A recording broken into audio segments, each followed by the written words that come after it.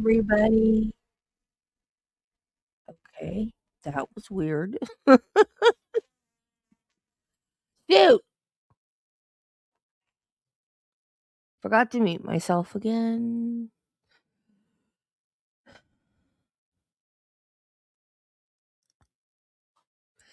Good morning, Judy, Nancy, Marty. How is everybody doing?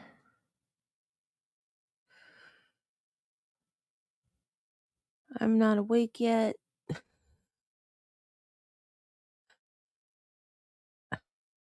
I can't even focus.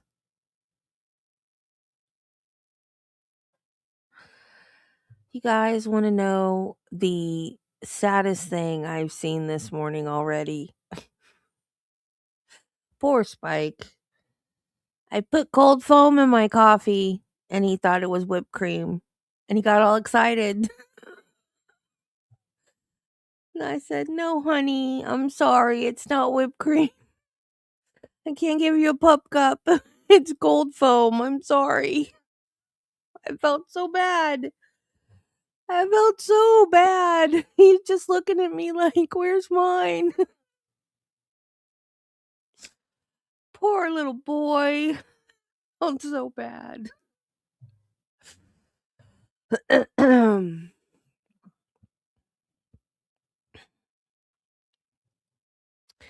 Michael Peterson dated Sophie Brunet, an editor of the HBO documentary series on the case.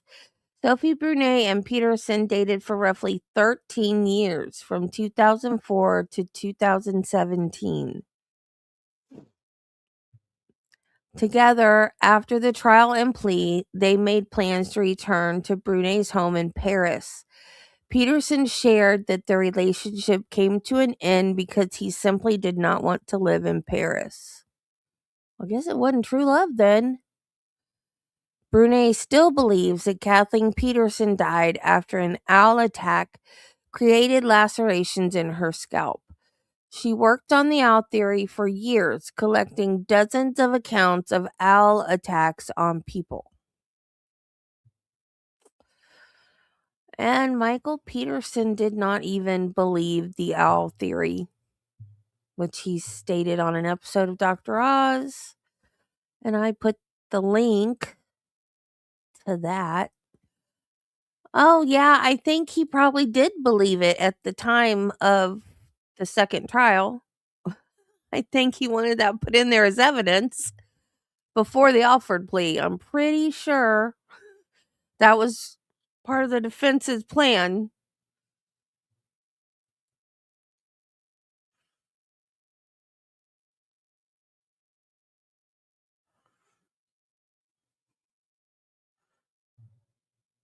Well, the cold foam's all gone. That was the last of it. Yeah, he will get over it. Hey, Jill. Okay. I saw this morning as I was just browsing YouTube. And I'm glad that I saw it because this is the road that I take to Disney. Now, y'all know I'm a good sport about all the Florida men and Florida women stuff. But this is scary.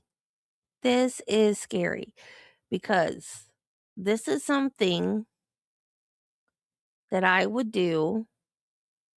And this is the road that I take to Disney.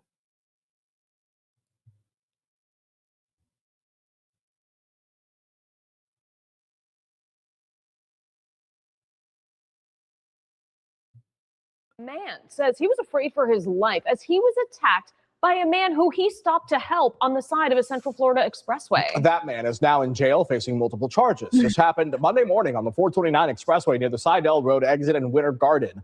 West 2's Justin Shecker talked with the victim. I don't want to lose my humanity. We're put on this earth to help each other. And that's exactly what Hans Hamilton tried to do Monday morning on the 429 expressway in Winter Garden. I saw a car crash. I saw a door open. So then a good person, any human being would see, you would just pull over to check. As Hamilton parks his Tesla, the man in the red t-shirt appeared to be lying motionless on the ground next to a white Lexus that had slammed into a guardrail. I rolled down my window. Hey, are you okay? Are you okay? No response. So I'm thinking, this person's dead. So I open up my car door. As soon as I opened that car door, he was off that ground. So he was waiting. This video from a camera in his car shows the man hop on the hood of the Tesla, and he starts stomping on the windshield. So that's on a little incline of 429. It pulled me out of my car. As I was falling backwards, he was jumping off the roof on top of me. And that's when he started kicking and pummeling me. A different camera captured the ambush attack and the man repeatedly punching his head. I know on the back of my head, they counted 8 different bumps, plus the kicks to the jaw, which I can finally today, I'm able to eat a thin sandwich, but I still can't open my mouth all the way. Hamilton says the suspect, later identified as 44-year-old How did all Daniel that on Coleman, video? threatened to take his life. The whole time he's hitting me, he's telling me he's going to kill me. And he didn't just tell me. His eyes were void of any humanity. I believed it. So when I was fighting, I knew the last thing I was going to see was not that ground. Hamilton explained how he managed to get off the ground and away from his attacker. I cannot beat him strength-wise. So I have to try to incapacitate him. So I think I was pommeling in his jugular vein in his neck. Deputies arrested Coleman for battery and criminal mischief for what he did to Hamilton and his car. He's also facing charges of resisting with violence, as well as assault and battery on the first responding deputy. He attacks the cop. Cop's on the ground rolling. What do? 4 broken ribs, jump on the ground with the cop. And at that point, somebody ran across the street, across the freeway, and we're all trying to get this guy cuffed as he's still fighting. Hamilton also suffered a brain bleed, multiple contusions, and a concussion. Physically, the body's doing what it should do and it's healing, but it's very painful. 4 broken ribs is no joke. Mentally, it's a little more difficult. He says he's grateful for the kindness of strangers who are making donations on his GoFundMe page for his auto and medical bills. So the point is, there's still kindness in the world. People are donating that don't even know me. And I'm very thankful. Covering Orange County, Justin Schecker, WESH 2 News. Hamilton says he wants Coleman to face attempted murder charges. He is still in jail on $5,000 bond. How did he get that? How did he get all that on video, though? Like, I get him pulling up.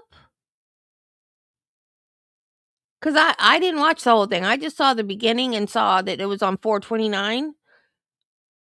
It is terrifying. Absolutely terrifying. That's what made me... To the back of his car? Was that the back? Oh, was that the front still? I thought that was the back of the car. So I was like, wait, how'd he get the front pulling up and then the back? But that was still in the front. Okay. I don't know why I thought that was the back of the car. It was still in the front. Okay.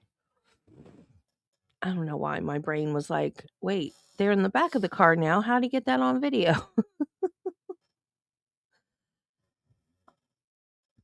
Had to. That wasn't like a robbery or anything, because he just ran up the hood of the car and started kicking the windshield. He must have been on. Well, I don't know.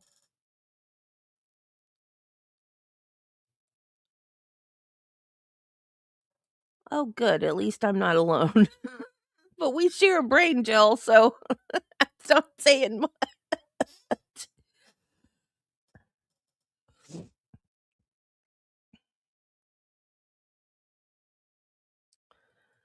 But I would say he was on something, but he planned it.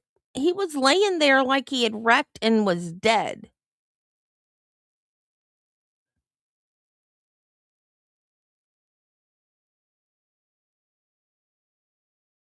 That's not on something, is it?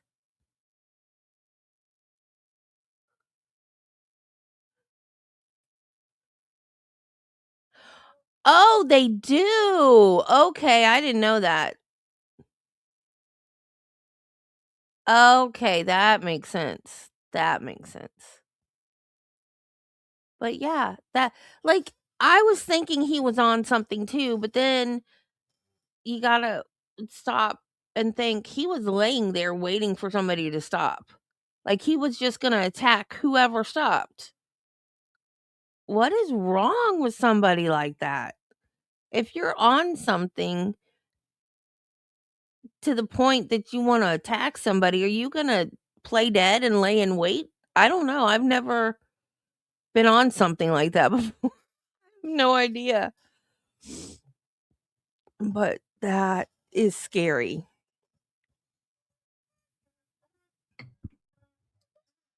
Scary, scary, scary. I forgot to pull up Court TV.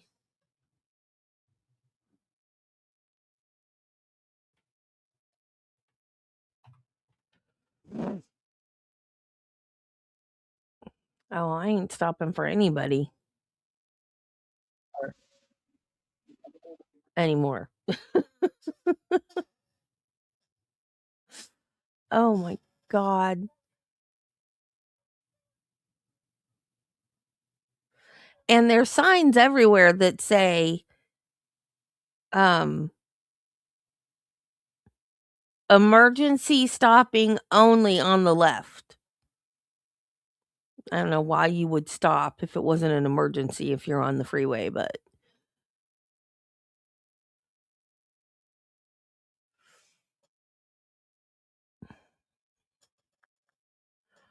oh my goodness, how many?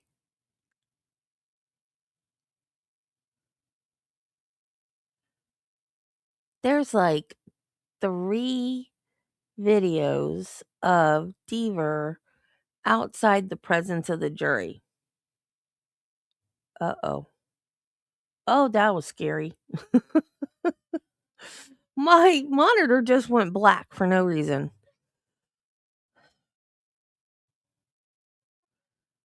Well, what part are we on?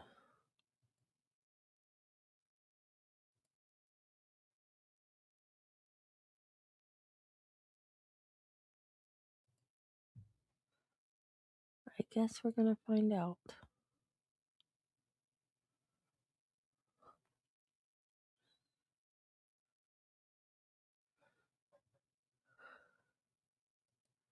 Yeah, that would be a much better idea.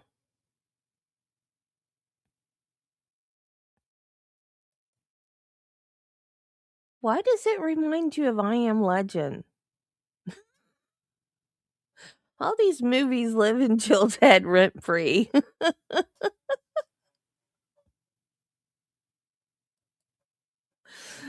Happy early birthday, Nancy.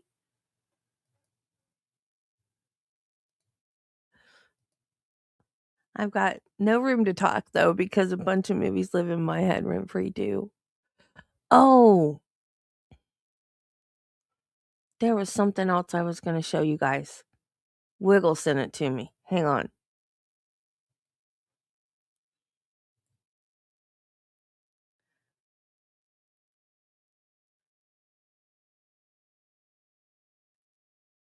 Well,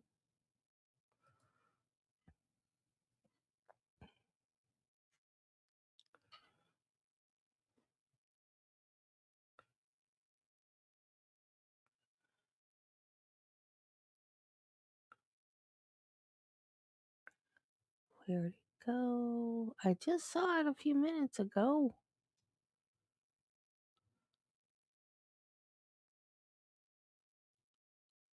And of course, now I can't find it.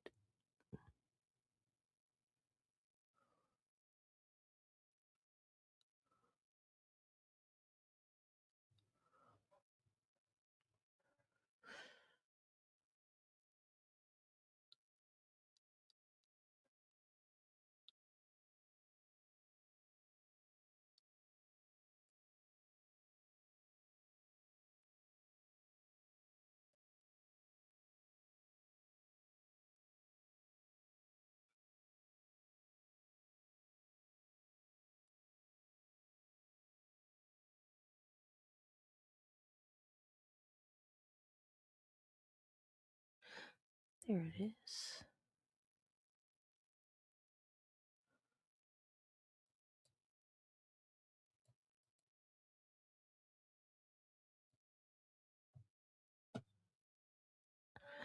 Okay.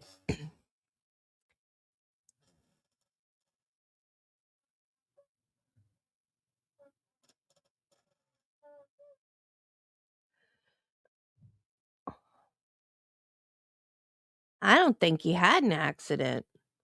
I think he set it up to lure someone in to attack. I don't know why. I don't know why he wanted to attack somebody.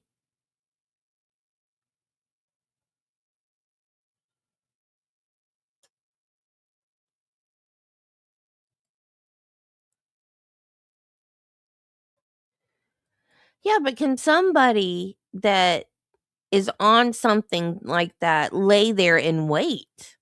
That's the thing that I don't get. I mean, do they want to just tear somebody up so bad they'll lay there and wait for somebody? I don't know. I've never been on anything like that. I don't do drugs.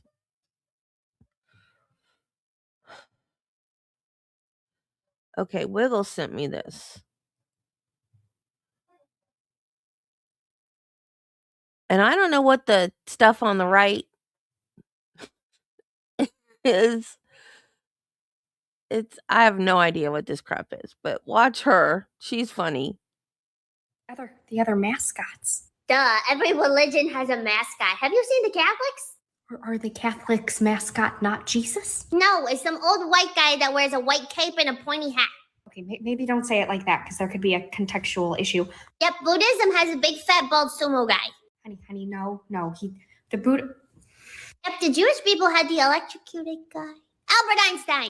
Honey, so wrong on so many levels. Yep, and Scientology has a mascot too. Honey, I don't think that there's like a god in Scientology. I don't think they. Then what else is Tom Cruise here for?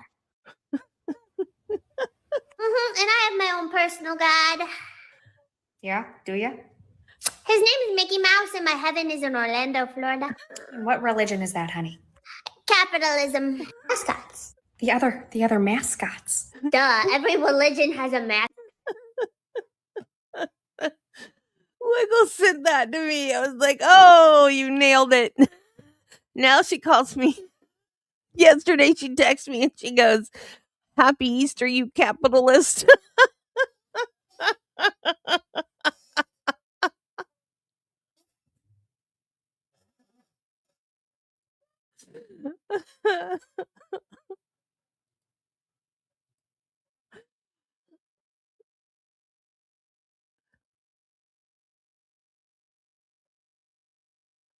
You are getting ready to question the witness outside the presence of the jury about some tests that he performed. Yes, sir. Can you just summarize for me what his tests are, and I'll let Mr. Rudolph tell me what his objections are. Yes, sir. Agent Deaver conducted a series of tests on clothing that was identified in this case with test clothing. He also conducted tests of blood. I should already done this. I'm sorry.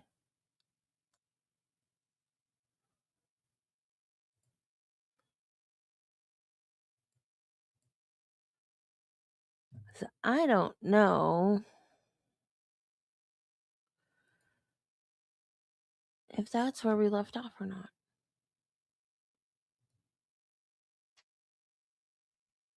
Nope. Don't need sound.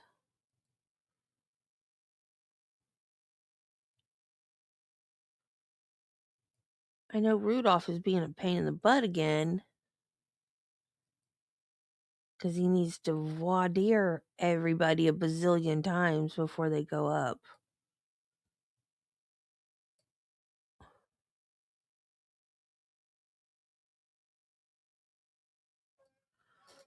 It doesn't say what part we're on. Maybe I do need sound.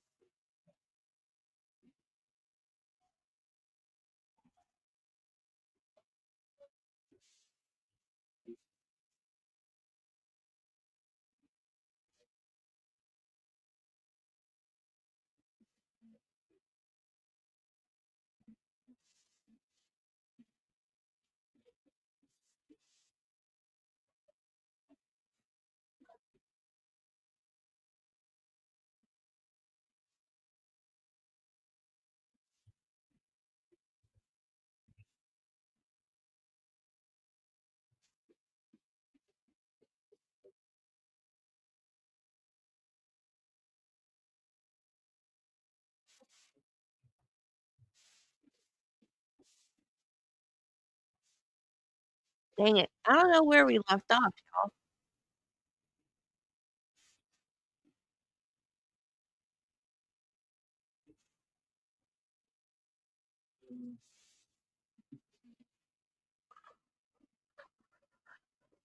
Ah,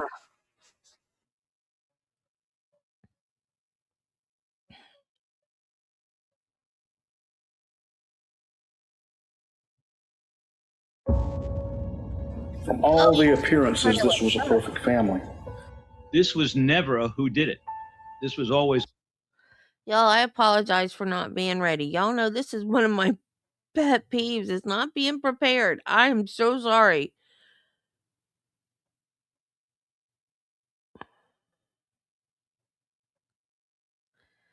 We are on Deaver outside the presence of the jury, and there is 3 outside the presence of the juries, and I don't know which one we're on.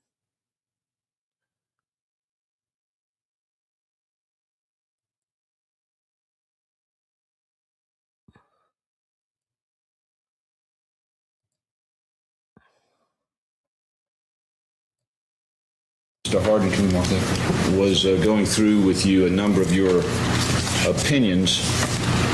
And what I tried to do over the evening was to try to get those all in a list because there were quite a number. So what I'd like to start with is to hand you Defense Exhibit 179 for purposes of this hearing and ask you to take a minute and go through that list. And if there's anything in there that I've left out, any opinions that you have that are not reflected there, if there's any bases for any opinions. This is another thing I don't understand. They know this guy is going to testify.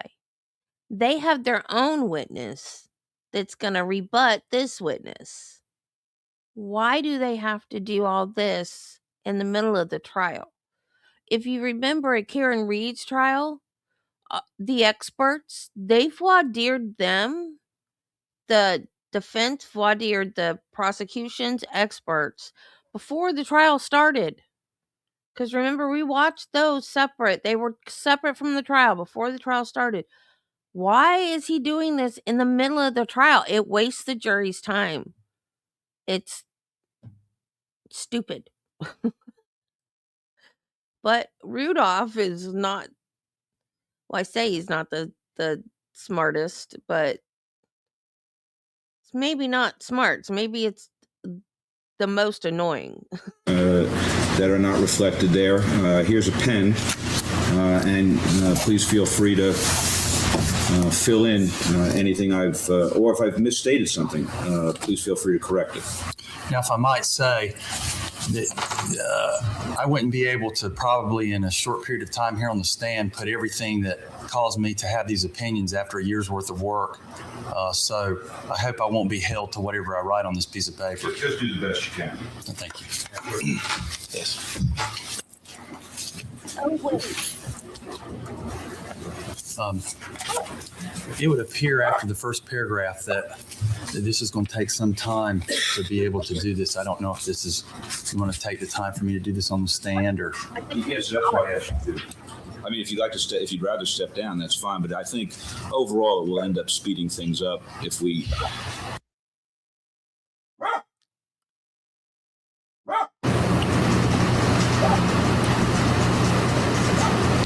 Throughout. In other words, there's a small amount of blood in the cast off on the header and the west wall across from the door. There's a small amount of blood in the spatter pattern itself. Okay. And just when you were talking about amount of force, would mass and weight have an impact, have an effect on the amount of force that would be felt in an impact? Well, height. Because as I understand it, we're going to have a shorter day because I think you indicated you couldn't stay. No, I can stay till 3. I just couldn't stay later than 3 today. No, I understand that. I'm saying past 3 is what I'm. Yes. So that when we get. From all the appearances, this was a perfect family. This was never a whodidit. This was always a what happened.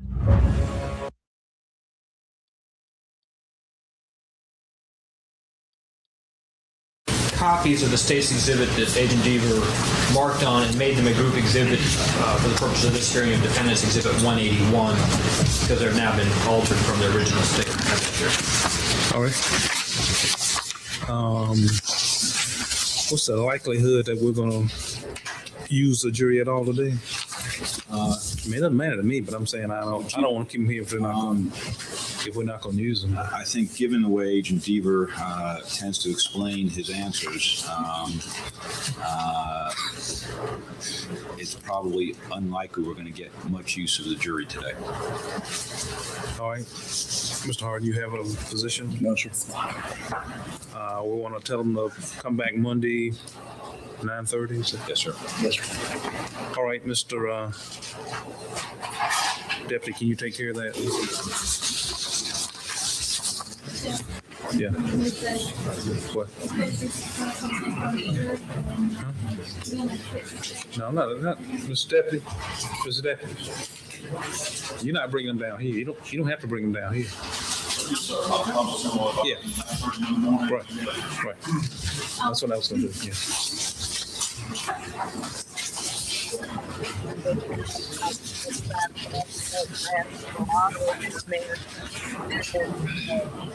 Okay, I take it you have further questions. All right. Mr. Harden, if you can bring your witness back. Yes, sir. And so you blame this totally on Agent Deaver, is that what? Just want to make sure he had a chance to answer you if he wanted. I accept responsibility for my share. All right.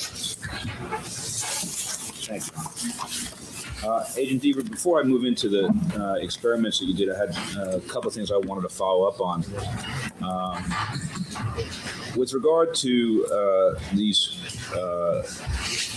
drops that turned out to be flyers, I think is how you described them. Yes. Would it be fair to say that the way you determine something's a flyer is to go ahead and measure the width and the height and do your calculations and then put your protractor up and pull the string and see where it's going? Sure. I mean, you don't know till a string's pulled. It's going way off from somewhere. So somewhere there would have been some notes written about the ones that turned out to be flyers. No. Well, there would have been some calculations done, right? Yeah, they would be a part of that table that you have. Oh, I see. So some of these are flyers? No, I don't know that. I said that happens commonly, but when that happens, you just disregard that drop and you continue with your work. Well, which of these drops were flyers then? Do you know? I don't know that. I don't know if any of them were. Oh, I see. I don't remember that any were. I just offered to you that does happen. You asked a question. I'm sorry. About did all the strings, or something to the point that all the strings come to a specific point. And I said, as part of the work, you sometimes find that there are some that do not. I don't remember that any were not. Okay, so what you're saying is that table E, page E in your notes, there's no flyers on that one. I haven't noted any. Would that be something that you would tend to note? Probably not. So if there had been flyers, you wouldn't know which of these were flyers? No. Or how many of them were flyers? No, I mean, if I had a bunch of flyers, then I wouldn't come to a result. Well, what would be a bunch? Well, if my pattern didn't come to a point of origin, I mean, if I pulled 42 strings and 3 of them come to some point, that would not be a result. They would have to, almost all of them come to a point. When you say and almost, how many out of the 42 would have to come to a point? Well, I couldn't say. All right. Now, and when you were measuring your angles, what were you measuring them with? The tool that I use, yes. It's called a comparator. It has a lens in it that is metric to 1/10 of a millimeter, and that's what I use. And so the measurements that are on E there would be in millimeters then? Yes, they are. Okay. Now,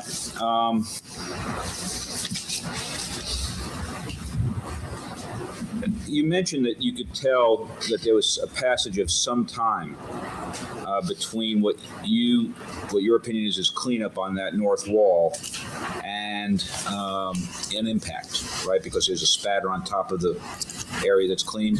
Well, I wouldn't characterize that as a passage of time. I would characterize that as an order. In other words, one occurred and then the other occurred. I couldn't assign time to it. I was going to ask you that. Can you tell at all how long? That wouldn't be a determination I could make. All right. Can you ever, in that circumstance, make a determination of time? For example, on Kathleen Peterson's pants, there were some spatters and contacts on top of other contacts, were there not? I don't specifically recall. There were a lot of stains that but I don't remember making a differentiation between some on top of another or order or anything like that. Okay. You didn't come to any opinions from her pants about sequence or time or what came first or what came after? No, I did not.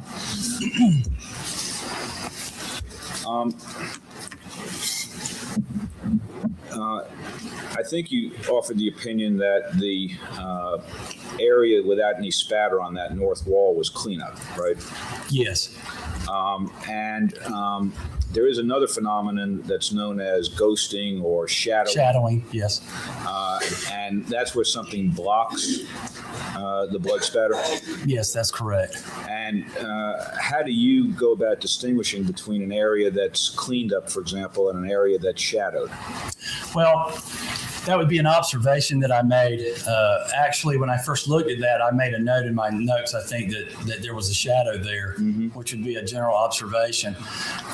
On subsequent review of the pattern under it, I noticed that there were some light runs in that pattern. And so it would be my conclusion that was consistent with a liquid being applied and having cleaned that. And that was what, after you went back to the scene in June? No, I did look at that in June again more carefully, but no, that was based on my observations of December the 9th. And can you show me then on here what you're referring to?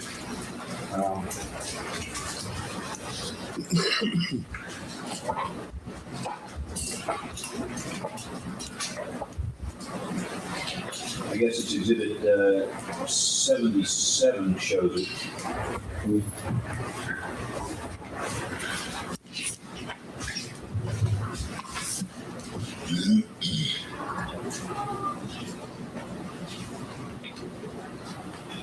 Let's put 77 up.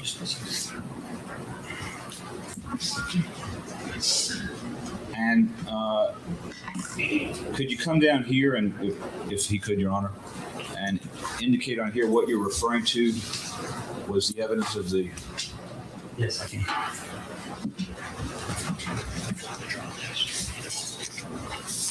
Actually, I found one now. I can have you. Yes.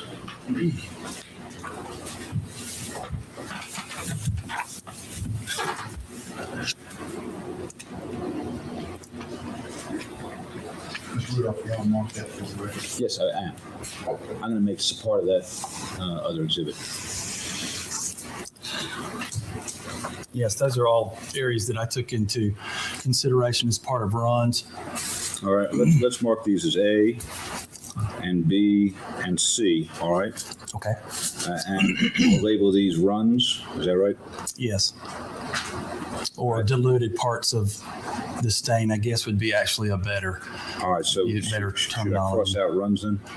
Yes, just put diluted. Okay, diluted. Diluted stains. Yes. Yes. Okay. And with regard to what's here as A, are you referring mostly to that? To the bottom of that, of the cleaned off area. All right, and how do you distinguish that from just very light smearing or very light contact? Well, you can by going in and taking a look very carefully at the stains and seeing how they look. Yes, light smears would be light, but there was at the bottom of this stain, as you see, there's not at the top or the sides. Well, there's a little bit maybe at the side there, right. But just a different. It just has a different look about it. Well, for example, over here, You can sort of see a light smear, can't you? Yes, you can. I've now marked D, right? Yes, those actually are emanating from drops, and you can see where the drop itself has been smeared. So it would be my opinion that those are smeared stains there. Right. And so how do you distinguish the smear in A, for example, with the smear from D, if you can? Well, the distinction is what I just said. These are coming from droplets themselves. These, there are no droplets in association with them. And then you have like these run patterns they look like run patterns. Oh, hold on. Now in D, can you tell whether those spatters got on there before or after the smear? They appear to me to, let's look at them here.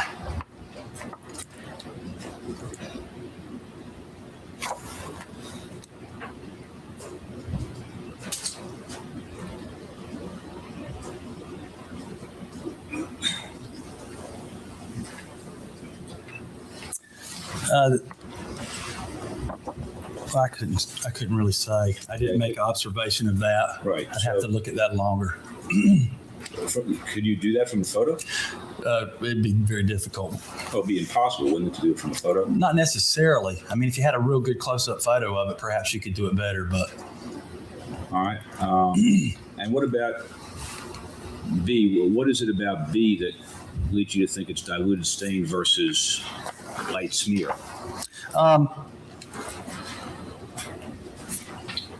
Again, there are some runs in. If you look inside of there, there's some runs actually clear through to the wall itself. I'm not ruling out the fact that there may be a smear in there. I'm talking about this area has some what appeared to me to be some run patterns in it, and there may be a smear pattern too, but. I'm talking about primarily the runs. Oh Lord! Someone give Gomer Pyle a cough drop. Do you see where you talking about these little lines here?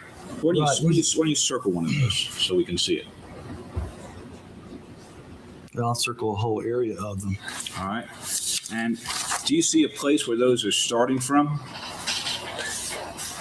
or is it sort of? Well, it's hard to tell, but.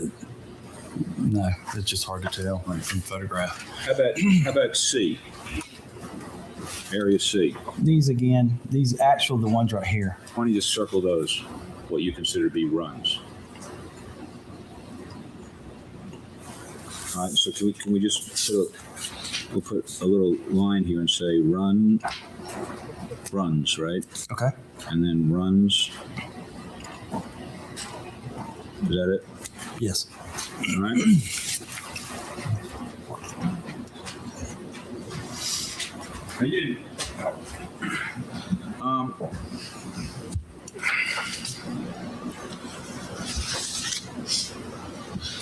I think you said earlier that you could tell that Kathleen Peterson had received some of the blows from behind with her head facing downward, and some of the blows with her head facing upward on the steps. Is that right? Okay, are you talking about, well, if we could say face up or face down? I'm sorry. She received some of the blows with it face down and some of the blows face up. It would be my opinion. I have impact spatters that are emanating up, okay? And that would be consistent with a source of blood that was. He said, my opinion. Take a drink. In a certain position, impacted on top and producing a pattern that can go up, okay? And then I have other impact spatters that are on a surface where a bloody object is coming in contact with the surface and creating impact spatters out, okay, across that surface. And for that reason, I have, it is my opinion that she was at sometimes face up and sometimes face down, also based on the injuries to the back of the head being the source of blood. Well, is there any particular injury that you can point to that you believe was caused when she was face down versus face up? No. Can you distinguish among them at all? I can't. That would be outside of my expertise. So as far as looking at the lacerations themselves, you can't tell whether they were all face up, all face down, or some combination? No, I cannot.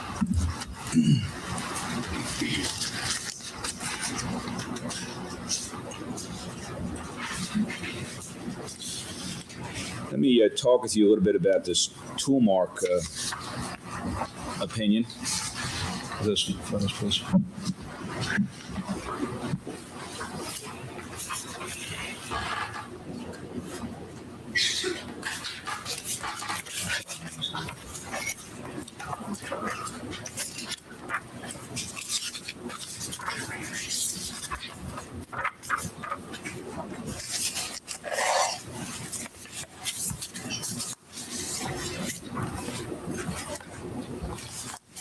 Let me show you what's been.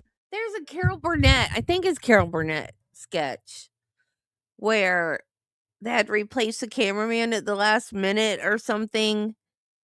Like they're doing, they're filming a movie or something, and they have to replace the cameraman at the last minute, and it's all these like weird shots, and then like the camera knocks stuff over, and the boom mic gets in the shot. It's hilarious, but I barely remember it. Just what you said reminded me of it, Jill.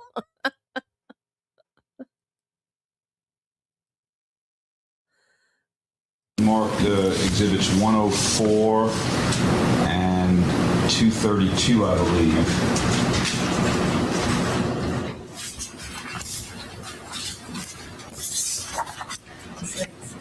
States, yes. The other one I need to show you is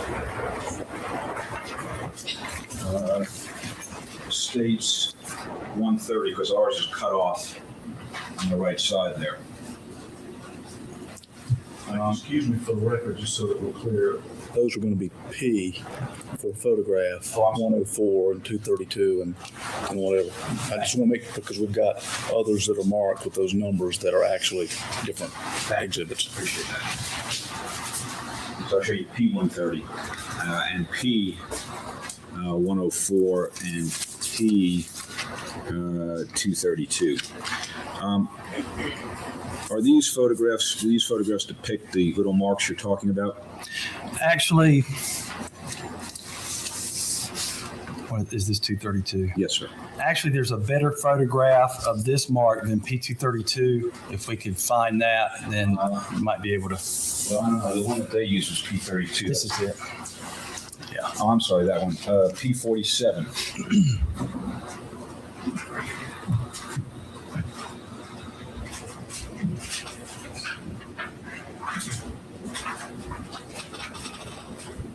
All right. Thank you very much. So let's compare P47 with P104. First of all, on P47, could you draw a circle around the object that you're saying is the match? You mean that exhibits property similar to? What? Yes, okay. Exactly.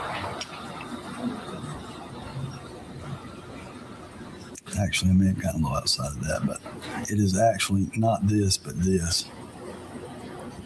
Okay. I'm sorry, what have you done now? I went around this, but that mark is not a part of it. It's this mark right here. Okay, well, can we put up 47 there? Just so we got.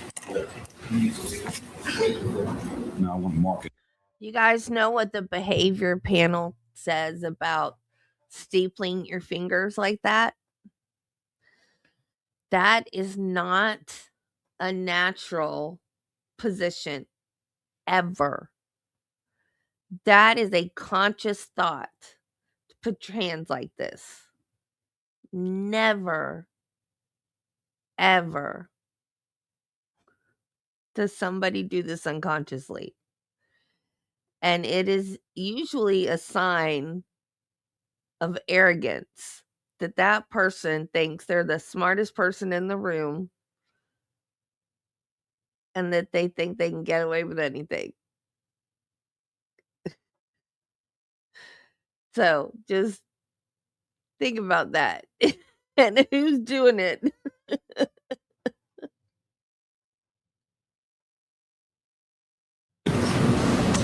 So what we're talking about is, and I don't know if I could do it this fine here, that part Yes, that's correct. There? Is that it? Yes. That's the only part of it that you're looking at, right? Yes, that's correct. All right. Can we save that? Thank you.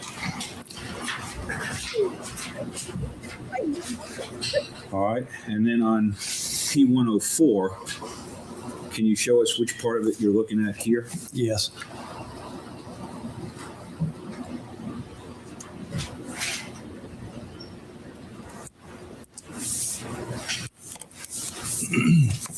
So it's both of those, is that right? That's correct.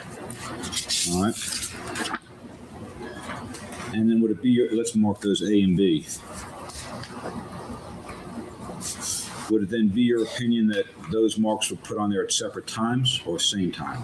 I can't say that. They could have been put on separately, or they could be put on at the same time. I guess my question is that one large mark, or are those two separate impressions of the same instrument, according to you? I can't say that. In other words, they could be one mark or they could be two separate marks. Okay. And you sort of took a portion of that other mark that ran into something else. How about the rest of that mark on 47? Can you tell whether that's part of whatever you've picked out, or? Well, it doesn't. It appears to be separate to me. It doesn't exhibit the sharp edges of the rest of it. It looks like some type of spatter mark, some type of smear, something like that. It doesn't exhibit the same characteristics. Okay.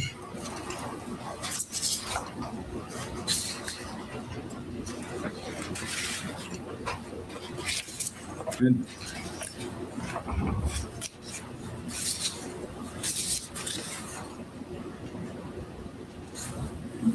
any other similarities that you see? Any other marks similar? No. Yeah. I think you said it exhibits characteristics similar to that blow poke. Yes, it actually exhibits characteristics similar to the posters that I made when I placed blood on that blood poke and then made some impressions on posters. I compared those to these marks, and especially to the one-to-one photograph that we had of those marks, and they exhibited similar characteristics. And what characteristics did they exhibit that were similar? Well, on Mark B, the line there that you see, very.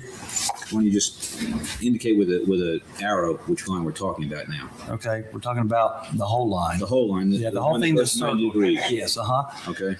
They were very similar in the way that they looked on the cardboard themselves. The impressions were quite the same, or were very much the same. They were just very similar.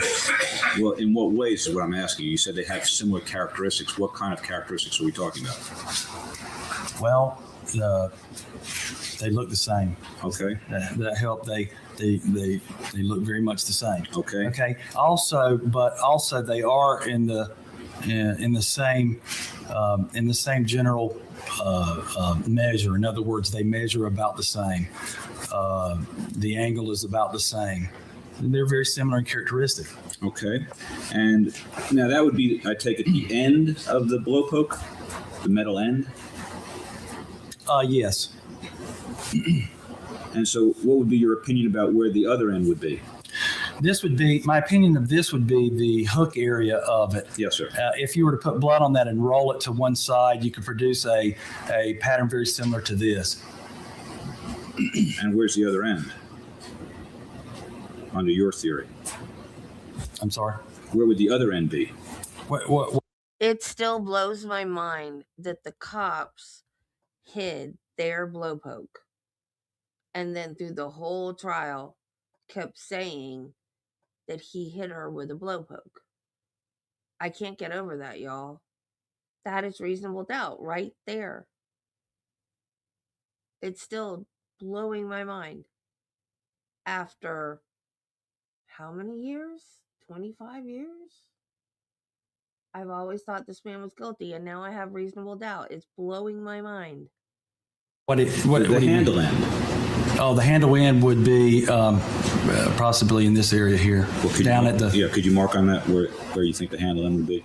Well, I mean, it'd be in this direction. I don't know exactly where it would be, but well, just mark it where best you could tell. And okay. And could you put handle?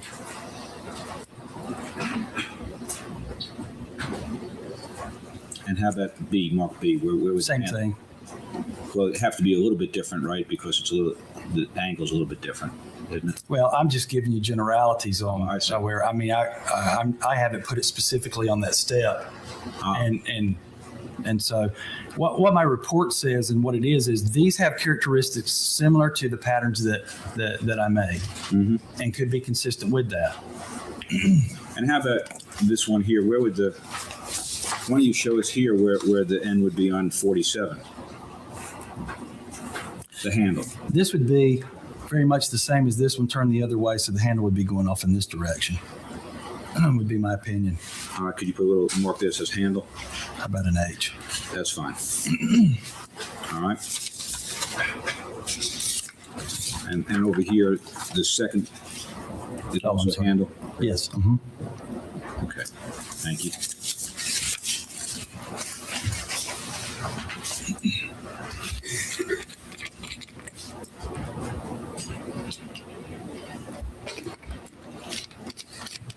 And have you personally received any training in tool mark identification? No, sir. That's a bloodstain pattern analysis. Oh, is that right? Yes. So, in other words, if you see an imprint in blood on an object, that would be something that a bloodstain, a serologist, for example, would do, or a bloodstain interpreter would do? A bloodstain pattern person could render an opinion to the characteristics of transfers that they would be similar, just like a finger transfer or hair transfer. You're not matching that to a specific hair or whatever. You're looking at characteristics that are similar to those things. And so that's something that's done as a standard practice for bloodstain pattern analysts. I see. And what training have you had in doing, for example, tool mark identifications in blood? These are not tool mark identifications. That's a separate field in forensic science. Oh. This is identification of a transfer stain. I see. And are you telling me that transfer stains like that you think are made in blood by some object, like a blow poke, would not routinely be given to the tool mark section to analyze? They would not routinely, but in the SBI lab, not at all. Not at all. No. A tool mark, as I understand it, is an impression made in some object, for instance, wood, and the marks in that wood would be compared to a tool microscopically. I see. This is totally separate. So a tool mark identification expert couldn't even begin to do. Are you a criminal lawyer or not? Even I knew that. Tool marks are what tools leave on wood or glass or a person, or that's a tool mark, stupid. Bloodstain analysis is what a bloodstain leaves. The shape a bloodstain leaves. A tool leaving a bloodstain would be bloodstain analysis. This, since we're talking about blood. No, probably not. Okay. He would have to be a bloodstain pattern analyst to provide an opinion in that area. Speaking of that, do you know what the IABPA is? Is it the International Bloodstain Pattern Association, something yes, like sir. that? Yes. And are you a member of that? No, I'm not. Why not? Basically, I'm not a member of it because there are different viewpoints on the things that can be said about bloodstain pattern interpretation. Those things have not been. Y'all, I don't know why I'm in a mood this morning. I just am. Just ignore me. I don't know what's wrong with me this morning. I really don't know. I'm in a good mood. Just don't know. Just ignore me. Well, basically, the State Bureau of Investigation has accepted a set of terminologies that are very conservative in their nature and have been agreed upon, and so we use those. And there's work being done in other organizations to come to some agreement on those terms and things. And so for that reason, we have accepted our own at this time. Okay. And who came up with the terminologies that the SBI uses? It's the same terminology that the Midwestern Association of Forensic Scientists uses. And that's the reason why you're not a member of IABPA? Yes, basically. Do you know whether, by the way, that Midwestern Association, those terminologies, they were created by Bart Epstein and Terry Labor? That's correct. Do you know whether they're members of the IABPA? I do not.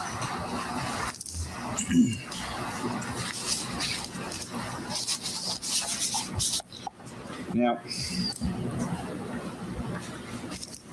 how about the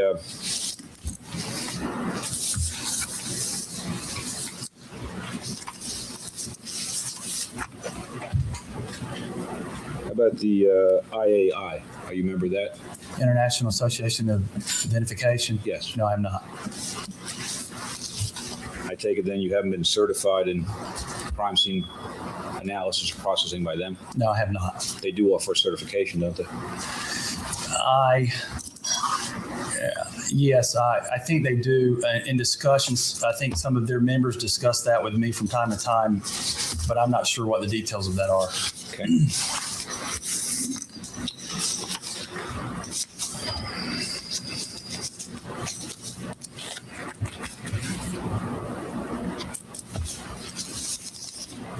Anything else before I get to the experiments, Tom? All right, now, let me go to these experiments if we could.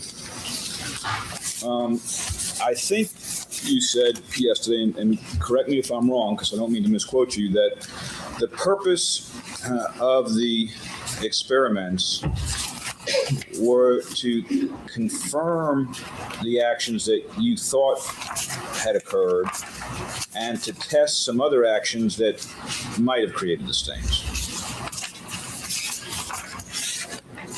Is that correct?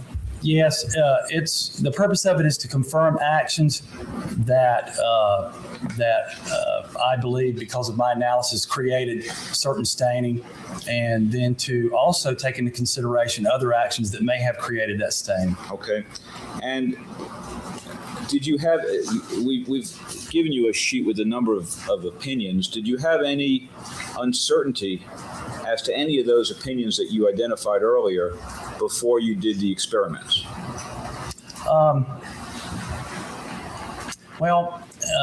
I had a general idea that impact surface stains, that impacts on surfaces would create a fairly low impact spatter.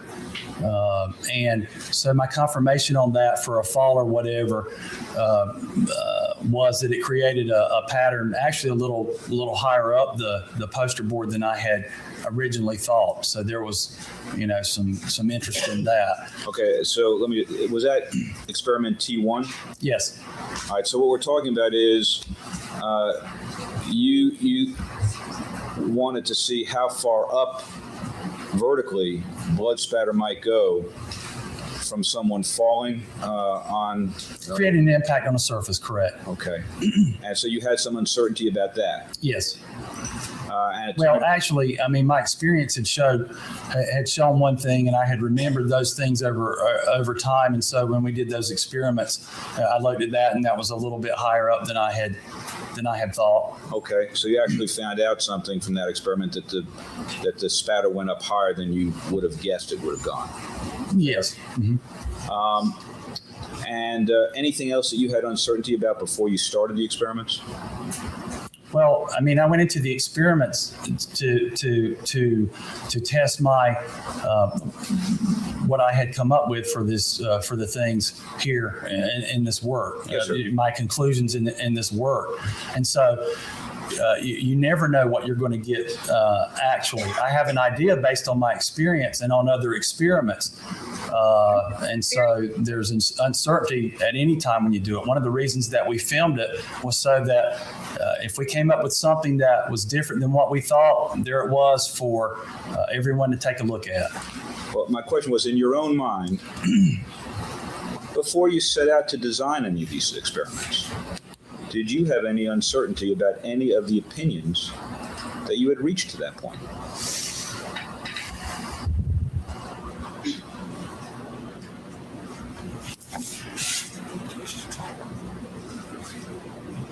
Okay, there are several things that I did not know what the results would be.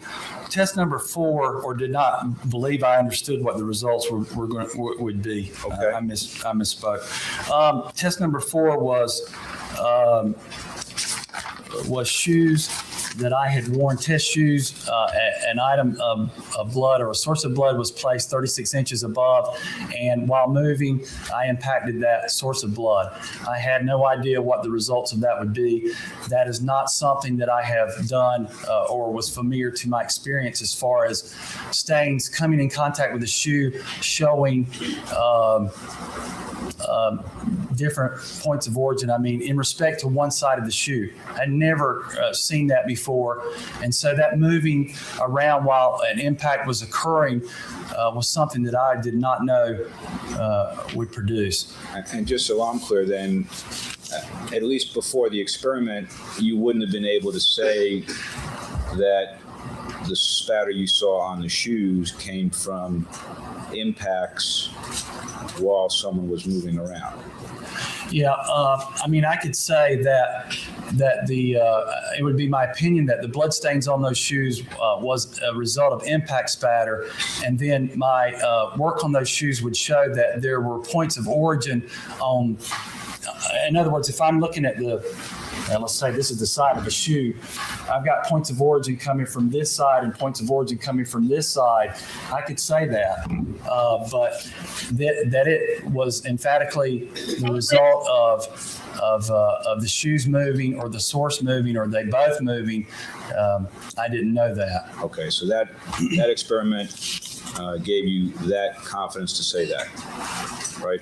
Yes, it went toward my opinion. All right. For that matter. But before that experiment, you didn't have any doubt in your mind that what you saw there was impact spatter from shoes that were worn by whoever inflicted the impacts on Kathleen Peterson. Yeah, my opinion was that those shoes were in close proximity to a source of blood at the time of impact. That's bloodstain pattern analysis. Right. You didn't have any uncertainty about that. No, I did not. Okay.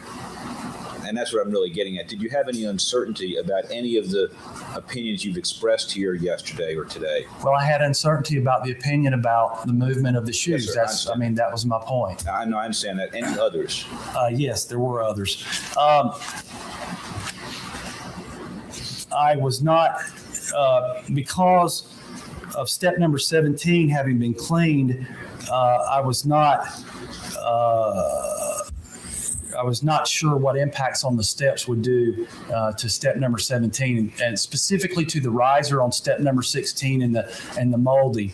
And what I was looking at also was, would those impacts rise up on the walls of the north wall, the east wall, and up on step number 16? I was specifically interested in looking at that. There was uncertainty about that. And your hypothesis was that they would or they wouldn't? My hypothesis was that they would not. Okay. Based on experience and other testing from schools and other things. And what did the results of the experiment show you? The results showed that they did not, that the spatters on those steps did not rise very far up the wall. And when I'm talking about far up, I mean they rise up some, but they didn't rise up to interfere with the impact spatters that I had found on the north wall and the east wall and my results there for the points of origin. I see. So that was that then testing your point of origin? No, it was just simply testing the patterns going up. Okay. More than anything else, the distance up the wall that spatters would create. And again, that would have been to compare impacts on a surface and impacts up in space, okay, and how high they will go, which is a general thing that's done.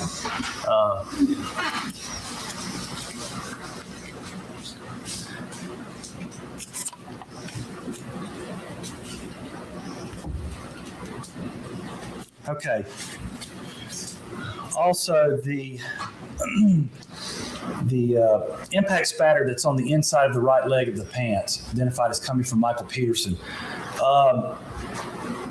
Though I had an opinion as to how that came to be, finding out for my opinion on how that came to be could not be concluded until I had done an experiment on that.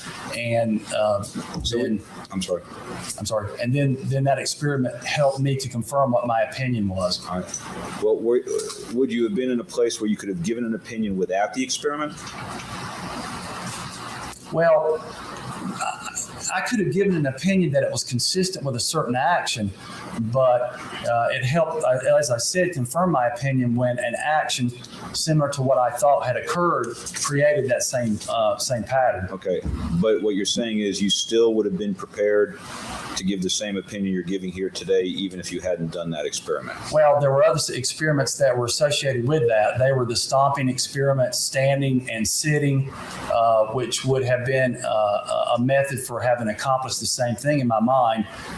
That could have created the same type of staining, at least I thought it could have. In some other work that I did, I found out that it probably wouldn't have anyway, but certainly we were looking at that possibility. When you say in some other work you did, you're talking about other experiments in this case?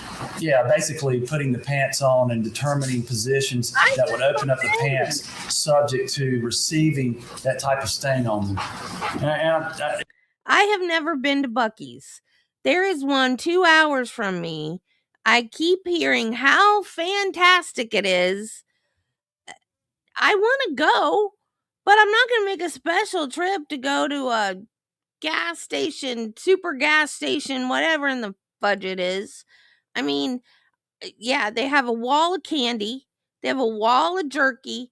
You can shop. I mean, they have clothes. You can go clothes shopping. But it's just a store. The Bucky nuggets or beaver nuggets, whatever they are, those are supposed to be excellent. Supposed to have the best beef brisket barbecue sandwich. Okay, fine. Why you're going to stay up all night long to get in the door? It's a gas station, people. If I'm ever over near Daytona for some reason, yeah, I'll go. I'm not making a special. It's not Disney. I'm not making a special trip 2 hours to go to a gas station. Or staying up all night to be the first ones in the door. Crazy. It's a gas station, people.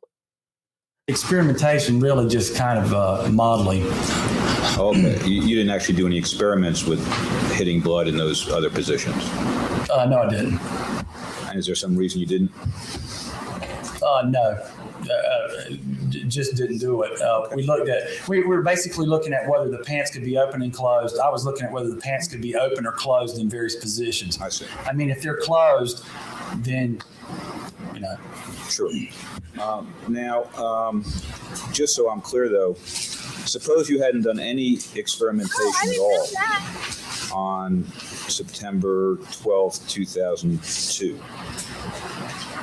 Would you have been in a position to give an opinion about how the spatter got inside the shorts? I probably wouldn't have, because that's not something that I have seen before. Okay. And so I wouldn't have felt comfortable doing that.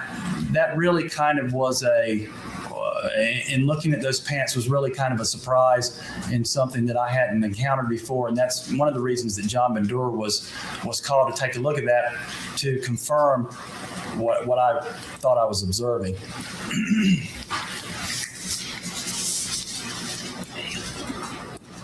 I'm sorry. Any others that you had some uncertainty about? Well, I had another. The pants on the front of the pants themselves are heavy dilution stains, right? And I had looked at that to see if perhaps blood stains had been washed out of those pants. Not being familiar with just pouring water on the front of pants, I wasn't sure what that could produce or what it could do. And actually, in that case, there was blood in my test. I created blood spatters, impact spatters on the front of those shorts, which were washed out by pouring water on them. You had doubt about whether small blood spatters could be washed out of fabric by pouring water on the fabric? Yes. That's what you had doubt about? Yes. And any other uncertainty with regard to the dilution? Well, I was just simply interested in the amount of staining that was required to produce the dilution, so I added more blood to it and continued to look at it. Also, I wanted to confirm the line which is found on the outside of a dilution stain to confirm that it actually indeed was a dilution stain and not some other pattern, but it seemed obvious to me. All right, and did your experiment then confirm your hypothesis? Yes. And was that an opinion that you would not have given but for the experiment? No, I would not have. I don't have a lot of experience with water being poured on the front of pants. No, I wouldn't have felt comfortable about that. Okay. Any others that you had some uncertainty about? No, I can't think of any. Again, it was my opinion. Just to give an example, that the impacts on the walls were impacts, and so recreating those impacts really confirmed that. And studying the walls themselves in our constructed stairwell, just going back and looking at those carefully, just confirmed that those were impact spatters. Now, you mentioned yesterday. Oh, there was another area of uncertainty. I apologize for that. The line on the east wall that we spoke about earlier at the chair, I had an idea because the chair at the bottom of its rail matched up. The edge of that rail matched up perfectly with that line. And so my observation at the time that I worked on this scene was that line had been made by, as you referred to, ricocheted blood, and that's what I thought had done it. That's not something that I have seen regularly in spatter patterns before. And so having that model and reproducing that helped me to confirm to me that that's what had created that stain. All right. And is that, again, opinion that you would not have been willing to give but for the experiments? That's true. Okay. Any others? I can't think of any at the moment. All right. Now, yesterday when Mr. Hardin was asking you questions with regard to this set of experiments, the one in the stairwell. Yes. You said at one point I had questions about some specific stains. There were a couple of other patterns that were curious. I think that was a reference to that line on the east wall. Yes. And the larger drops along the north wall had an interesting appearance. Was there any? Let me start with the last one. When you said the larger drops along the north wall had an interesting appearance, what were you referring to? I was referring to if you were standing facing the cat picture. Yes, sir. Facing the north wall. To the left of the picture, there are some large drops at the outer edges of the pattern, and they were some fairly large drops. Some of them coming down. Most of them in the same trajectory as the impact spatters that I saw, but some of them coming down. and I was interested in if an impact spatter would reproduce some of those larger drops out at the outer edge, and indeed some of them were produced that way. I see. So your experiment confirmed that some of those larger spatters could be produced as far away as the spatters next to the cat picture? Yes, that's correct. Would that be on the right-hand side of the cat picture or the left-hand side of the cat picture? Left hand if you're facing the cat. Facing the cat picture, left-hand side. That's correct. And did you get as many from your experiments as was on the scene? No.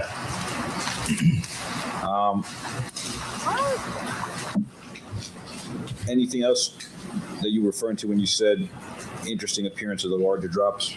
No. All right. Then your reference to a couple of the other patterns that were curious. We talked about the line on the east wall. Step 17, primarily the riser between 17 and 16 and that piece of molding. All right. And then your reference to I had questions about some specific stains. Anything else other than what we've already covered? Not that I can remember. All right. So now, I think you said during the voir dire on your qualifications that you've taken a number of courses in science that covered scientific methods. Yes. And did they cover, for example, experiment design? There was probably some mention of that. What do you know about experiment design? I don't remember much about that. Okay.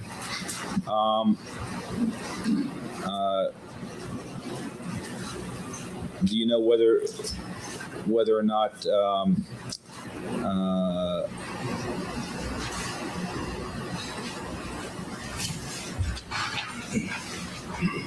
well, let me ask you this. Did you know much about experiment design when you were doing these things back on September 12th? Well, in reference to my school classes and experiment design and things like that, I don't remember much about that. In reference to experiment design for bloodstain pattern experiments, I do know something about that. Okay, and where did you learn that from? I learned that from doing these experiments and from also what is required of. Like I said, Jill and I share a brain.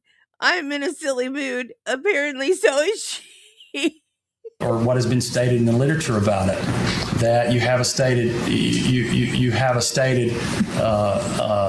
purpose for what you're looking at, or a stated question.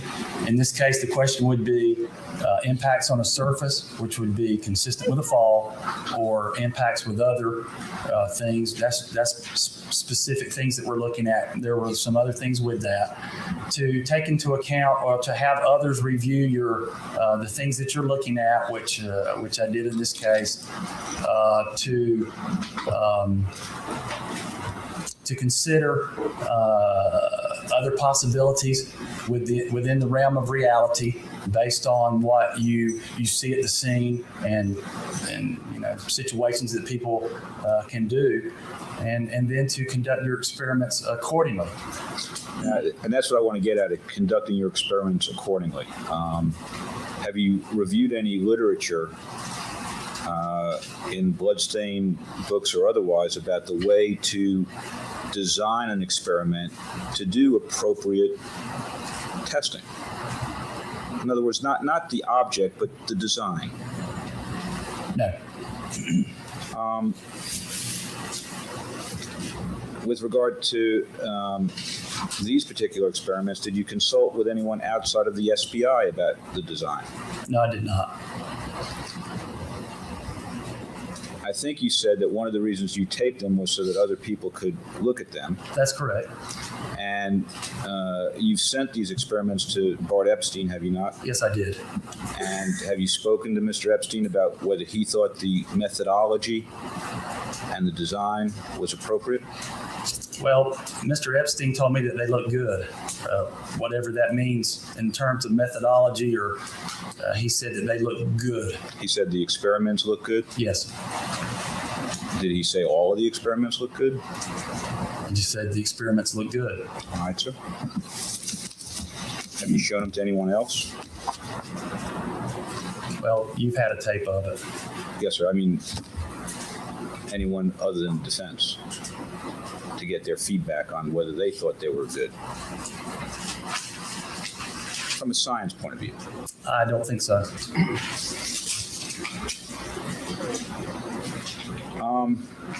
In designing these experiments, were there any particular variables that you were controlling for? Well, there were variables of space. For instance, in the following experiment, as you increase the distance from the point of origin to your target, you are going to have the stains are going to carry up. In other words, what I was looking at was how high the stains could go on an impact from the surface. Mm-hmm. If you had your target very close to your point of origin, it can only rise up so far anyway. Mm-hmm. And so, taking into account what we had actually in the scene for points of origin and other evidence, especially on step number 17, we varied the distances for the targets in there. And so there was a variation for that. There was a variation for quantities of blood and of course, there were variations for whether in some of the clothing stuff, whether someone was standing or sitting and those kinds of things. Okay. So you viewed distance as a variable. Yes. You viewed amount of blood as a variable. Yes. You viewed position as a variable. What do you mean by position? Position of the person doing the impacting. Or position of the clothing when impacts were. Well, I would have to say that the point of origin or the placing of the blood was a variable. Okay. The person impacting, that was not a variable. We just produced an impact. Okay.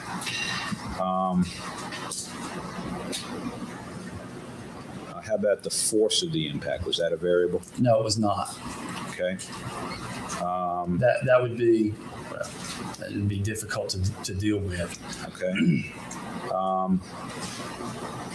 Any other variables that you can think of that you were? I mean, part of what you do with an experiment is to try to control for the variables, right? Well, you in talking about variables, you include as many variables as you can reasonably include, but this is not a strictly research type operation because you cannot tell what was occurring at a crime scene. The purpose of experimentation is not to reproduce a crime or a crime scene. That is not possible because you don't see what's going on. The purpose of experimentation is to verify the forces or the actions that created certain types of patterns. And so those are the things that you do. And you look at the types of patterns that you produce and make comparisons of them. To sit there and turn that into a research project to determine exactly how a crime occurred is not possible for experimentation in this realm. And so you just can't do that. And I understand that. That wasn't what my question went to. I understand that it's impossible for anyone to try to design an experiment or a series of experiments to recreate what someone thinks happened in a scene, right? Well, we're not trying to do what people think happened in a scene. What we're trying to do is recreate patterns. This is a blood spatter pattern analysis, and we're talking about blood spatters. Yes, sir. And so you would be recreating spatters in a scene, and it would be based on actions that you have studied and would determine that created those patterns. Right. And what I was asking you is, in conducting the testing to try to create those patterns, were there any other variables that you were controlling for? No, that's not the question you asked me. Okay, well, regardless of the question I asked you, that's the question I'm asking you now. But no. There were no other variables you were controlling for? No. And how did you control for the three variables that you've now indicated did exist? We moved sources of blood, and we moved targets. In other words, the distances were changed. We used different amounts of blood for impacts, and we put points of origin for blood sources in different places to impact them. And would you try to control for all of these variables in each experiment? No, you just change one at a time.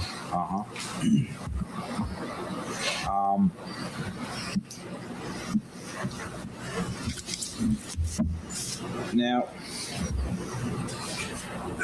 with regard to let's go to T1 for a second. That's the one where the head's dropping into one point it's a box, another time it's just a flat piece of cardboard, right? Yes. And one of the variables in that experiment, obviously, would be the amount of blood to use. Well, there was no variable for that, for blood. It was just a distance in this one. Oh, well, how much blood did you use in that one? Well, we used the original putting on the sponge was about 25 milliliters of blood. And then we produced one target, and then the sponge was used to put about 25 more milliliters of blood on it, produce the second target. Okay. And why did you choose that amount of blood? Any particular reason? No. All right. What weight did you use to drop the head? I don't know. Did you select the weight for any particular reason? No.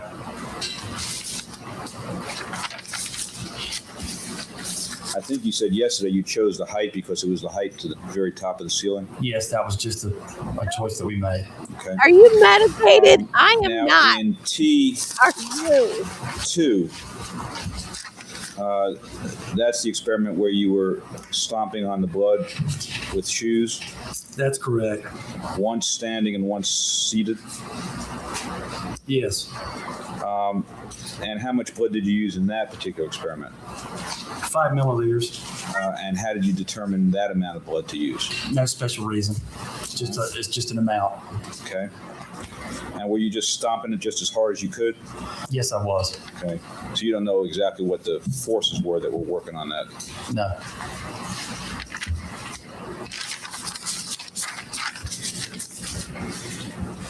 T3 was the one where you put a sponge on top of like a low post and then hit it with a wood dowel. Yes. Well, actually, it's like a 4x4 piece of piece of wood, and the sponge was attached to that. Yes. And how did you determine the height that you put that particular sponge at? It was arbitrary. Okay. But the purpose for that was there was a reason for doing it. An impact on a surface is going to have an object with blood on it that impacts a surface, and it's going to produce a spatter pattern that comes out from under it. Simply turn that over, you've got an impact on top of something. That impact can go wherever it can go above. And so the purpose of this experiment was one down under along a surface, and this experiment itself was an impact above that, showing where blood can go when it comes when there's an impact above, or a source of blood is not inhibited by some other object. I'm not sure I'm following that one. Then you put the sponge on a wood block. Right. You hit it. Yes. It spatters on what's underneath it. Well, it can spatter on what's underneath it, and we were looking at that, but we were also looking at where it spattered above. Okay, spattered above vertically or spattered above horizontally? Well, above. Whatever it's striking, it strikes. And so we put a poster board up in a vertical position, right, to receive that blood. That's what I was. So what you're trying to figure out is how it projects onto a vertical surface. Correct. All right. And And so the height from which it went didn't make any difference? Is that what you're saying? I don't understand your question. The height from which the vertical surface started at the ground level, right? Correct. The blood source was up some inches, right? And what you're saying is, in your design of that experiment, the height that the blood source was at didn't matter? No, it really didn't. Okay. Do you know if you got the full spatter from that, or did some of it go off the top of the poster board?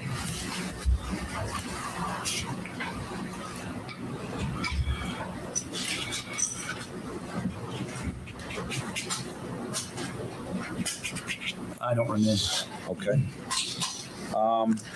And how much blood was used in that one?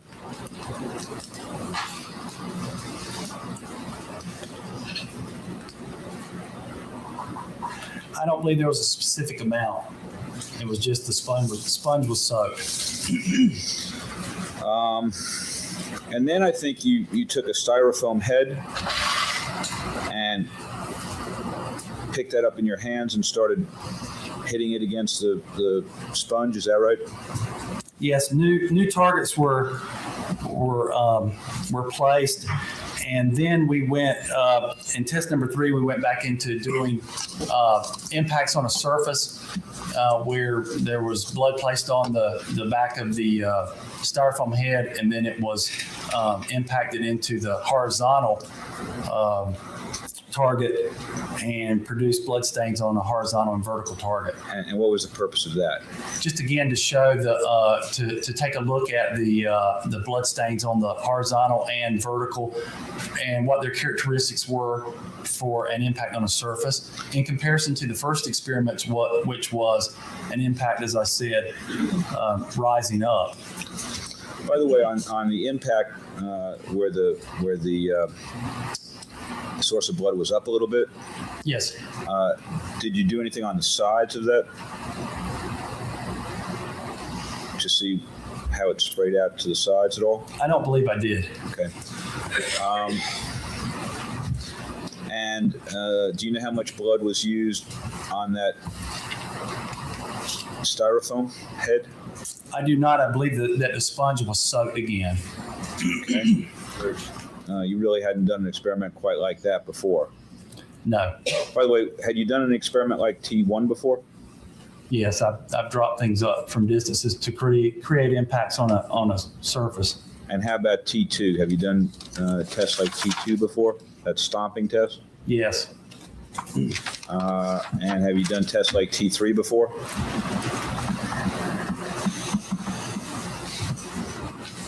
Yes. Both the styrofoam head and the dowel. By the way, was there any particular reason you chose a wood dowel there? No. Okay. Just an object. When I broke it, I went to another object. What'd you go to after you broke it? There was an iron rod nearby.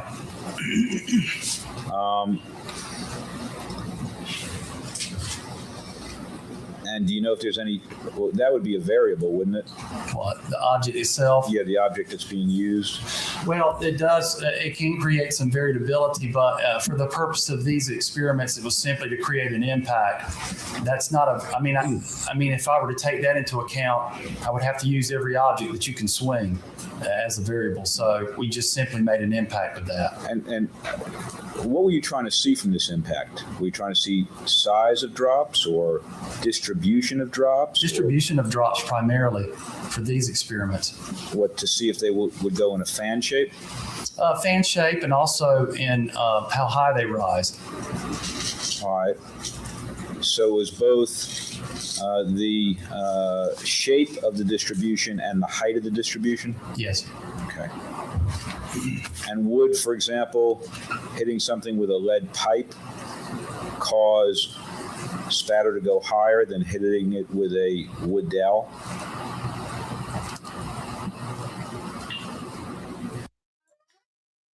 Why didn't they use a blowpoke? They got plenty of them because there's more than one floating around. The one they have in evidence is not the blowpoke that belonged to Michael Peterson. And I think they said they ordered 2 more. Or somebody did, ordered 2 more. So why aren't they using a blowpoke if they think that's a murder weapon? That would give them the best results to recreate what happened to her. This trial, I swear, this is the most effed up trial. Not including Karen Reed's. This is the second most effed up trial. Well, I can't say. We were specifically just making impact spatters and, comparing them to whether they were above the surface or they were on the surface. So general patterns were being compared.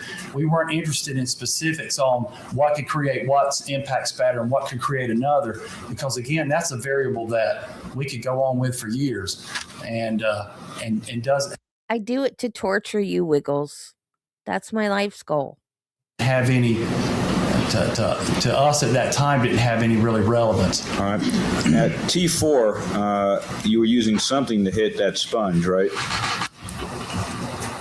Yes. What were you using to hit the sponge? I don't remember. I believe it was the iron rod.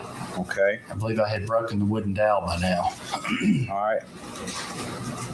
And was there any particular reason why you didn't just continue to use the broken dowel? I think I used it a couple of more times, but it just wasn't long enough for that particular reason. Okay. And you put the source of blood up 36 inches? Yes. And why did you choose that height? Arbitrary, top of a yardstick. Okay. I have no, there was no way to determine from the blood spots that I had or the blood spatters on the shoes what that height was. And so I just picked 36 inches. The only thing that I could say about those shoes was that it's my opinion that that source of blood is directly over the shoes themselves. The height I could not say, so I just picked the top of the yardstick. Okay. And how about the amount of blood that you used in that experiment? Do you know how much that was? Soak a sponge. Soak a sponge? Yes. Is there anything about soaking a sponge that was intentional? I mean, is there a certain amount of blood that you get? No, it's just we routinely do that in our schools and all. We just soak a sponge, and that's what it's called routinely. It's just soak sponge. Okay. Now, and by the way, how did you decide? How is that a repeatable process if you don't measure how much blood you're putting on the sponge? Soaked sponge. Well, different sizes of sponge can soak up different amounts of liquid. I'm so sorry, Wiggles. I'm being logical again. The number of times you were going to hit that particular sponge on that T4 experiment? Or was it just arbitrary? It was just arbitrary. I just began to hit it and make movements. Okay. How about on T3?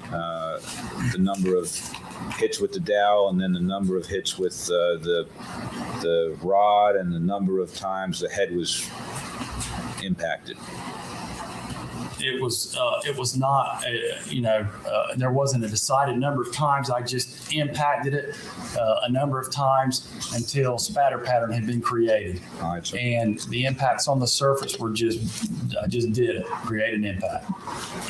Now, T5 was an experiment you did with some clothing that was similar to the clothing that was taken from Todd Peterson? That's correct. And what was the purpose of that experiment? It's just simply, it was just simply putting blood on an object and contacting the clothes, creating transfer stains, and just looking at those. Just simply an exercise in showing that for us to study that those stains are different from stains that are impacts or other actions that occur. And why did you feel a need to do that particular experiment? Just simply to do it.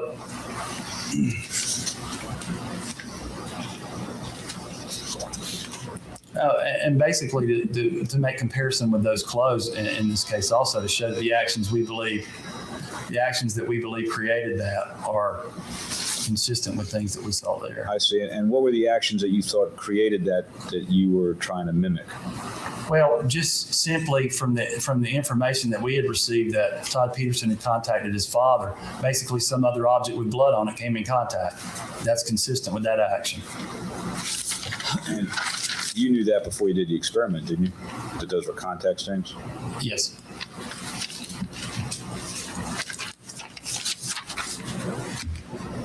Now, with regard to T6. Oh, yay. Michelle's sharing a brain with me and Jill today. I think you said that you did a lot of work on that smear pattern. Yes. Why was that? I'm just interested in that. They quit making that. They quit making that because stupid women forgot to take it out.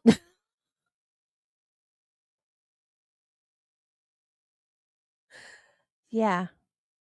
Because stupid women would forget. And they got infections. How do you forget to take that out? Who lives in a pineapple under the sea? SpongeBob SquarePants. When I was a pediatric nurse. Oh. That sounds uncomfortable. I mean, not that the sponge was, but when I was a pediatric nurse, I had SpongeBob SquarePants scrubs. Oh. I did not know there was an episode about that. I did not watch Seinfeld. Like a lot of 90s shows, I did not watch because I was in nursing school. So I just recently started watching Seinfeld. So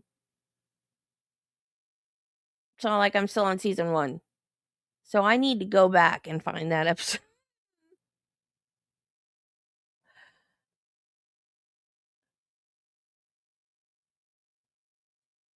Yeah. That's what they got. That's not toxic shock. Toxic shock. That's why they quit making that. Is that the words? That makes sense.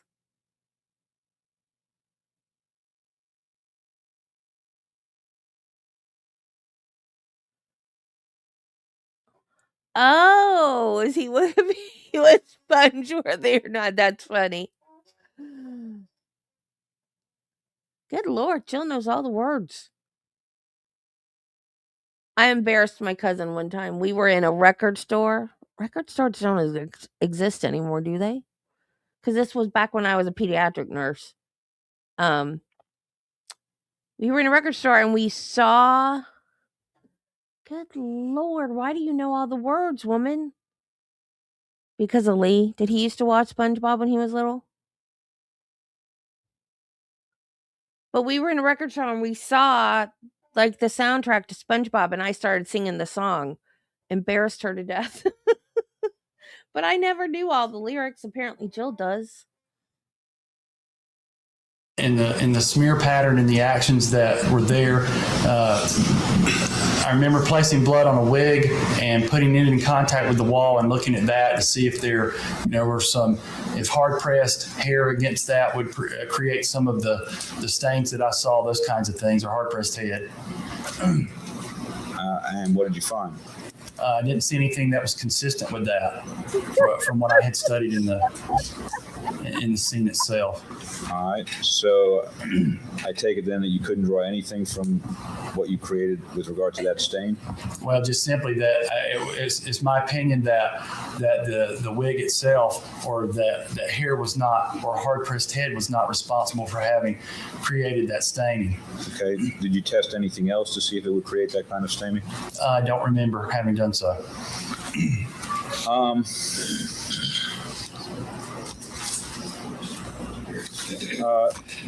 The amount of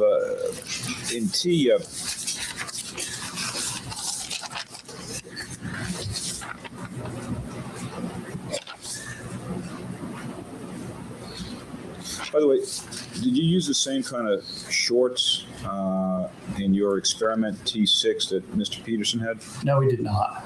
Is there any particular reason for that? We found the shorts as close as we could to it, just simply for the purpose of using for these experiments. Did you measure the legs? Yes, I did. And were they the same? The same opening? No, they were not. What was the difference? The difference was about an inch in the pants that I used for my experiments and the pants that we received. Which were bigger? The pants that I used. Why would you use a pair of pants that were an inch bigger in conducting an experiment to see if particular action could take place? Because I had to wear a blood protection suit, and so the room was taken up by the additional clothes that I had on plus the blood suit, and so we made a comparison based on that. I see. So you intentionally used a bigger pair? Well, when I bought them, I knew that it was going to be a little bit bigger, so yeah. And the blood suit you were wearing underneath, how thick was that? I don't know. I mean, is it an inch? No. Is it a half an inch? Well, the space, it took up space in there with the suit and my clothes on.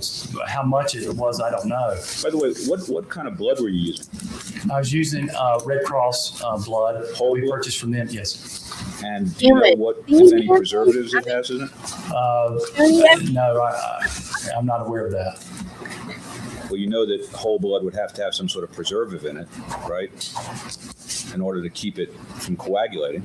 Well, that's not something that it has to have something to keep it from coagulating, but what it is, I don't know. Okay.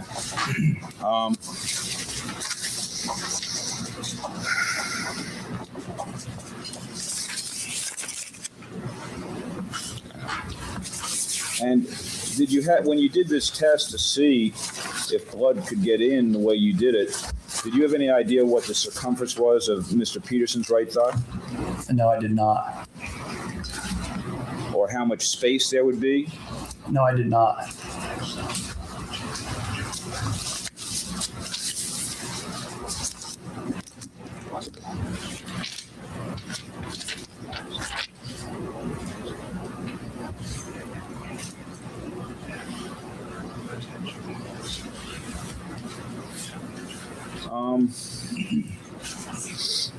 With regard to this washing experiment, the dilution experiment, how much blood did you put on the shorts?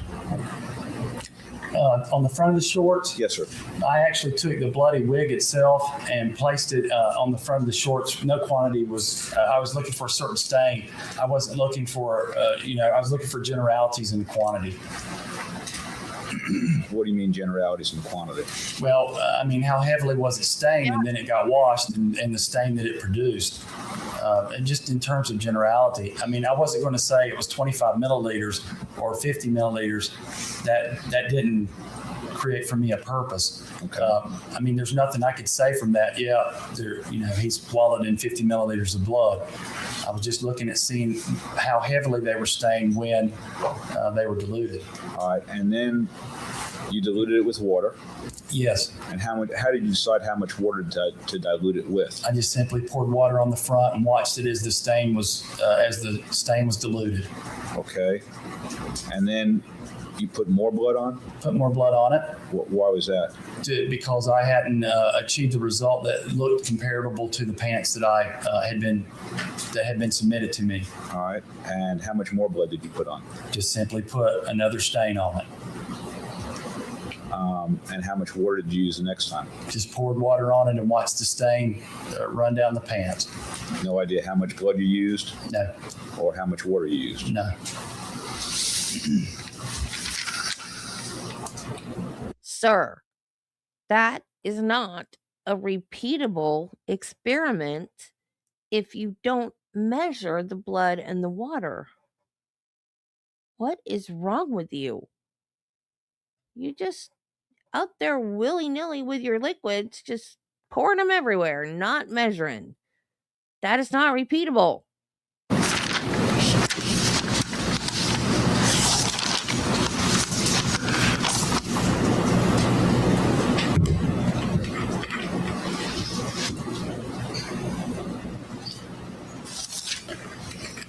room. Thank you. We got a couple more questions, I think. Going back for a second to determining your point of origin, you mentioned a blood spot that was up about 70 inches above the floor. Yes. And where was that one? That was right over step number 17. On which wall? I'm sorry, that would have been right over step number 18, I believe. Hold on just a second. Yes, sir.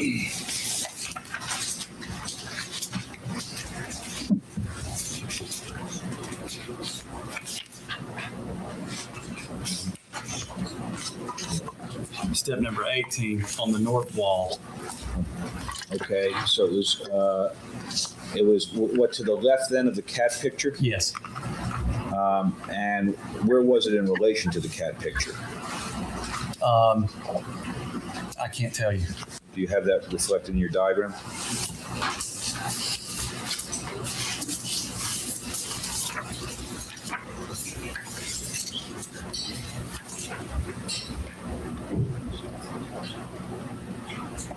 No. I just have a notation beside the cat picture that to the highest drop of the spatter pattern was 70 inches. Right. Do you know the size of that particular drop? I do not. Did you use that particular drop as part of your stringing? No, I did not. And the purpose for the farther you go out into the pattern, the farther you go away from the point of origin, the more the more you have to. When you do a point of origin, when you're very close to the target, you get very good points of origin. The farther you go out, there's some more. How do you describe it? An area where you have to give a range for points of origin. And so when you have, especially two walls coming together in a corner, you can go up in there and you can work off very close to that corner and get very good points of origin. The further you go out on those patterns, you would have some, it's not indecision, but some little area of, well, you'd have to give a range for that point of origin. Why is that? Well, because as blood travels, the farther you get from your point of origin, the more it tends to arc. And so, for instance, if I were working off of one of these walls and my point of origin is actually out here in the room, I would give a point of origin with some a range in there. So, did you pick all your drops then, all your spatters from very close? Is that what you did? No, they were out to the middle of the patterns. I mean, they were spread out very, very good. Well, but that's not the only thing that I used for finding my points of origin. I had 90-degree drops in there, which gave me a very good area to come from to begin with. I understand. And then I had limiting angles, again, as we talked about behind the chair, which also gave me a very good indication from the beginning. Yes, sir. For points of origin. But getting back to the drops you selected, how far away was the drop that was furthest from what you determined to be the point of origin? It was down at it was at the doorway opening. Close to the doorway opening. All right. So you did use some drops from that far away? No. What, I'm sorry, what did you ask me? You did use some drops from as far away as the doorway opening? No. Oh, I'm sorry. I'm sorry. I thought you said where was the 70-inch drop again? Is that not what you asked? No. What I asked you was, what was the furthest drop that you used? How far away from your determined point of origin was the drop that you used that was furthest from? I don't know that. You have no notations about that? No. Did you do any diagram of the wall showing where the various locations were of the spots you selected? No. Was there some reason you didn't do that? No, I don't do that. Okay. There is, I think you said earlier that you select the spots you're going to use by experience. Yes. There is a somewhat subjective element to that, right? Yes, I would say so.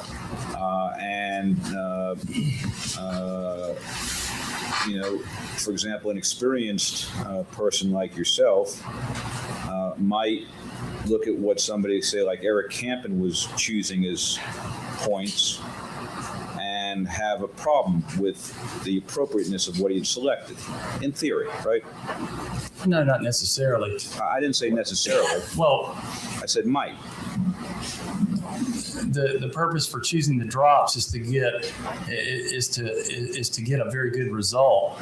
It's not to. I mean, if you chose whatever drops in there, you're gonna get the same. You're gonna get a result. You can't, by choosing drops, you can't make your result. I mean, if another person went in and chose different drops, that would be based on whatever experience they have or whatever reason they selected them. I wouldn't necessarily complain about them. I didn't say necessarily. Well, let me ask you the question this way.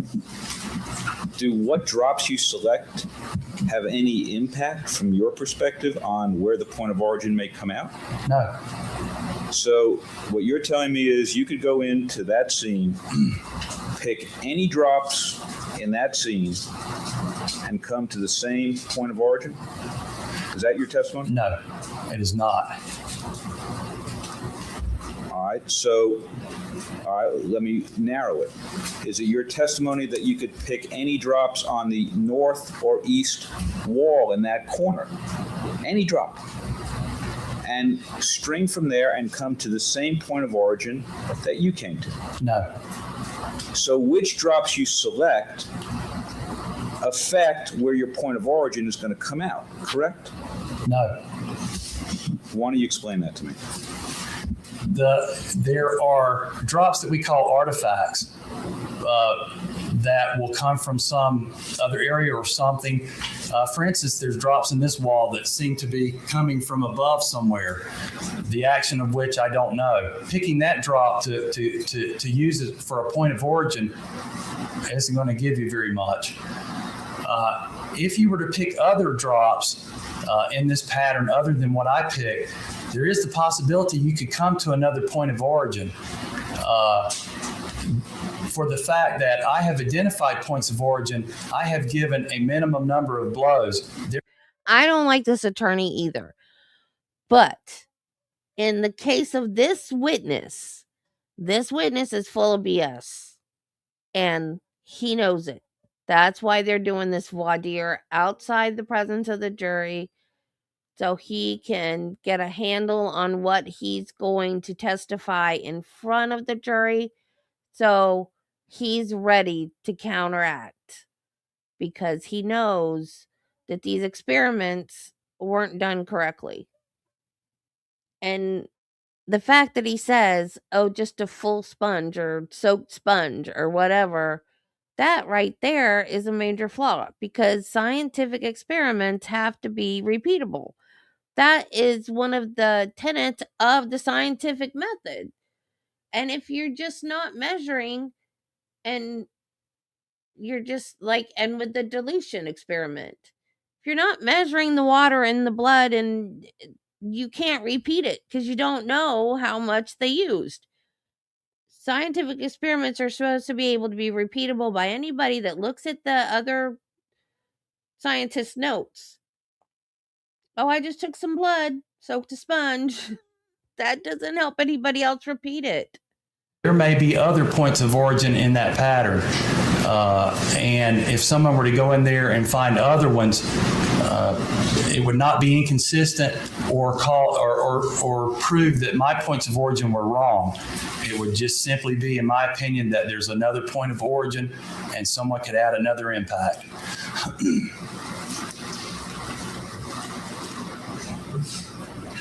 And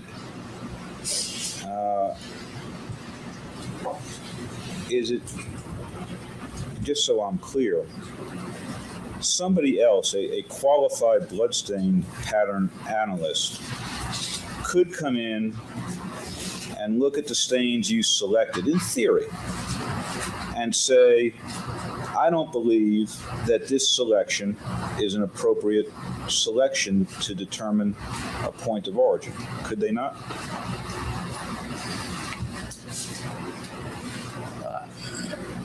can't conceive of such.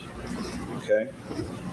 So what you're telling me is that if you had preserved every single drop, in other words, documented every single drop that you used, every spatter that you used, that no qualified bloodstain pattern analyst would have any legitimate basis for saying that some of those drops should not have been included in the analysis? I don't think so. Okay.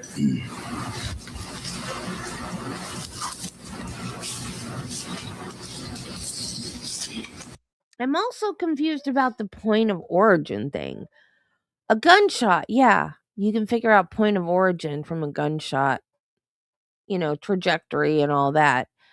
But if you're beating somebody and they're moving around, you're going to have points of origin, more than one point of origin, direction of a blood flow or cast off or whatever, because there's going to be more than one point of origin.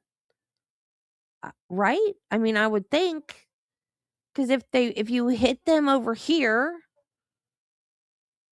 you've got that origin of a cast off or whatever, and then they move away from you, and then you hit them over here, you're going to have cast off in another direction. So how do you figure out a point of origin for a beating?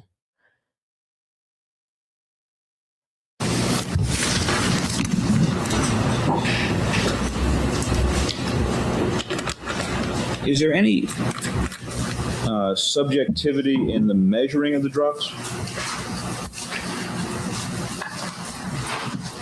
Well, I would say that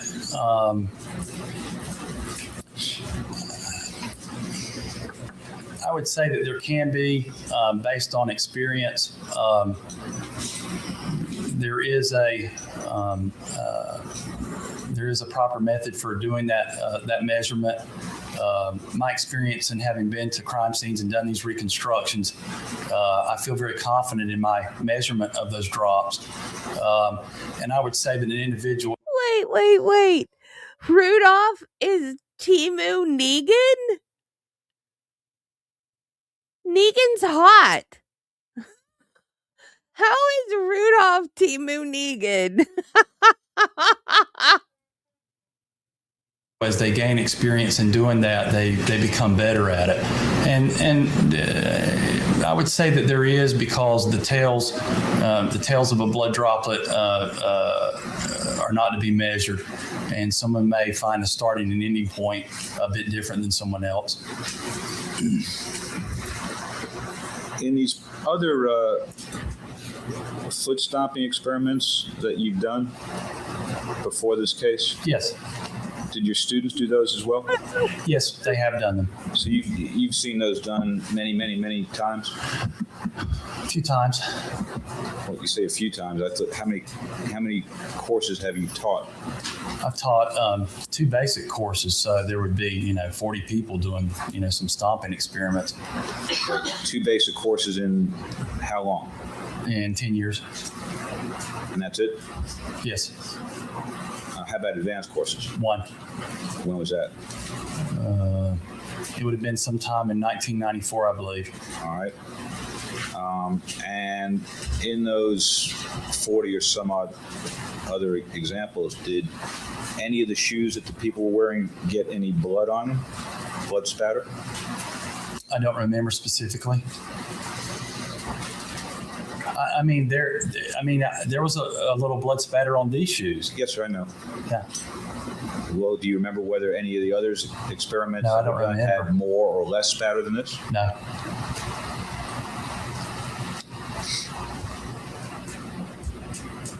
Do you know how much blood was used on those other occasions? For the other experiments? Yes, sir. No. But Negan is Sam and Dean's dad. Negan is Sam and Dean's dad. Yes, R.I.P. Glenn. But Negan is still Sam and Dean's dad.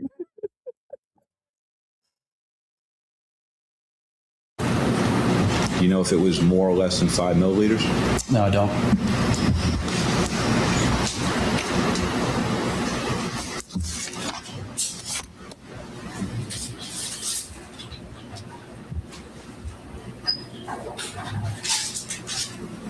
I believe that's all I have, Your Honor. Questions, Mr. Harvey? That's Kathleen Peterson. Those two women are Kathleen. Yes, sir, just a few.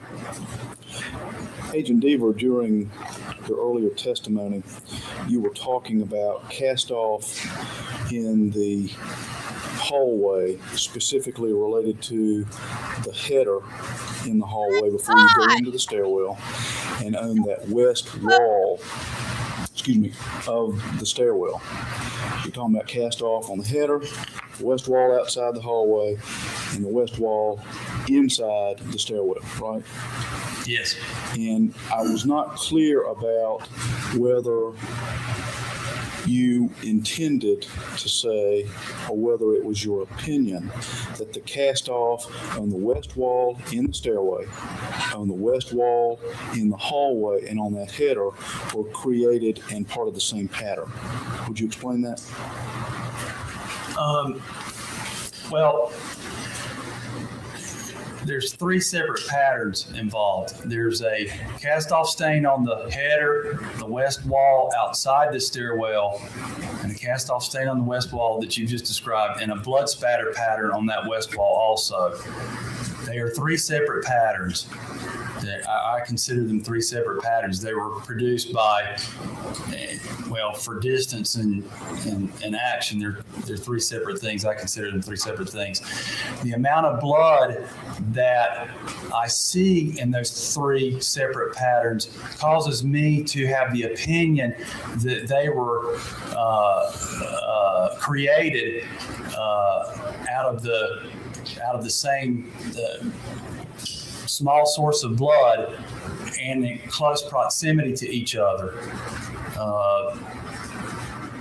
I couldn't say that they were exact. I couldn't say that they were formed at the same time, okay, but I believe that they are associated.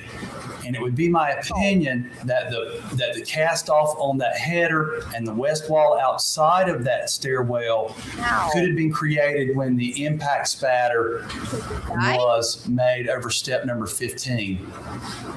Now, the cast off that's on from step 12 and 13 could have been created at the same time, but I can't say that any of the 3 were created at the same time, but they're associated because of the amount of blood that I see that created them. All right. You had also talked about a pattern, and you described that being a fan, impact spatter causing a fan pattern. Now, I've got a mental image that you're talking about something, in essence, in a V shape. Is that what you mean, or am I understanding that correctly? Well, a fan pattern, again, is when blood is impacted, those blood drops are close together at the time that they're impacted. Okay, and they fan out from that point of impact. The droplets, as they travel through space, they increase distance between themselves as they go away from that point of impact. Many targets, if they are close to that point of impact, will exhibit or show that fanning out pattern. Impacts create that. Now, the fanning out pattern may look a little bit different sometimes, because if the fan or them fanning out was coming into the wall and it was very close to the point of impact, they all may be very close to 90 degrees, and it may look more like a circle than it looks like a fan, but that's still a fan to me. They're fanning out.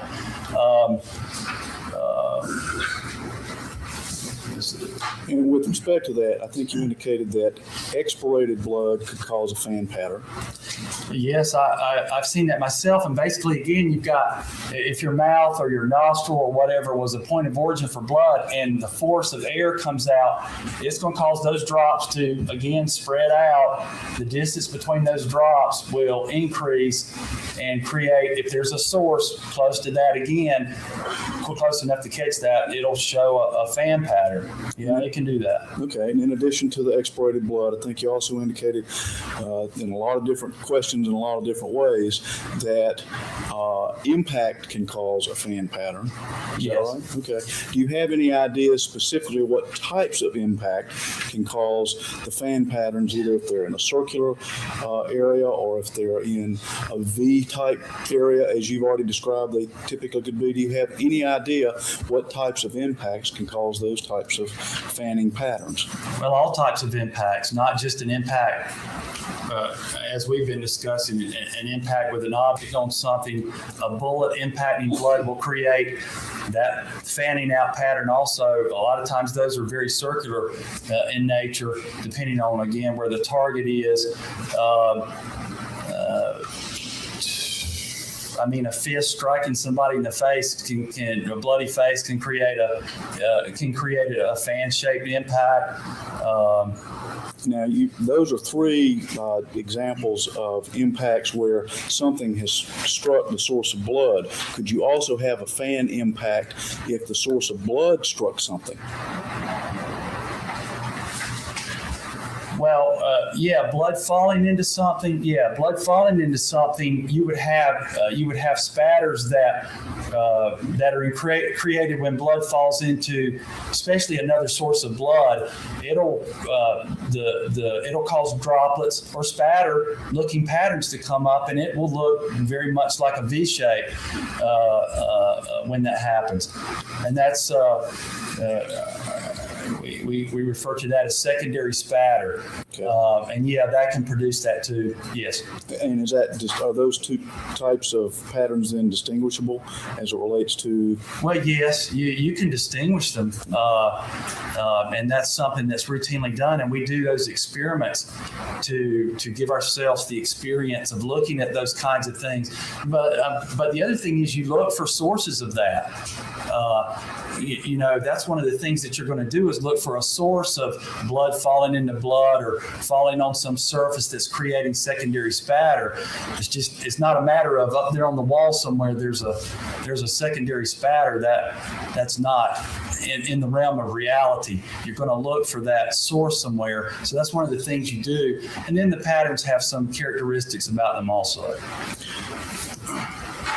A few moments ago or earlier in your testimony, Mr. Rudolph asked you whether you were familiar with Bart Epstein.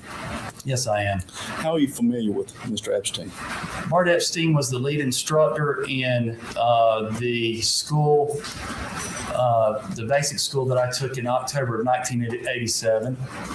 Are you familiar with the manuscript that he has produced as it relates to blood spatter analysis and setting up experiments and the type of parameters you use to set experiments in this type of examination?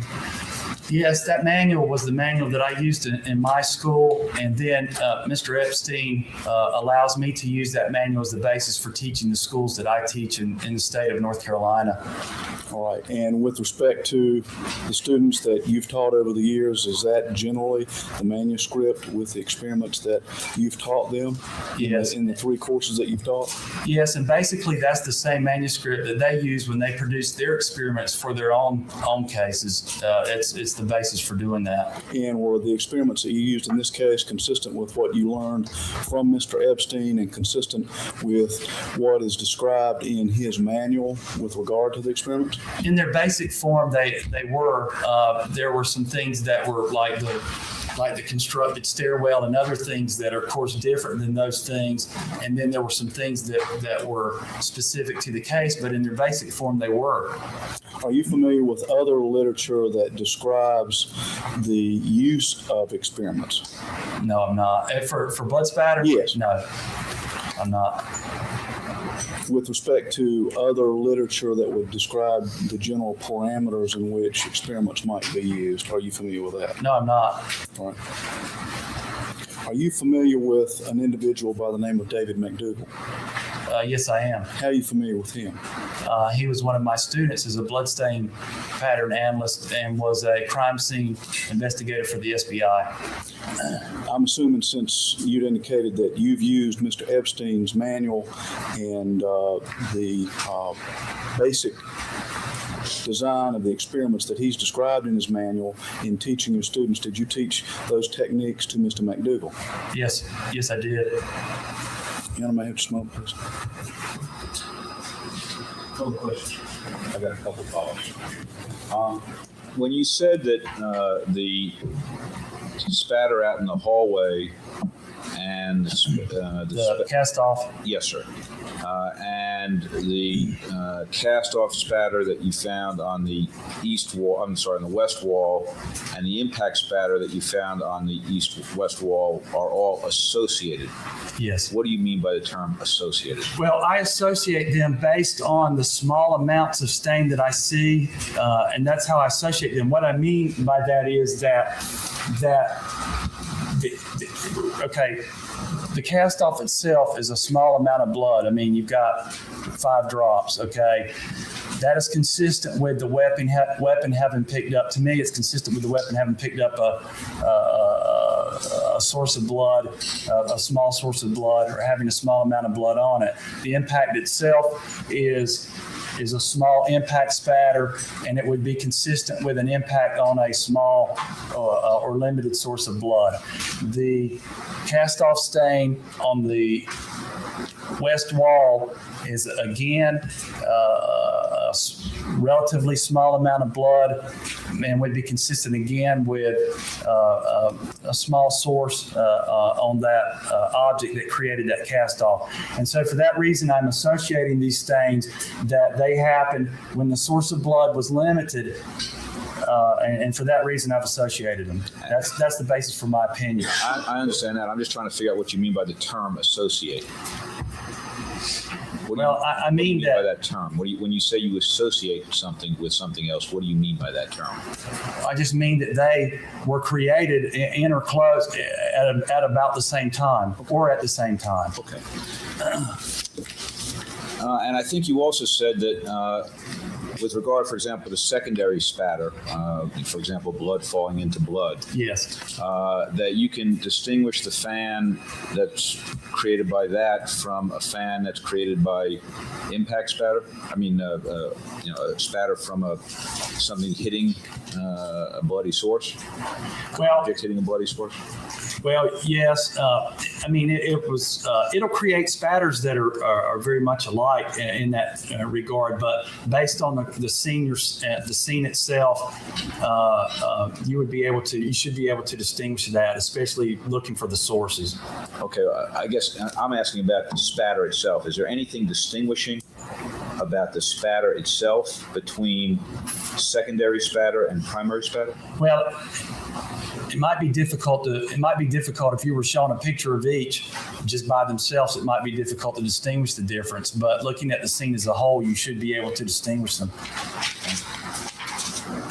And was that something you were taking notes on when you were there at the scene? Was it something I was concerned about? No, were you something you were taking notes about? No, I didn't take notes about that specifically.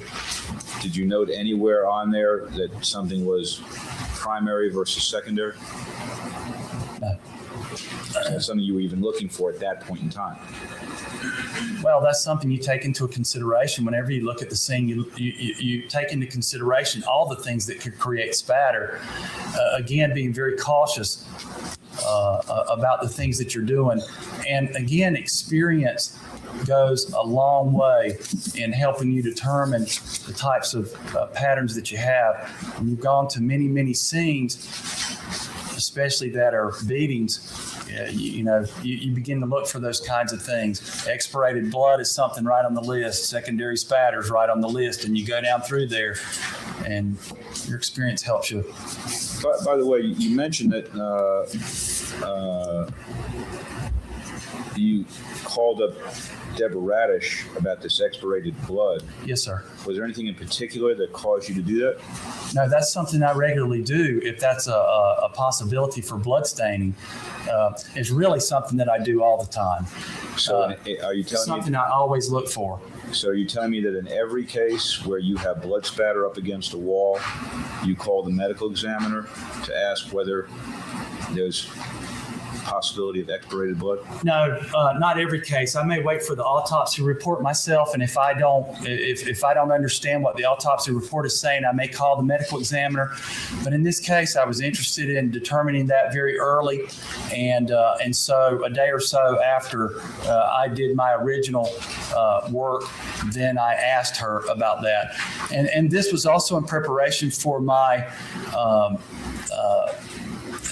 giving my opinion from those 3 points of origin to individuals involved in this case, because they were really depending on me to answer the question again.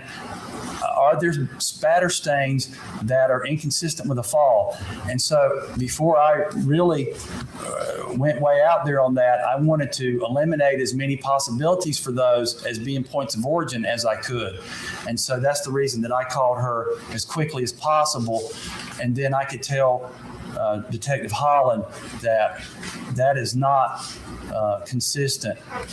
Those 3 points of origin are not consistent.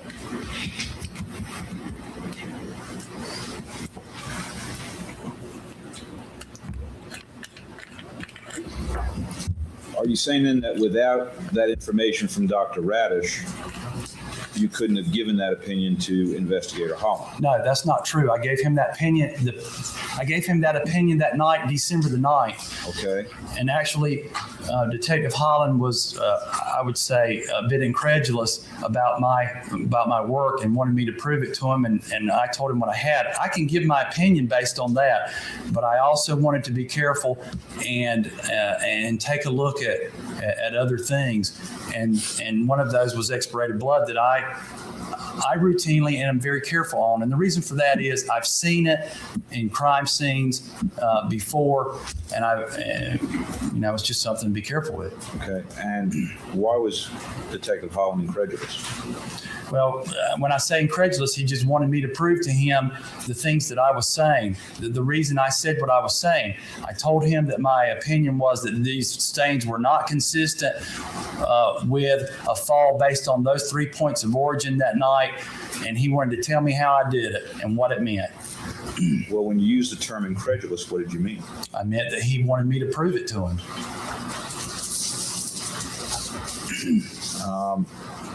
And do you know why he didn't just take your word for it? Well, because at least my feeling, can I give my feeling? Sure. My feeling is that he didn't understand what I was doing and didn't understand what it meant. And to be quite honest, Sergeant Pascal and he both came in and were being very cautious about the things that I was doing. Neither one of them understood anything about it. And so both of them wanted to know, or me to prove to them, why I was saying what I was saying. So I guess to that extent, you were sort of the linchpin of the conclusion that it was a homicide. I don't know. All I did was come and answer a question to them, whether I'm the linchpin or what. At least that night you were. I couldn't say that. I don't know what their information was that night. I was not in conversation with them about any other evidence. Well, no one had told you that they had determined it to be a homicide before you got there, right? No, the information I had was that it was a fall. And then you came in with your points of origin, and after that, it was a homicide, right? I don't know when it became a homicide. When I was there, it was a death investigation. That was not my determination.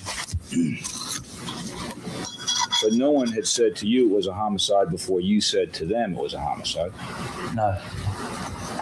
No, and I didn't say it was a homicide. Oh. Please understand, that's not in the realm of bloodstain pattern analysis. I told them that it was not consistent. The patterns that I saw were not consistent with a fall.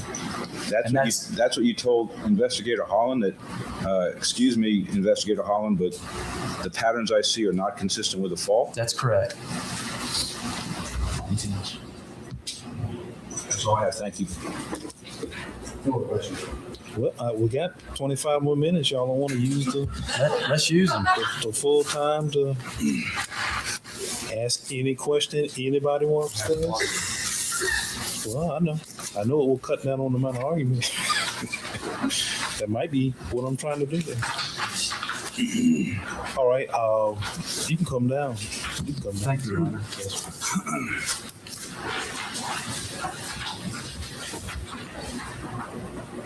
Yes, is there argument from the defendant? Who's going to argue, Mr. Rulo? Your Honor, I will address it, and I'll be brief, given all the information that's been given, because Your Honor will have to sift through all that. Your Honor has already determined that Agent Deaver is qualified to give opinions to the jury, but that's the beginning of the inquiry, not the end. Qualified bloodstain analyst can't give any opinion he wants unless there's a sufficiently reliable basis for that opinion. Things that are basic and wouldn't even be contested is obviously he could identify something as being spattered versus a transfer stain or a drip, or the types of information he's already given to the jury. The real question is whether with the various opinions that he's formulated, and we went through yesterday, and Mr. Rudolph went back through this morning, whether there's a sufficiently reliable basis for each of those opinions. There are a number of them where I think he testified this afternoon that he wouldn't have given but for the experiments he conducted. So the question then is whether those experiments are sufficiently reliable. And I realize the case law doesn't say that they have to meet the exact rigors of science the way a scientist would define to necessarily be admissible, but clearly the question of whether they're done in a manner that produces reliable results is an important factor. So, for example, I think he testified that he wouldn't have given the opinion about how blood got inside the shorts but for his experiment. The experiment then has to be a sufficiently reliable basis for that opinion, for the opinion to come in. He's testified that the variables that in fact would be important, such as the size of the shorts, weren't controlled for. In fact, the shorts were larger than Mr. Peterson's. Of course, there's been no testimony about variable leg sizes or heights, which would be additional variables. But clearly, an experiment that doesn't replicate the situation that took place in the stairwell and yet is used as a foundation for opinion as to how blood spatter got inside a pair of shorts is not a reliable basis. And given that this witness candidly said, I wouldn't have necessarily felt comfortable giving that opinion but for that experiment, the lack of reliability of the experiment undermines the opinion. It's similarly true, at least as to some aspects of his opinion as to the motion of shoes. Once again, he said, well, I could tell you that there was spatter on it or the directionality. I couldn't have given an opinion as to the motion during this time period without the experiment. And there were a number of those. And the experiments are not just not scientific, they're unscientific in a way that makes them unreliable. So, for example, he has apparently over the years when he taught basic classes done this shoe stomping experiment, but we've got no record of those 40 other times as to whether in fact they would have produced the same results. So what we've got is one experiment out of 40. We don't know what the first 40 produced. And we've got stomping of a amount of blood that bears no relation to what blood might have been at the scene.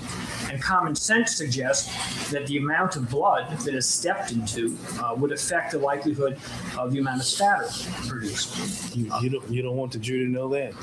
You don't want to question him in front of the jury about stomping in blood with it? I won't be questioned in front of the jury, but well, I mean, when I say you, I mean the defense. I understand. What we don't want is an opinion that says, I know these shoes. What's going to happen here is they're going to say, you have an opinion as to what caused the spatter on that shoes, and could it have come from just walking around in wet blood? It's kind of a negative hypothesis, trying to prove that not only did it come from being close to a point of origin during an assault, but that it couldn't have come from some other explanation, because that's really what's important here. Even if it could have come in the manner that Agent Deaver opines, that doesn't carry much weight unless it couldn't have come from other things that were equally likely to happen. In fact, that would be the nature of scientific inquiry, is, well, can we show that it didn't come from walking in blood at the scene? And so, no, we don't want an opinion that rules that out when it's based on an unreliable experiment. If that opinion comes in, we'll explore the basis for it, and the jury will hear about the experiment. But the fact that cross-examination may undo some of the damage of an opinion does not by itself justify the admission of an opinion that's based on faulty experimentation. Yeah, I know that, but you'll take that method if you have to. Mr. Rudolph will take that method if he has to, and he will take full advantage of it. If it takes him about 20 minutes to give that opinion, Mr. Rudolph wouldn't mind taking a week to cross-examine him about the basis of that opinion. Mr. Rudolph might enjoy taking considerable time to go through the experiments. I think he will. and we will get to listen to that. But and I understand, that obviously in weighing the admissibility of opinions, one of the considerations, I think the courts have listed different factors, is to what extent is a jury simply going to accept the expert's word versus be able or be given the information that allows them to make an independent judgment. And the courts have talked about that. Are there charts, are there diagrams, are there ways to analyze the opinion? Because clearly there's more danger when you simply accept an expert's word. But that is simply a factor in consideration of the amount of opinions here. There are a variety of opinions, for example, in this case, where it's going to be almost impossible for the jury to make any independent judgment. Are these drops truly small enough that they indicate some amount of force? We hear these opinions of, I could tell this was a lot of force because the drops are small. Well, they haven't been measured. There's no indication that there's any science to saying that this size of drop equals some specific force at a specific distance. That's the type of opinion that has particular danger when they're going to look at Agent Deaver and say, well, you've done this for however many years, you've been at however many scenes, and we're going to trust your judgment that these tiny drops that you say were there, even though they haven't been counted or measured, indicate a level of force that somehow is inconsistent with an accident.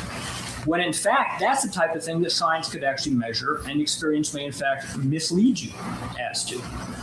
And so there are aspects of the opinions here that carry a real danger, such as relying on the size of a drop that hasn't been measured at a distance that has never been scientifically tested, to give kind of generalized opinions about the amount of force that's being applied, and to suggest that somehow that amount of force couldn't be generated by somebody falling accidentally. Perhaps that's the most dangerous aspect of the opinions, is that impact on stair 17 or impact on stair 16 somehow couldn't have been or is inconsistent with an accident. Whether you're pushed or slammed or fall backwards, you generate some degree of force. And there's nothing that's been shown that would allow Agent Deaver to say that he can tell from the blood spatter that the amount of force or the method that force was generated suggests that that was an intentional act that led to the head striking those surfaces, as opposed to an accidental fall. So while Mr. Rudolph may be able to make great hay with the shoe experiment, there's less there that a jury is going to be able to judge in terms of saying, oh, the amount of force somehow precludes that from being an accidental fall versus an intentional fall. So those areas we would strenuously object to. They go beyond what a bloodstain expert can really say based on the reliable bloodstain analysis. And we would ask that those aspects of the opinions that are based on the experiments, and they're also based on the vague notions of drop size and force, not be allowed to be given to the jury. I see all the lead counsel are deferring to other members of the team. Are you deferring to Argett this time, Mr. Harding? Yes, sir, and I'm sure that he will do an outstanding job. All right, Mr. Sachs. All right, we would simply argue a case of legal common sense in this. We actually would rely on the very case that the defendant cites in his motion with respect to this, which is State v. Clifton. There's a particular reason why we asked him if he knew Agent McDougal at the SBI, because Agent McDougal did the experiments that were the subject of the case in State v. Clifton, who's a bloodstain pattern analyst, and those experiments were upheld by the Court of Appeals in the case that they cited. Agent Deaver was the one who taught him how to do those experiments. And as you heard, he learned that from Bart Epstein in school in the Midwest. We would argue that all of this, the evidence that came in from Agent Deaver shows that he's got a rational basis for this opinion. They are the basis that are used by several people in this field. He is not sacrificing the jury's independence. For instance, it was noted about the visual aids. Well, all we have to do is look across the wall here and see the visual aids that we're talking about. We got pictures, we got diagrams that he's been drawing. He's got the exhibits, he's got test clothes, he's got the real clothes. There are all kind of things that he's going to be able to show to explain to the jury what he found and why he found it, and they'll be able to use their judgment whether to believe him or not believe him. We would argue that these types of opinions are given in this field all the time, and there is nothing that you heard from Agent Deaver that would indicate anything different from what someone else in this field would argue or would testify to. If there's a difference of opinion, that's exactly what it is. It's a difference of opinion, and I suspect suspect that they'll be presenting somebody when they had their opportunity to present that difference of opinion. But there's nothing that we heard in the evidence here that would preclude Agent Deaver from giving his opinion, and it's clearly relevant to the issues here at hand. We would ask you to deny this motion. Anything else, Mr. Maher? There are clearly areas of Agent Deaver's testimony that are similar to testimony in other cases. I have not seen a case that allows a bloodstain analyst to say that, yes, I agree that a head impacted a stair, but I can somehow tell that wasn't accidental. So we clearly go beyond what's been allowed in other cases. And in this case, those, for example, impacts and the ability of an expert to say, oh, I have an ability to look at the shape of a bloodstain and know that that head struck that stair by something other than accidental means is a crucial issue. So I don't think we're dealing with the run-of-the-mill bloodstain analysis. It's not just a complex scene, but it involves issues that really go beyond what's been demonstrated to be a reliable basis for that type of opinion.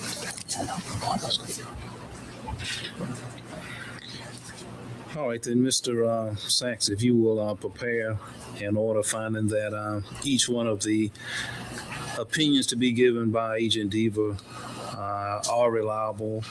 He has a reliable basis for it that is routinely used in his field of expertise. Defendant's objections will be overruled and denied. We have a continuing objection to these opinions. If there's some new opinion that comes up that we have a concern, we would address it rather than interrupt. Direct. That's fine. All right, what else we got to do? We got 14 minutes. Just wanted to get you off to an early start this weekend. It's not me who's going somewhere, it's you. All right, we're going to meet 9:30 Monday. Is that 9:30? All set? Yes. Very cool. And the Durham Standard Journal till 9:30 Monday morning. Got 30 days left before.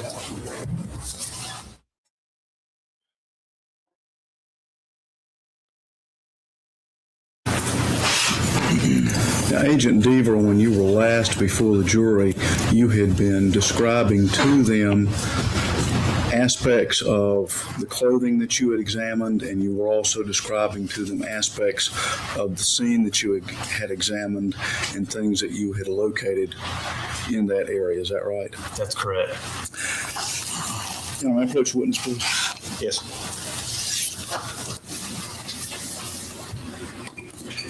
Let me show you what has been marked as State's Exhibit P239 and what is also marked as State's Exhibit P240, and ask whether you can identify this, please.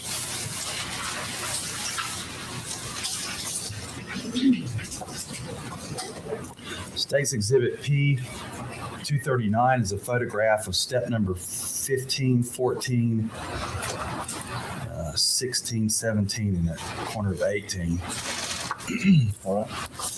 And then State's Exhibit P240 is a close-up of step number 15. Now, at this point, we move into evidence what's marked as State's Exhibit P239 and P240. Now, with respect to what's marked as State's Exhibit P239, Mr. Rudolph had asked questions of another witness with regard to skeletalization of aspects of this scene. And I'm going to circle something for you. And then I want you to compare it to what's marked as State's Exhibit P240.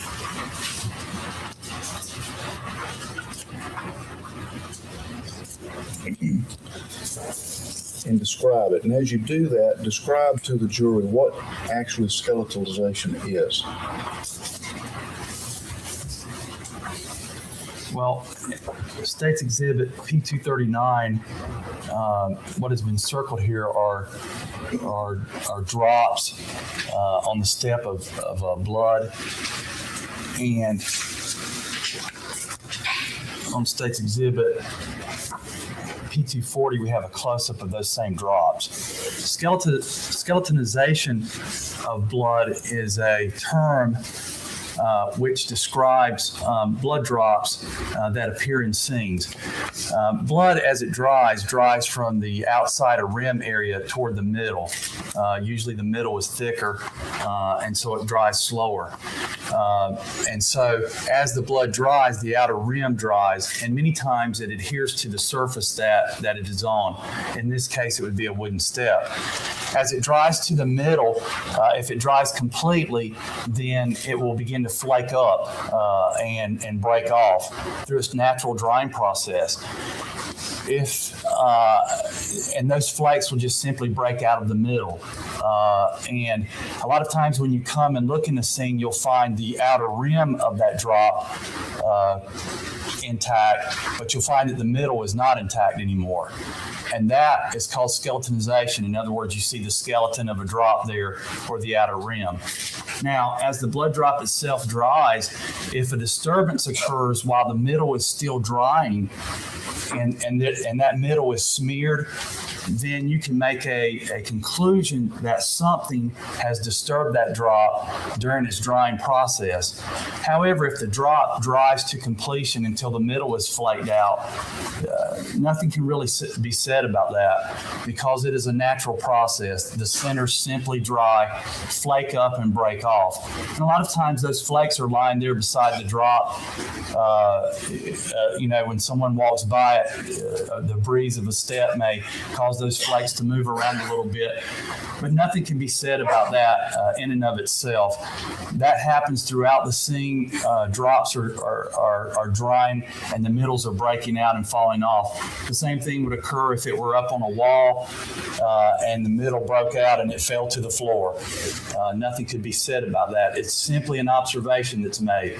Again, if it were dry in the drying process and it were disturbed, then you could assign some action. Something has come in contact with that drop, which caused the center to smear, leaving that skeletonized or that rim dried there, and the wet part smeared. Then you could start to look and say, well, during the drying process, something has come in contact with this blood drop, and it would be part of your observations. But the simple fact that you've got skeletonized blood drops and the centers are dried and they flaked out and come around on the step, nothing can be, no conclusion can be given to that. And with respect to skeletalization, and from that perspective generally, is that something you at least consider when you're examining a scene?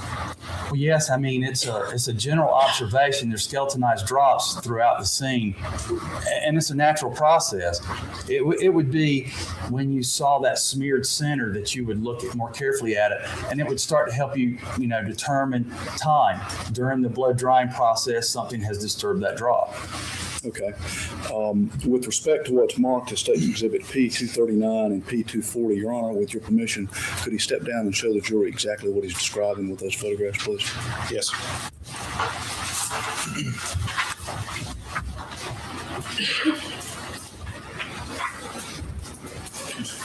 I'll hold this one. 239 shows these drops, and they appear to be intact, that have been circled here. And you wouldn't call that skeletonization. There's no skeleton there, okay? They just simply seem to be intact, okay? And then this close-up photograph shows where the skeletonization is the rim of that which is dried and has adhered to that step. And the center has flaked up. As a matter of fact, there are pieces of the flake itself which appear to be associated with the drop. And this one over here, the same thing. And again, that's a natural process. As they dry, they pull to the middle, they rise up, and then they break off and flake and fall around. The drying process itself can do that itself, just simply break that drop up and cause it to flake off. Again, the drops that are intact or appear to be intact,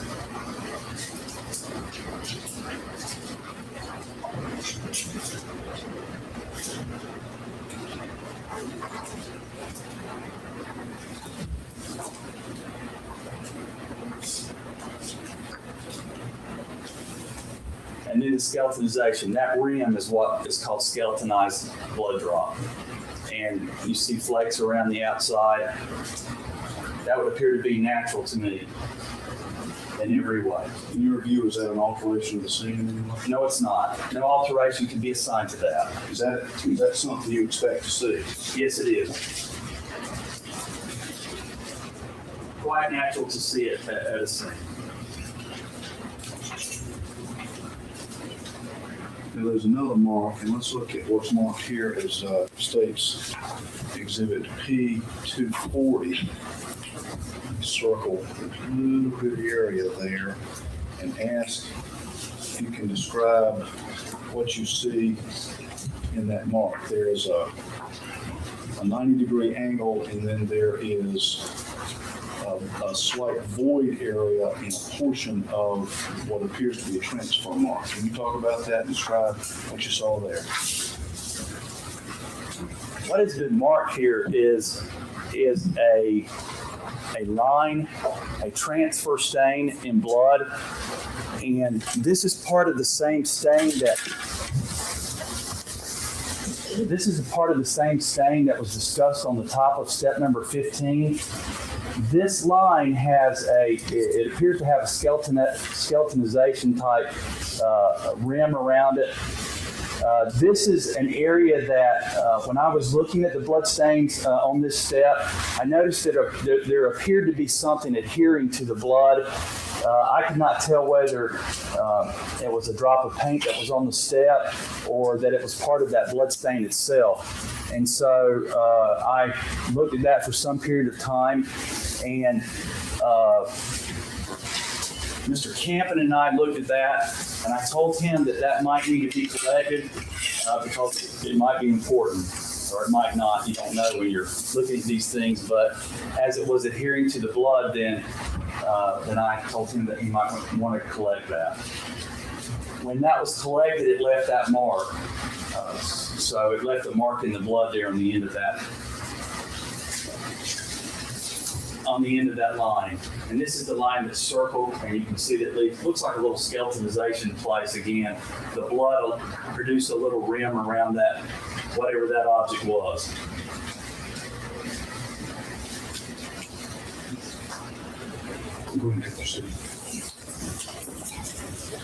And let me show you what are marked as State's Exhibit P241 and P242 and ask whether you can identify those, please.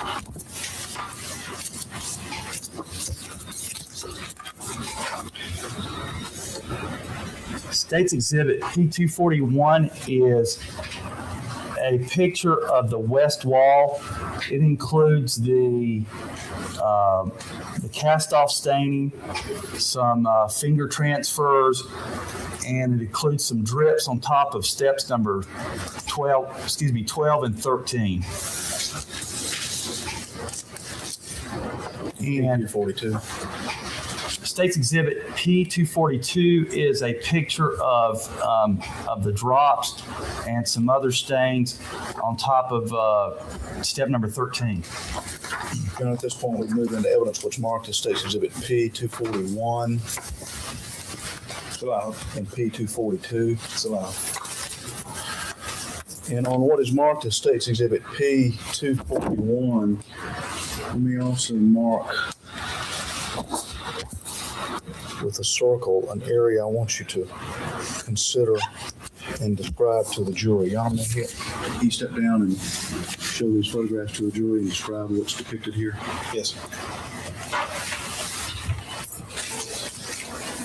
Now, in particular, I'm looking at what's marked as State's Exhibit P241 and comparing several dots there to the spots of blood that are in what's marked as State's Exhibit P242. Again, I believe Mr. Rudolph identified those with another witness with regard to skeletalization. If you would describe what's depicted here, please.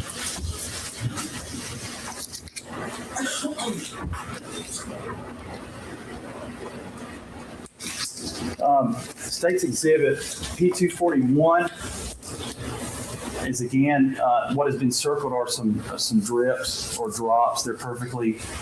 They seem to be mostly round. They're fairly large in their size, and they seem to be intact. Okay, in other words, that the whole drop is there present. And then in this, a close-up of the step, which is step number 13, another view of those drops. Two of the drops seem to be complete. One of the drops exhibits skeletonization. In other words, the rim has dried and adhered to the step, and the center has dried and broken out, okay, just as we looked at in the other photographs.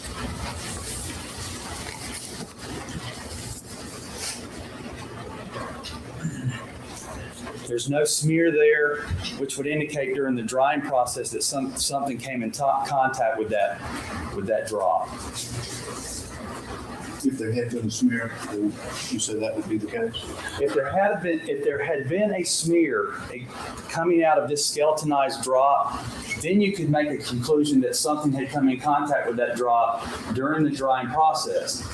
And some time, or you would look at that more carefully, because during the drying, obviously something had occurred. But because it has dried completely and flaked out, then again, nothing can be inferred by that. That's a natural process.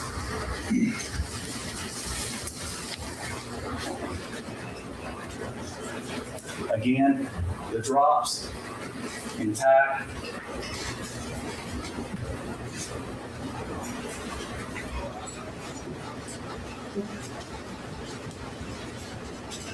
And this would be one of the drops which is exhibiting skeletonization. And you'll notice that there's no smear out of that. The center has simply dried and flaked off.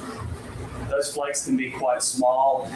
They can break up naturally and come out of the drop naturally.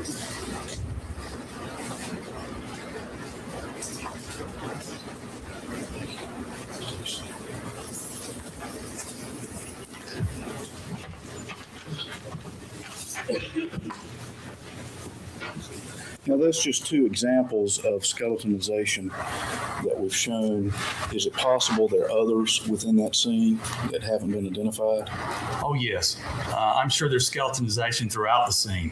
That's something that's very commonly seen, and I would expect it to be present. Okay. Now, you had been describing to the jury other things that you had seen or other aspects of the scene, and one of the things that you talked about was identifying patterns in the north wall, the east wall, and on the west wall. With respect to that, I think you'd indicated that part of your analysis requires that you do a stringing and then engage a trigonometric formula to help you draw conclusions about what you see. Would you please describe that to the jury and describe exactly what you did? That's considered a reconstruction, or in other words, you're going to construct and determine what the point of origin is, or the place where an impact occurred which created an impact spatter pattern. And it is frequently done. It's not always done in a bloodstain pattern scene, because there's not always impact spatters in a bloodstain or blood spatter scene. But when you do find those, you will generally work that to determine where that point of origin is, because what that means is that's going to put for you the source of blood at the time that an impact occurred. When that fan-shaped pattern is made, if there's something there for it to come onto, then you want to reconstruct that and determine where that place was. The way you do that is you go in and select droplets of the spatter or the pattern, and you make your measurement. You will measure the length and the width of those drops, and then you will apply the formula as I have talked about previously in court, and then you will actually pull strings. And the way you do that is you will put a protractor on the wall, and after you've done your formulas, then you will have a number of degrees assigned to each drop where that drop hit that surface. In other words, if that drop hit that surface, if this were the wall or the floor or the wall, it doesn't really matter. But if you were to hit the floor at and it were 30 degrees, you do your formula and you get 30 degrees, then you would place the protractor on that surface and you would pull that string from that, and then you would attach that string, and you would go through all of your droplets, and you would attach the strings to your droplets. And those strings will come out to a point somewhere out in space, and will give you a point of origin for that.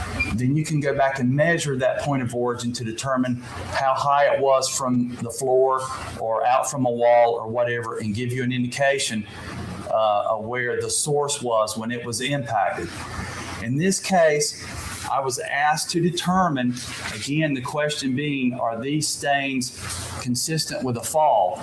Well, in thinking about this, a fall would be something where an impact had occurred on a surface, again, on the floor, the steps, the wall, or whatever, that someone falling would have impacted a surface. And so, to be able to determine if these spatter patterns were consistent with that, then I wanted to do a point of origin workup and determine if that point of origin was on a surface or was it out in space. And in this occasion, I did that on the north wall, which is where the cat picture is in the model. On the east wall, if you were facing the cat picture, it would be to your right. And I also did that on the west wall, which if you were facing the cat picture would be on your left.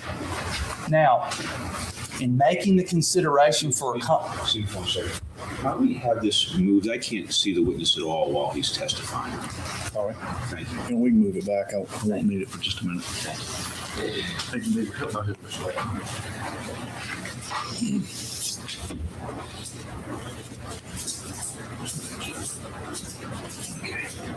Thank you, No, I can see everybody. I just need to see Mr. Rudolph.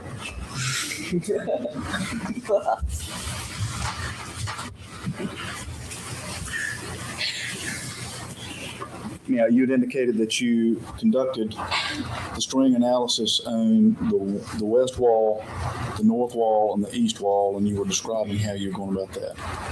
Yes. I took into consideration some things in doing this reconstruction. I don't know, Judy, because a lot of what we've heard from him has been outside the presence of the jury. So we heard some stuff in front of the jury and some stuff not in front of the jury. So I don't know what he's told the jury and what he hasn't. I imagine we're going to hear a lot of stuff we've already heard. Them was that I had characteristic impact spatters on the north and east wall, and so that's the reason that I began to do the reconstruction on that. Also, when one finds two walls that come together in a corner and you've got impact spatters on both of those walls, it really helps you define very well your points of origin. So I wanted to go up into that corner. Also, a consideration to me was to go the farthest from where anyone had been in that scene. And up in that corner, the only thing that had occurred there, from what I was told, were photographs of that corner. The other thing I took into consideration was on the east wall, there's the lift chair, and the lift chair provided me what's called limiting angles. When there's an impact, if there's an object and blood can go behind that object, that gives you an angle, a limiting angle. Okay, so by looking at that angle on the east wall, I was able to give kind of a general idea of where my points of origin were going to be even before I did the work on it. And so that was a good thing to help me realize that I was going to get some good work out of that. And so what I did was I chose drops on both walls. I put those in a chart with my lengths and widths written there, and then I did my calculations, and then I went to work on the wall itself, and was able to accomplish to determine points of origin in there. In other words, where a source of blood was when it was impacted, creating those stains on those two walls. Once you went through that process with respect to those 3 walls, did you then make some initial conclusions? Yes, I did. What were those? My conclusions related to my strings where they came together. And what I actually did was, these are the results of my analysis on those walls. On the north and east wall, I achieved 2 points of origin, 2 places where impacts occurred. The first that I found was 19 inches up from step number 17.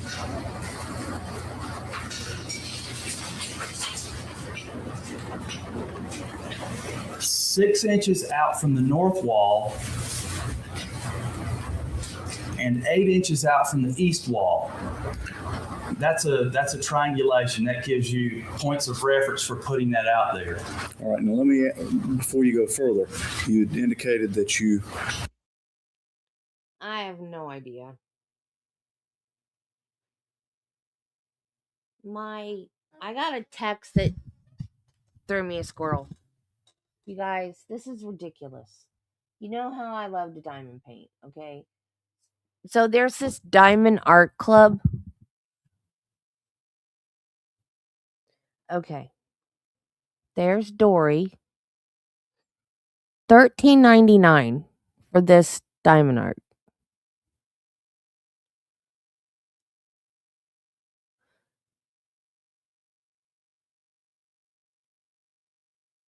These princess ones. See the princess ones? I want those. Really bad.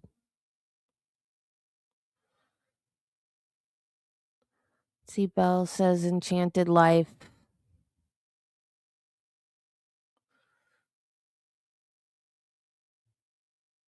Pocahontas says Spirit of Adventure.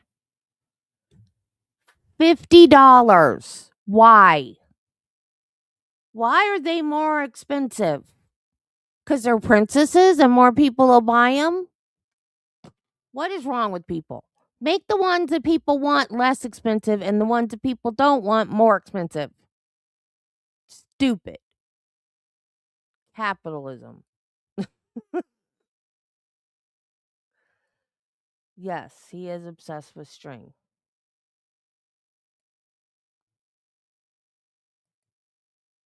We're taking the measurements off the wall. What you have described, is that located on the wall or is that located in space? That is located out in space. That's the point of origin. And if the corner of this desk were the corner of the north wall and the east wall, then it would be out here in space. It's not on the surface. It's out in space. And when you say point of origin, is that also your source of blood? Well, a source of blood had to be there and be impacted to create that point of origin. All right. Now, did you have another one in that general area as well? Yes, I did. I had another one that was in that area also. And again, this was 11 inches up from step number 17.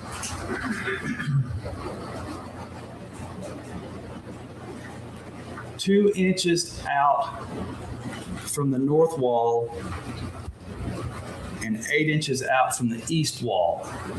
This again is not on the surface. This is out in space.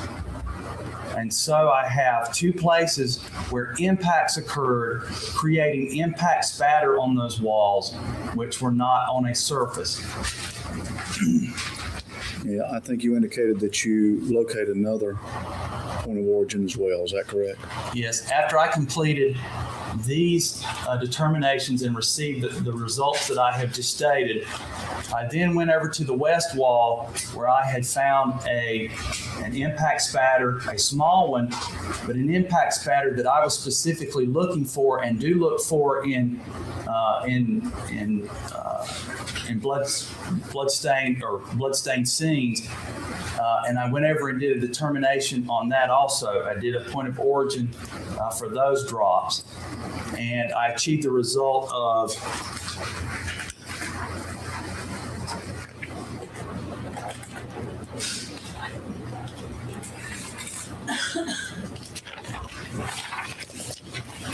point of origin for this one on the west wall was 27 inches up from step number 15.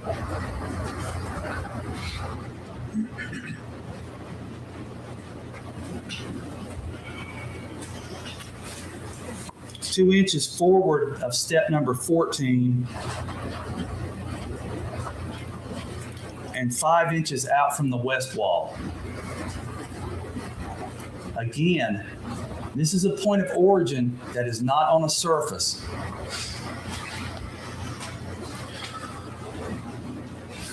This is out in space. And the generalization of those drops would indicate that as you look at them, they are fat drops, not very long drops. Long drops, the longer the drop is, the closer to the surface it is when the impact occurs. The fatter the drop, the closer to 90 degrees it is. And so when you look at those on the west wall, they are very fat, getting close to 90 degrees, and so they're going to be out away from the wall as a general observation. Now, with respect to the point of origin being out in space, exactly what is the significance of that as it relates to these 3 points of origin that you found? Well, those were results obtained that night. Those were the last things that I did after studying the stains and documentation and studying the stains. I then did those points of origin and those are inconsistent with impacts on a surface. And so the results were that there were impacts out in space. That is not consistent with the action of a fall. Now, once you completed this initial processing at the scene and drew the conclusions that you just described, what further actions generally did you take to confirm your opinions or conduct further analysis? After that night? Yes, after that night. Okay. If I might go back to that. Sure. Just that the question that was given to me by the Durham Police Department was fall or something else. That night I had a result which I gave to Detective Art Holland that was not consistent with actions related to a fall, creating all the blood stains in that stairwell. In other words, after I achieved those points of origin, I then told Detective Art Holland that those stains, the ones that I had for points of origin, were not consistent with the actions of a fall. And so that was the answer that I gave them that night. The rest of my conclusions and my opinions that are based on the things that I see here occurred after a period of continued study of the stains and the scene, with additional information provided by the medical examiner and others, the photographs and testing that I did to confirm that actions that I thought had created stains produced similar stains, and also to take into account actions that may have produced similar stains to those that I was looking at. And just before we go to that, let me make sure I'm clear. You found 3 points of origin out in space, 2 near the corner of the north wall and the east wall, and 1 over near the west wall to the right of the door jamb. Above step 15. Okay, that's correct. Were there other possible points of origin in that stairwell that you did not find? Yes, that's true. The reconstructions that I did gave me the answer gave me the answer to the question that was posed to me.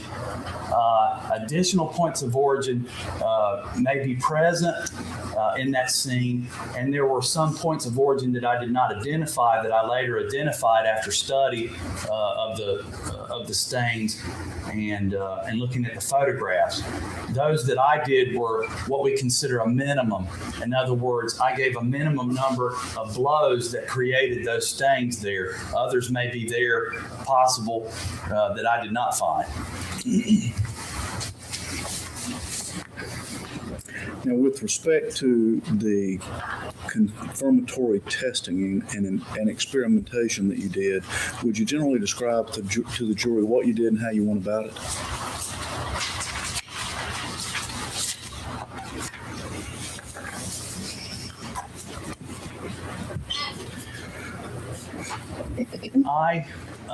I did a set of tests, again, to look at and to confirm some of the actions that I had considered making blood stains. And we're talking about actions or forces that created blood stains. Again, the primary question here that was posed to me was impacts on a surface or impacts out in space. They produce particular types of staining, and so I used some tests to show impacts on surfaces and to take a look at those and look at some of their characteristics as compared to impacts that would be out in space. I also took a look at the clothing as I had studied it at that point and did some testing to confirm some thoughts that I had about the actions that had caused the staining on that type of clothing.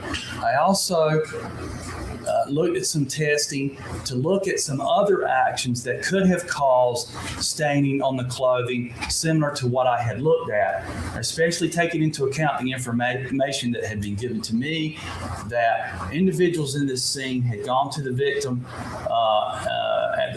after bleeding. What kind of actions similar to those may have created stains similar to what I had seen on the clothing? We then used I then used a carpenter prop of the bottom of the stairwell to go in and to do some of the staining and to look at some of those stains inside of the stairwell itself to see if any peculiarities about the stairwell itself had an effect on those actions creating the stains. And so I went into that stairwell and did some impacting and some other things, and then used that stairwell to study and to work, and also to help me with the conclusions that I came to in this case. Now, with respect to the stairwell, if you would please describe to the jury how that specifically related to the actual scene over at 1810 Cedar Street. It was built to scale. It was built just to a few steps high. We went up to step number, I can't remember exactly, step number 13 or so, 12 in that area. And carpenters went in and did exact measurements of the stairwell and put those things back in the stairwell, specifically a model of the chair lift and those kinds of things, so that it would be a scale model and the distances would be the same inside of there to be used for making some of these impacts. When you are conducting your experiments, is it your intention to try to recreate the scene? No, there's not. Bloodstain pattern analysts don't try to recreate scenes because there are actions that occur in there.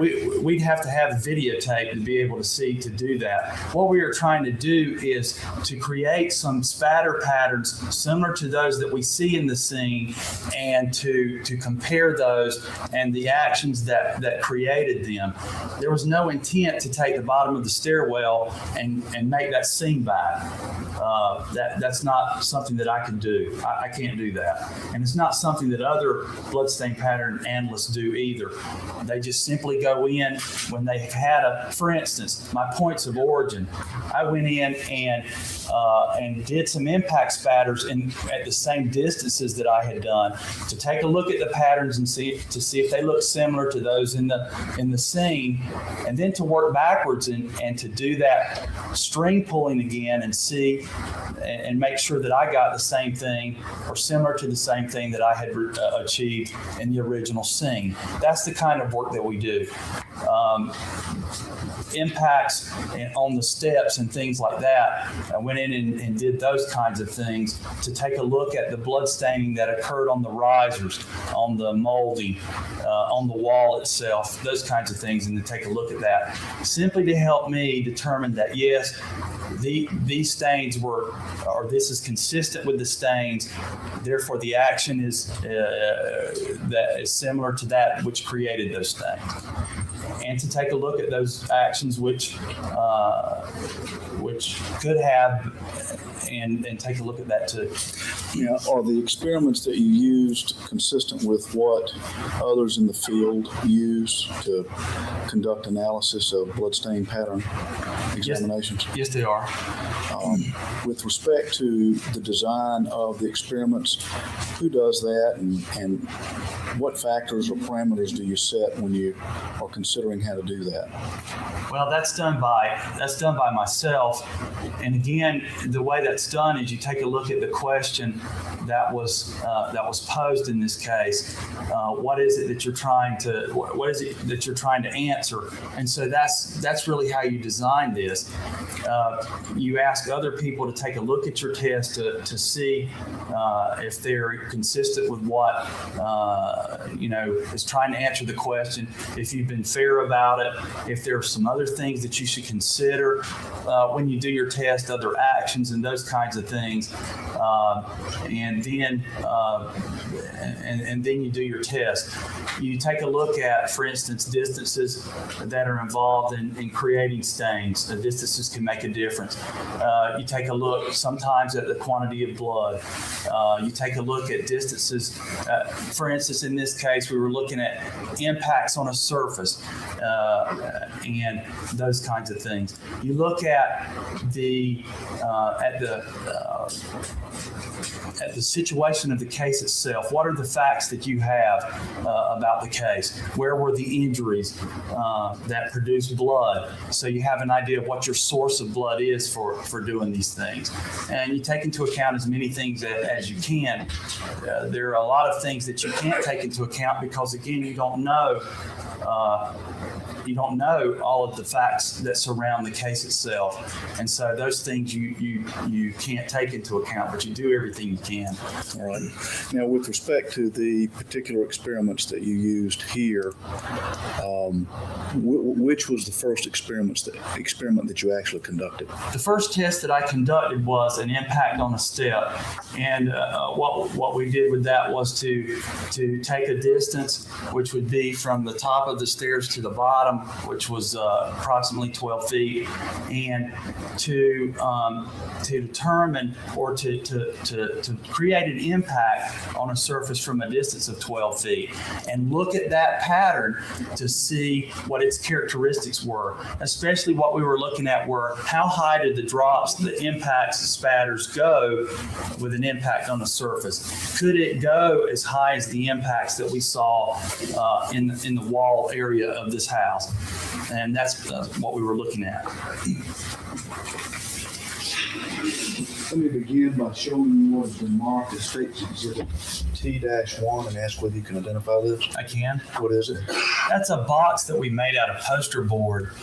And what that is that's the target for the blood staining when we drop the object creating the impact spatter. And what the purpose of it was to catch blood spatter at 360 degrees and so that we could study the staining that was produced there. And what was the height height at which you dropped the source of blood? It was the height itself was 12 feet when it was dropped. And how did you make the source of blood? What did you use? Well, I used a styrofoam head, mannequin or head, and the source of blood was a sponge taped to that head, and it was soaked with blood. And a rod was provided to the head so that you could hold the object itself, and it provided weight to that. And then it was dropped from a ladder 12 feet into the box, producing an impact on a surface. That's what we were trying to achieve, is an impact on a surface like a step or a floor or whatever. And so the source of blood came down and created that impact. Could you sit down and show the jury what's marked as State's Exhibit T-1, and at this point I'd move it into evidence? Yes.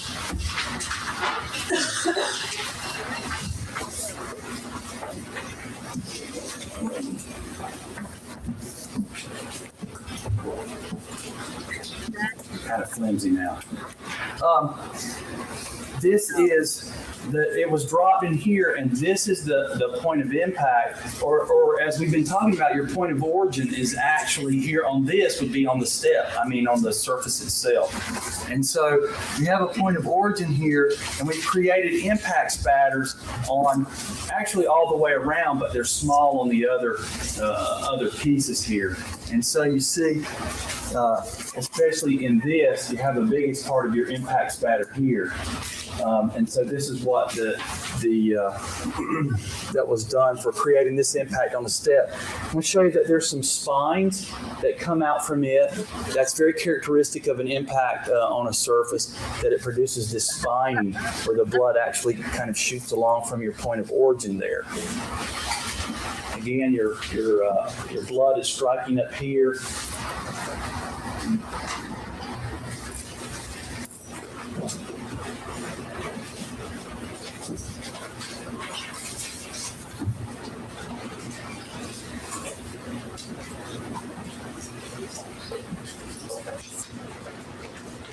You'll see the walls. This object was actually sitting like this when the source of blood was dropped into it. And so you see that it created, again, that spatter pattern up in here on this wall primarily, but along the surface also. And then you have some droplets around 360 degrees in here. And you will notice also that it doesn't rise very much, okay? It didn't rise very much up on this wall or this other surface. It stayed fairly low. Now let me show you what's marked at State's Exhibit P-215 and ask whether you can identify that.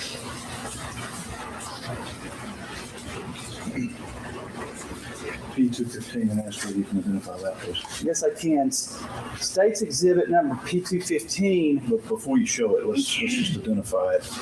At this point, we move into evidence what's marked at State's Exhibit P-215. And what is that?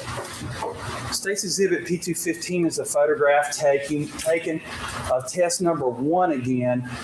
We did the same thing again, but this time we used pieces of poster board, and the source of blood was dropped from 12 feet. We applied more blood to the sponge itself and dropped it again, producing an impact spatter on a surface. You'll notice the spining again, very indicative of an impact on a surface. And you'll notice the target or the target wall here. We have drops that have risen. There's a drop right up at the top there, but the majority of the staining again is still very low. We have a few drops that have come out.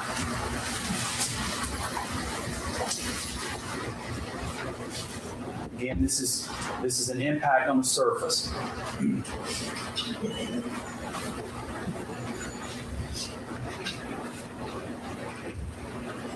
Now, one interesting aspect of this test itself is the fact that there was a source of blood already present when we dropped the object from 12 feet. What I mean by that is that we've already put blood on the surface of that object so that it would create an impact when it struck the surface. Had we dropped something comparable to a human person, there's no blood source until it strikes that surface and it begins to bleed. And so you would not expect anything like this from an initial impact on a surface. Had a person already been bleeding and then fell from a distance, then you could expect an impact spatter much like this. Judge, for the record, we have there's a ruler in that photo. We have an indication of how high up the spatter got based on that ruler. The ruler says 22 inches, but I actually said 24 inches, so I gave it a little bit higher there. Let me show you what's marked as State's Exhibit T-1-A and T-1-B and ask whether you can identify these, please. Yes, I can. What are those? These are posters these are the posters that are depicted in this photograph. At this point, we move into evidence what's marked as State's Exhibit T-1-A and T-1-B. And just quickly show this to the jury. Thank you, Your Honor. This is the horizontal poster. In other words, this is your point of impact, okay, or point of origin, okay, and you have spining occurring again, very indicative, and your impact spatter on this surface itself is producing that fanning out effect. This is an impact, okay, and so it produces that fanning effect.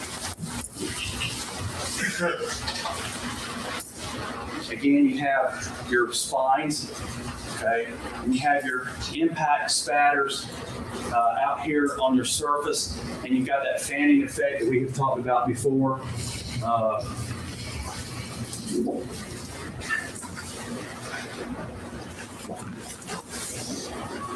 Just so we're clear, this T-1-A represents an impact to the surface that's horizontal. That's correct. All right. But you found 3 points of origin in this stairwell that were out in space. That's correct.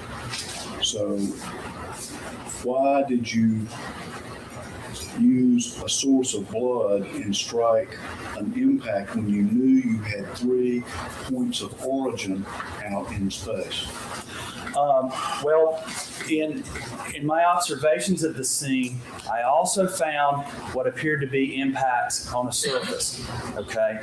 But also, we wanted to look at staining. Could an impact on a surface create all that staining up on the walls, and could it rise to the height that I saw impact spatter?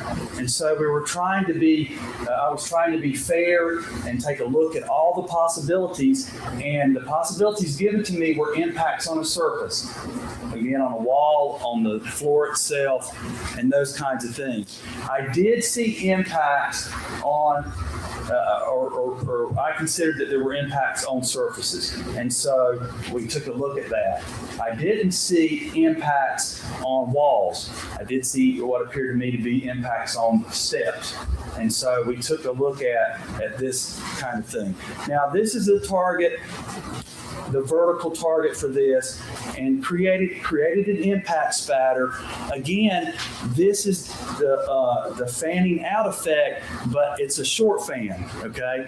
The majority of the blood this impact spatter is along this surface, along this area here. Now, there are spatters that are going up some.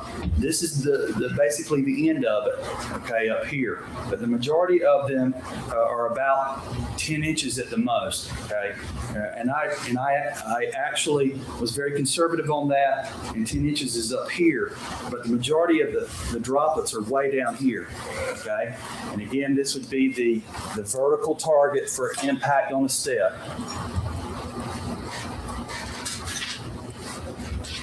And when these posters were made, they were actually in this position? They were actually in that position. This photograph was taken just after the object had fallen. I removed the object, the photograph was taken. You see the difference in the color of the blood being bright red, and now after lamination, it's even starting to turn a little brown.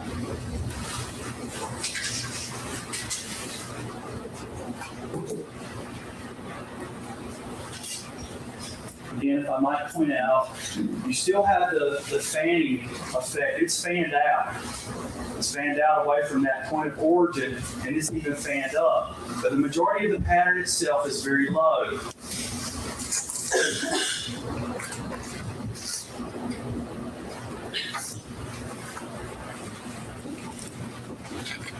Now, this is not an unusual test. This is a test that's done in schools that I've taught, that I've been to, and this produces an impact spatter that is characteristic of an impact on a surface. But we went back and looked. We moved the distance out to a distance that's comparable to my points of origin away from the wall, actually exaggerated a little bit away from the walls to see how high they'll come up. Now, what was the next test or series of tests that you?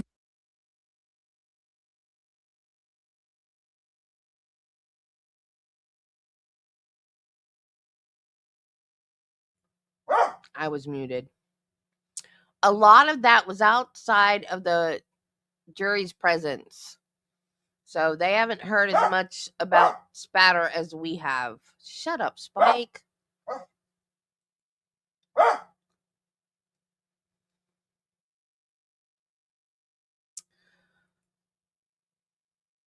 Darn it.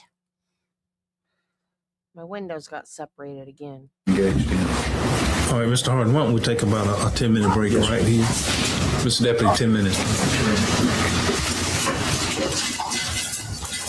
During the break, I need to see counsel up here.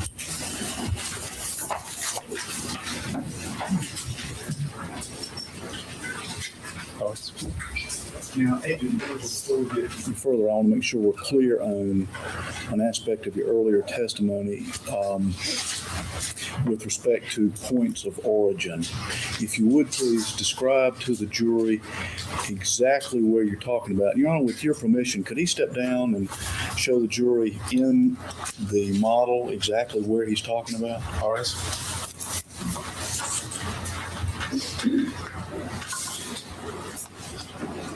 Can I move this back to the first so he doesn't see? By yourself?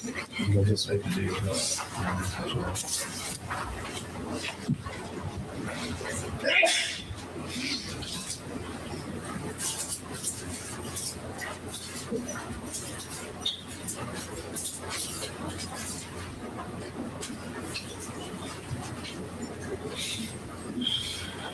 Let me get out of your way. You go ahead and use your pointer to describe exactly where points of origin were that you found in the evening of December the 9th, 2001. Again, I was looking in the impact spatter on this, which is what I'm calling the north wall, and the impact spatter on this up behind this chair rail, or lift chair, which I described as the east wall. The points of origin that I found for the distances that I gave, I'd have to read them again, were basically in this corner, out in space. One of them was, I believe, 19 inches up and out from these two walls, and the other, I can't remember at the moment, but maybe it was 11 inches. I could read that again if You you need need to get your report because I want to make sure we're precise about where these are.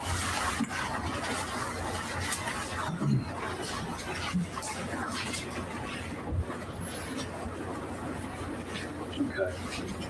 The first one was 19 inches up from step 17. This would be step 17, which is the largest step in this stairwell, or takes up the most room in this corner of the stairwell. 19 inches up from 17, 6 inches out from the north wall, okay, and then it's 8 inches out from the east wall.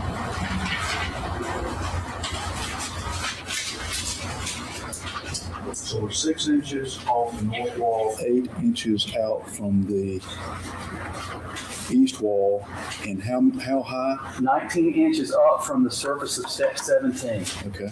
Out here in space.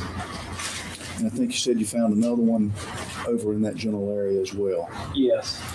Please describe that to the jury. And another point of origin was found 11 inches up from step 17, which would be 8 inches below the first. 2 inches out from the north wall, so it's closer to the north wall. I'm sorry, this is the north wall. And 8 inches out from the east wall. So they're both about the same distance from the east wall, but this one is closer to the north wall and lower. Now, if I might comment, in doing the reconstruction of this wall, I had no idea that I would find 2 points of origin. That is something that I have done before in doing reconstructions in a scene. I have found 2 points of origin, but you're just looking basically for a point of origin. And so that was not, finding 2 was not the purpose of this exercise. It was just a result of the exercise. And you think you indicate that you found a third one as well. Yes. I found a third one. As I said before, I just make observations in these scenes because when there is a low amount of blood, usually at the beginning of an incident, then you would find small impacts and other stains or with a less quantity of blood. And so when I went into this stairwell, the first observation I looked for is the heaviest amount of blood is in this north and east wall area. And so I looked around to see if I see indications where lesser amounts of blood were impacted. And I found that on this wall, or the west wall. Again, a cast-off stain here and an impact spatter stain next to it. And so I did a reconstruction of that stain in that area and found a point of origin for that 27 inches up from step number 15, 18, 17, 16. Number 15 actually touches the corner or the edge of this door. Okay, and it was 27 inches up from that step, 2 inches in front of step 14, which is the step in front of it, and 5 inches out from this wall. And so it would be generally in this area.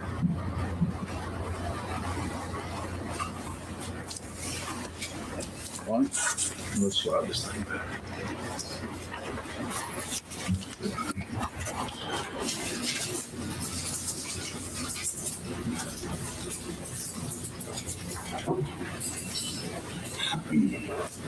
Now, you conducted other experiments as well, is that right? That's correct. With respect to the next in the series of experiments, what did you do?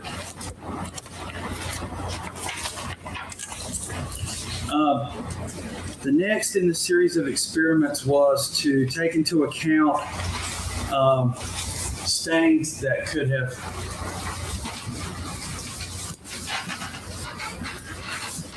I found impact spatters on a pair of tennis shoes that were found in the scene. And so I wanted to look at the types of actions that could create impact spatters on shoes. Additionally, though, we did put socks. I did use socks and short pants because there were stains on the shorts. And so I included shorts as part of this test also. And from the information that I had in the scene, individuals had gone to the body. And so you need to take into account the actions that can create impact spatters or spatters in those types of situations. And one of those is walking in blood. A shoe coming in contact with blood on a surface, that's an impact.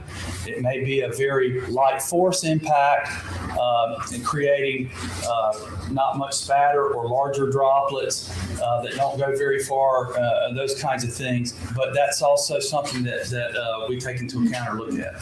All right. Your Honor, may I approach the witness, please? Yes.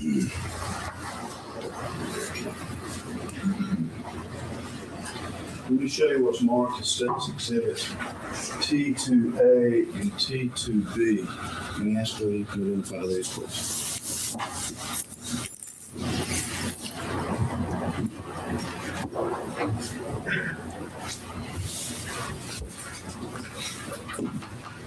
Yes, these are posters that were made. These were posters that were made during the conduct of that test. And what I did was I placed a source of blood on a vertical piece of target. I put new shoes, new tennis shoes, socks, and a pair of shorts on, and then I stomped in the blood. And in this case, I was standing up when I did that, and I stomped in the blood to exaggerate the force to produce as much blood staining as possible on the shoes to accomplish that. And so that was done, and this would be the target vertical. Now, with respect to the shoes that you were wearing, were these test shoes or these your regular shoes? These are test shoes that I bought as close to or comparable to the ones that were provided to me from the scene that I studied. All right, Your Honor, could the witness step down and show these to the jury? And at this point, we move into evidence what's marked as State's Exhibit T2A and T2B. So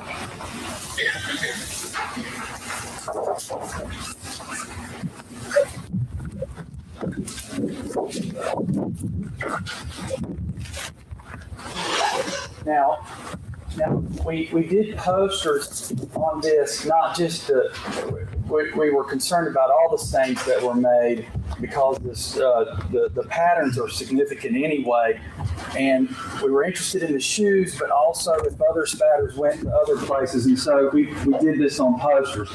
And so basically what was set up was this was set up in the horizontal.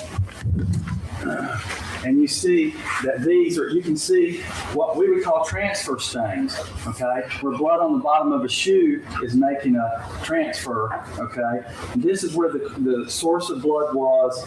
And then you see there's spatters, there's impact spatters because the shoe coming in contact with the source of blood is creating an impact on it. And so this was done in the horizontal. When you say source of blood, what was the configuration of the source of blood for this particular experiment? For this experiment, we took a quantity of blood, 5 milliliters in this case, and just poured it on this as if there were a stain on the floor and somebody walked into it or stepped in it.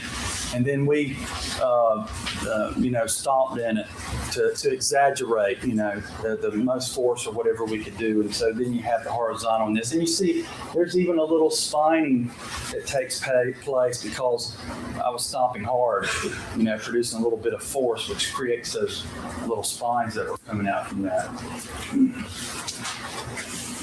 And again, this was in the horizontal. In other words, it was like this. And I'm stomping on the top of the blood for that. And I had those shoes and socks and those shorts on. And this is the configuration that the posters were in. And you see that here's an indication of the rise of the blood. Of course, this would be like an impact on a surface anyway. And so you've got just a small rise. And these are small drops. These are small drops indicating a fairly large force. I was putting, a pretty good force down, stomping on these shoes.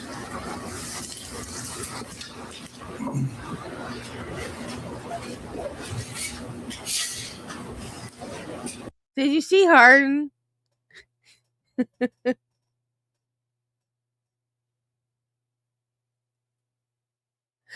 Harden, he brushed his hair, because Deaver went by him with the poster board that had all that blood on it. And I guess he brushed the poster board against his hair, and he reached up and he was like, do I have blood in my hair?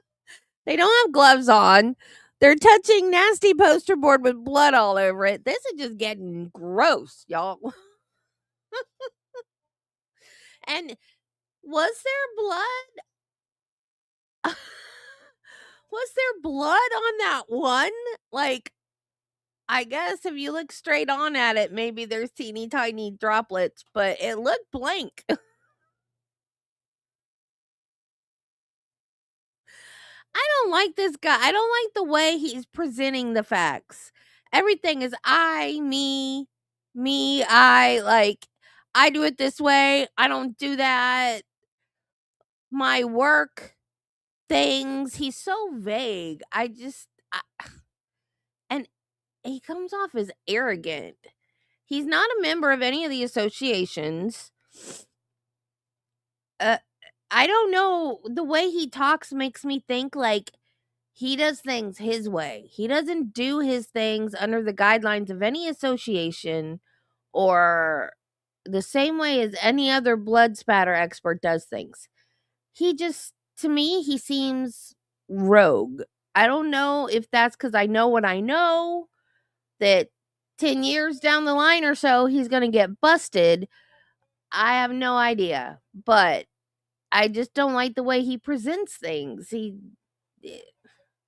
seems very egotistical. I can't talk. Very egotistical.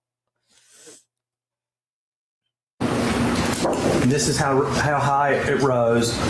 You can see that they're pretty small droplets. That's nice carpet. Like, now,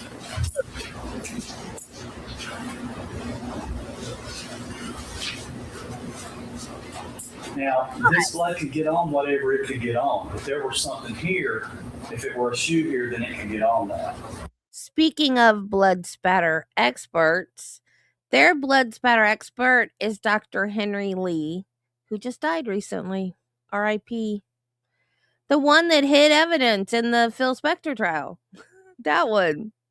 With respect to the test shoes, what did you see on the shoes in various locations once you did this particular test? Refer to my report.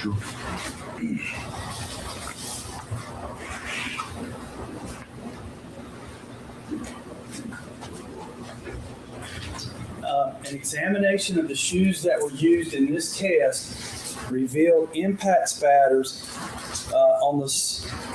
Let's see, I'm sorry. Okay, there were impact spatters 5 inches up. That's the highest drop on this, was 5 inches up.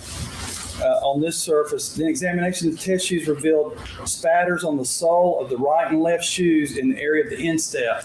In other words, if you're looking at the shoes or facing you, if I were wearing them, that's on the inside, on the sole, the little place, you know, on the side of the sole. So there were 90-degree drops that came out from each shoe and struck it. There was impact spatters that came off of here and hit both shoes on the side. And they were very small droplets indicating force on those shoes. There was one small drop of blood visible on the outside sole of the left shoe. In other words, the left shoe, there's a small drop out here on this. And then there is blood on the bottoms of both shoes. And then there's no blood visible on the top of the right or left shoes. In other words, the spatter did get on the side of the soles at the instep, but it didn't get up and come down on top of the shoes. And that's what that's what I was looking for, because I have impact spatters that are coming down. Okay, on top of the evidence shoes that were provided. Now, you also did another experiment as related to this particular test, is that correct? Yes, that's correct. Let me show you what's marked here at State's Exhibit T2C and T2D, and that's whether you can identify these.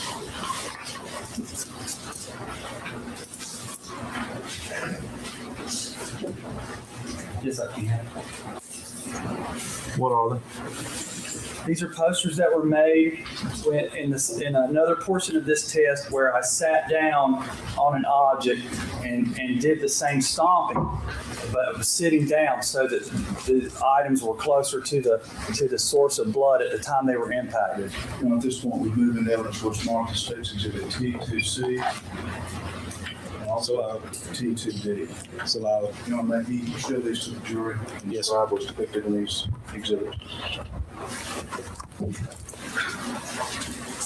T2D is the same, pretty much the same thing we just looked at. A source of blood was placed here and it was stomped. And you've got some impact spatters coming off of it, shooting out from here and out from here. And it was done multiple times, okay? A lot, okay? Just to exaggerate again this action that might create staining on someone who is in a source of blood.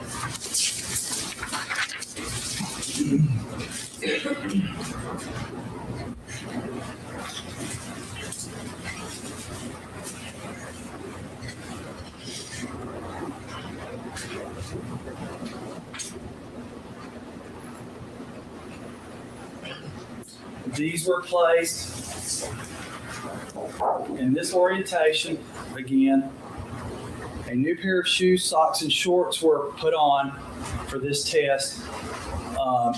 And then this is the vertical target, and you see some impacts, again, fairly low to the surface.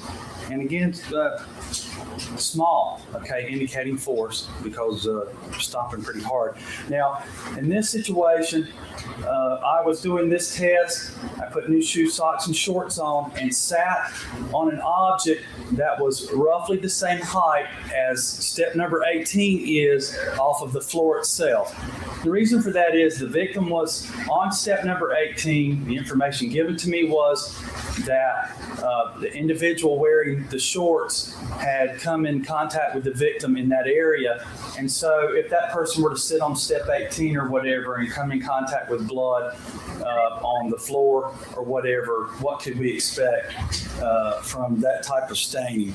And so this test was done in that manner. And again, you can see the rise of blood. The impacts on here is not very high, and they're fairly small.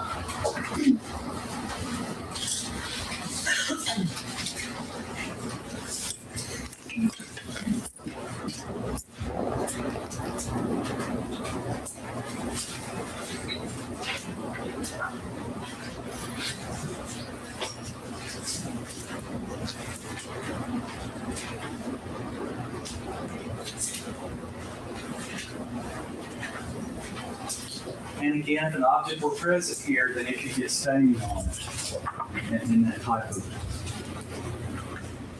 situation.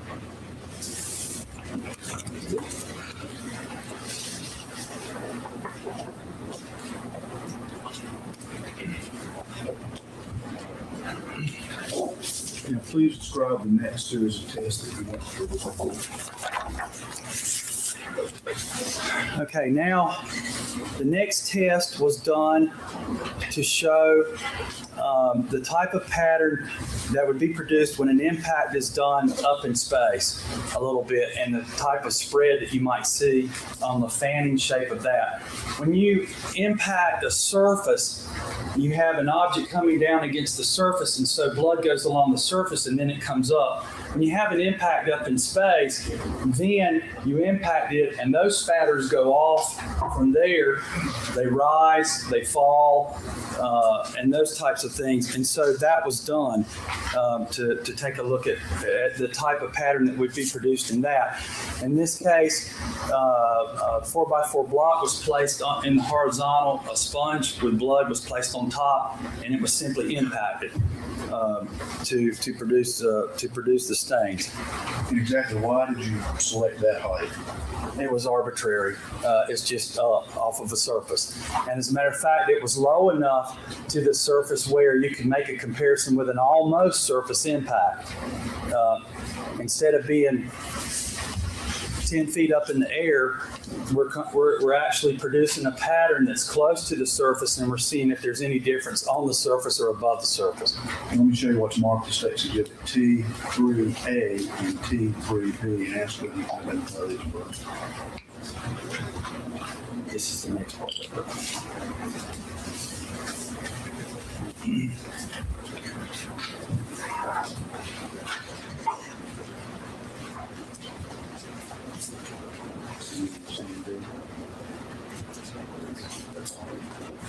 Let me ask that he identify what's marked as State's Exhibit T3C and T3D. Can you do that?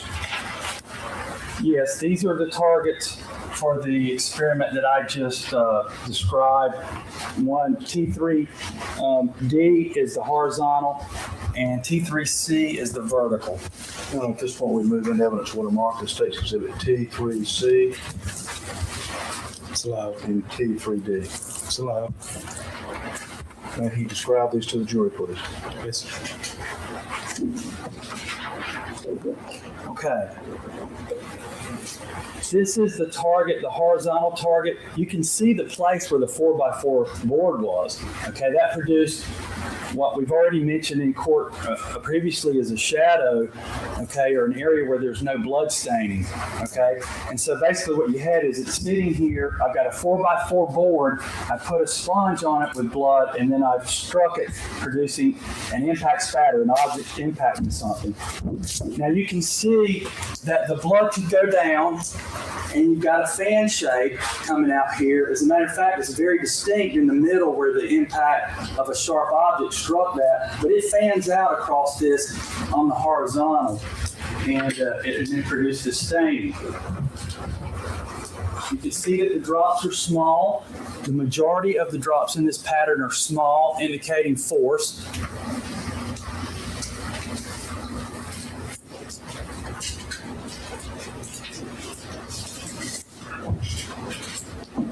And what is the source of blood that you use for this particular experiment? Again, it's a sponge that's been soaked with blood. That's normally done in tests. You just soak a sponge and it becomes your source of blood. And we talked a lot about the experiments and the use of blood. What type of blood are you using? Where did you get the blood? We use human blood that comes from the Red Cross, and it's sold to us to do this. And we have to go through some things with them to make sure we're going to be safe with it, but they eventually sell it to us. Now, the orientation for these posters would be like this. My source of blood is out here. I'm standing over there, and I've struck the blood, and the pattern has come this way. And you see on the vertical that it is fanning out, producing a characteristic impact spatter stain, and that the blood stains are carrying off of the poster, okay? And so they're rising up. Drops are small. We've got a distance here of 18 inches from the source to this wall, or to this vertical.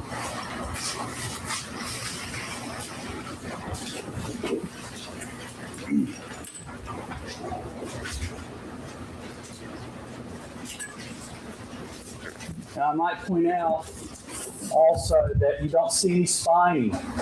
That's characteristic with an impact on a surface. Even though it was just above the surface and it's very forceful, you don't have those spines because it's not on the surface. Something that we looked at, and it's characteristic. When you get up in space, up above your surfaces, then you don't have that spining anymore.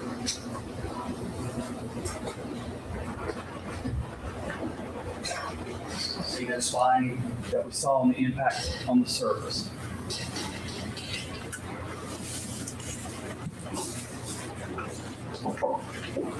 And then this would be your vertical. This in a fan shape, carrying off the poster. And you see the pattern's still going, okay?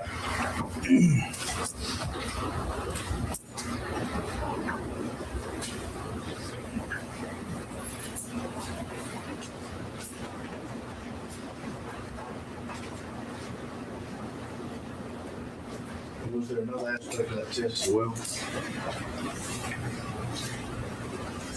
Yes, there was. All right. Let me show you what's marked as State's Exhibit T3A, T3B. And ask whether you can identify these, please. Yes, I can. And just for the record, These are posters made for another portion of this same test. One is, T3B would be the horizontal poster or the place where it was impacted, and T3A would be the vertical. And at this point, we're moving out towards Marcus. Wiggles, answer your phone. It's allowed. And T3B. It's allowed. Now, he described to the jury what a particular piece. I need those two. Okay. Wiggles, answer your phone. What has been done here is a source of blood was placed on a styrofoam head, and then the head was impacted into the horizontal, again creating an impact on a surface. What would it be like if something shaped much like a head were impacted on a surface? What would those stains look like? Okay, and so this would be the horizontal for that. The source of blood was a sponge attached to the head again, and you see again there's spines, okay, and you have spatter, and actually it produces small spatter, okay, that was done forcefully. You see quite small spatter in there, and again this is the horizontal, so this is the place where the impacting is occurring. This would be your point of impact is right on the surface, or your point of origin is right on the surface. Okay, this is all Wiggles' fault.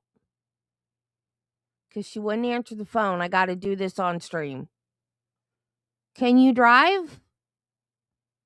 If you can't drive, you need to call someone or go back in the hospital and tell them that you're in pain and you can't drive. I don't want you to get in an accident.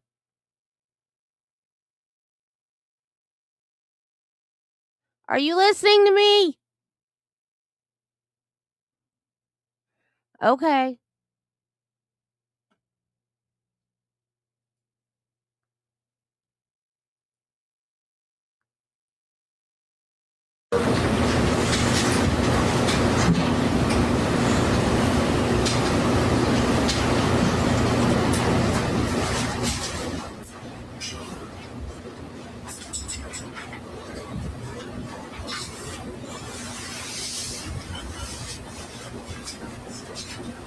Love you too.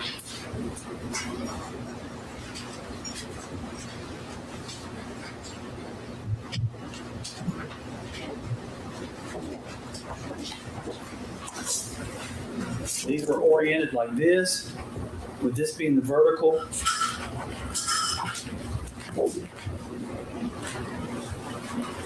And that the record was Marcus statements that T3A. What is significant about this is you have a very low rise of an impact spatter again, this being for the surface. And with this impacting, you have, again, small droplets that are in this pattern, but it doesn't rise up very much. And that's what we're looking at, a comparison of these two things, the surface, this vertical, with an impact in space, which is what I did just previously in this experiment. And we'll show these posters together in just a second. This would be the vertical.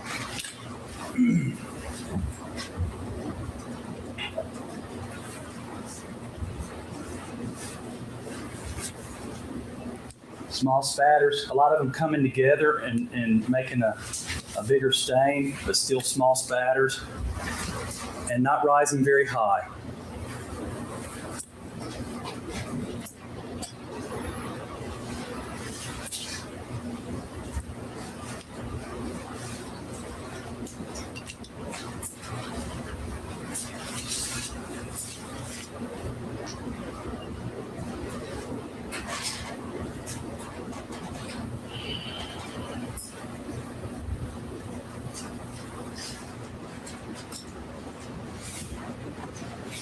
Now, and what we do when we do the testing is to take these things and we put them together to look at.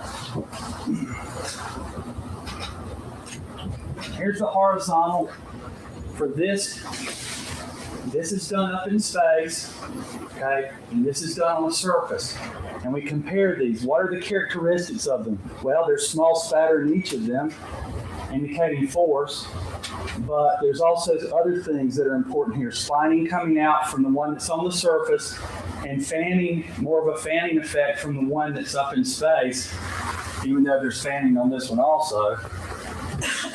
But this is how we make these comparisons and we look at them. What is the difference between the surface and the one done in space? And with respect to how you relate this to that scene, and in particular, what's marked here as State's Exhibit T3D, what did you see in the scene that's comparable to that? What is seen in the scene compared with this are the impact spatters that I see on the north wall and the east wall. They look like this, okay?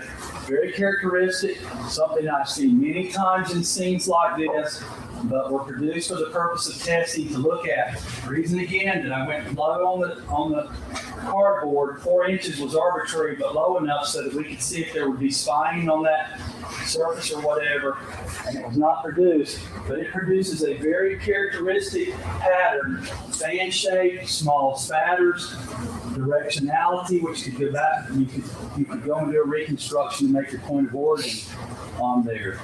And that's what I see on the north and east walls. And what was the lowest point of origin for one of those? The lowest was 11 inches. Okay, again, contrasting would be what we see on the surface itself. Now, some of the characteristics of this test were found in this scene. And where will they located? Located on step number 16. And can you point that out, please, using the model?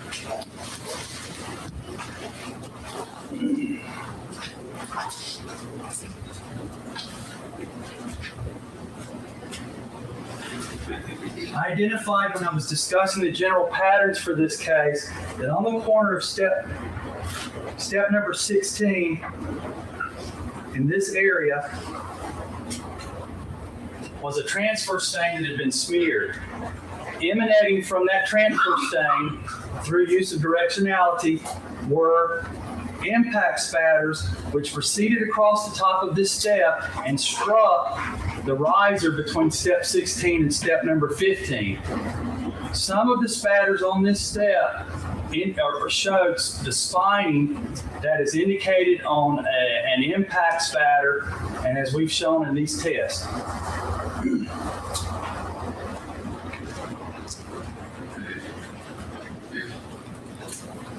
Now, if I might just show the verticals on these also.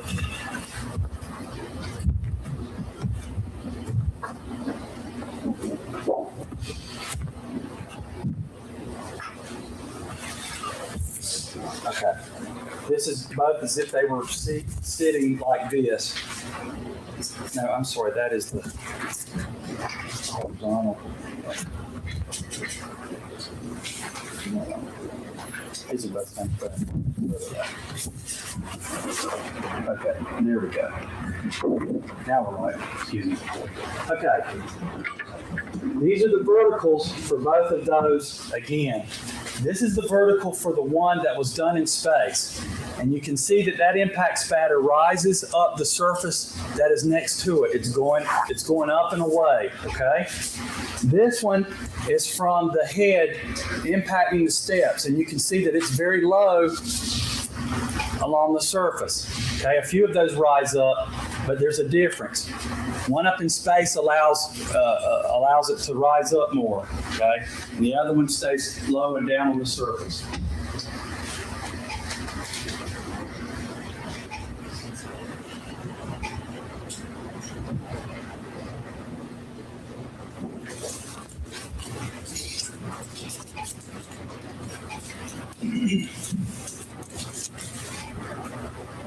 With respect to what was marked as State's Exhibit P217, you took a photograph of one of these tests, is that correct? Yes, I did. It would be this one, which is State's Exhibit. This is a photograph of State's Exhibit T3B and T3A. Now we move into evidence at this time what's marked as State's Exhibit P217. Hello. And this is just a photograph that was taken immediately after doing the impacts. You can see the bright red blood, fresh. And this is the impact on the surface. and that's how high that it carried up off the surface.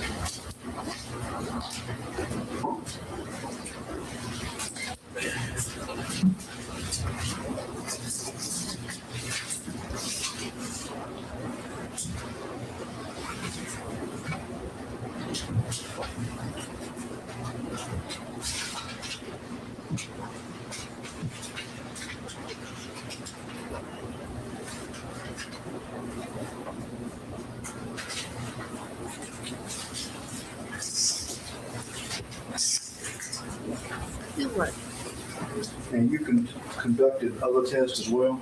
Yes.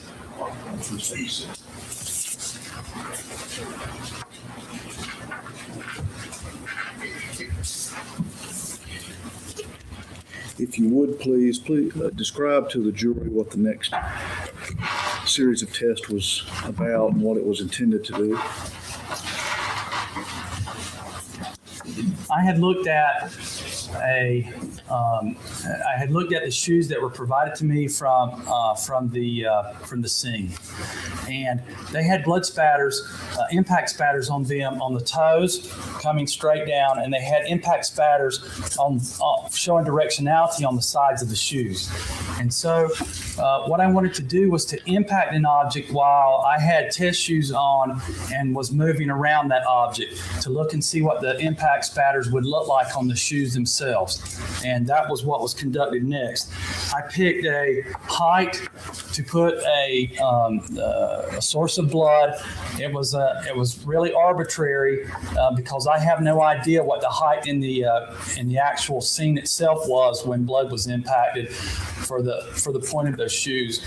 And so I used 36 inches, the top of the yardstick, attached a sponge, and then put on test shoes and socks, and then moved around as I struck a source of blood or impacted it, and then took a look at those shoes and compared them to the shoes that were given to me out of the scene to see what the droplets look like. Are they comparable? Okay. Gentlemen, may I approach the witness, please? Yes.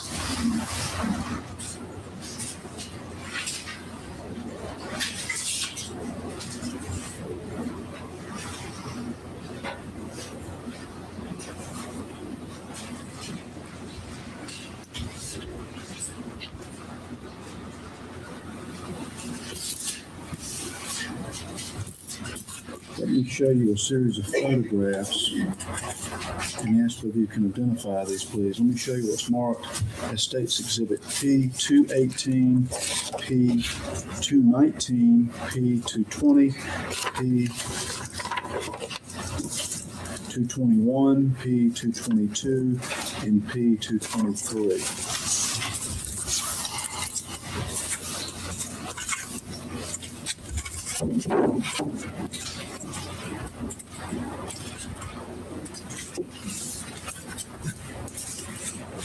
Yes, I can. What are they?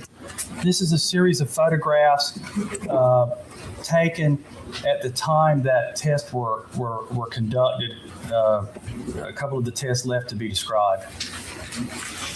At this point, we move into evidence what's marked as State's Exhibit P218 through and to include sequentially what's marked as State's Exhibit P223. Sure, I'm sorry.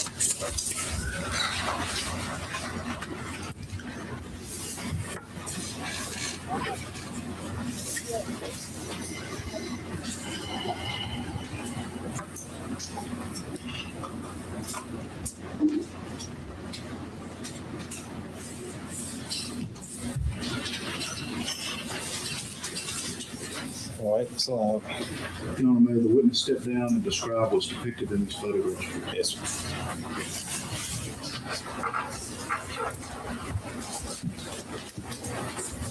Now I want you to generally orient the jury to what you were doing and why you were doing it with respect to each of these photographs as I show them to you. Let me show you first what's marked as State's Exhibit P218.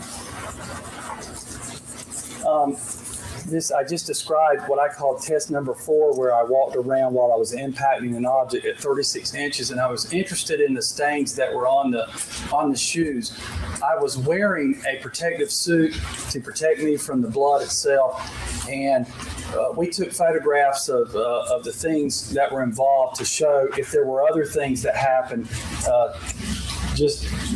Again, just to be fair, this is the suit that I was wearing when that was done, and there were some spatters which came in contact with the suit. So we took a photograph of that. See, we took pictures of things just in case other things happen. What the fuck are you talking about? He's not clear. He's not specific. It's things. He keeps saying things. Be specific, Gomer. Be specific. He's driving me up the wall with this things. He keeps saying things. And actually, that would show that one might expect in doing such a situation that you would not only have impacts on your shoes, but you would also more than likely have impacts on your clothing. And so we took a picture of those on that suit just to show that. That was not our purpose of this test. However, we did want to document that had occurred.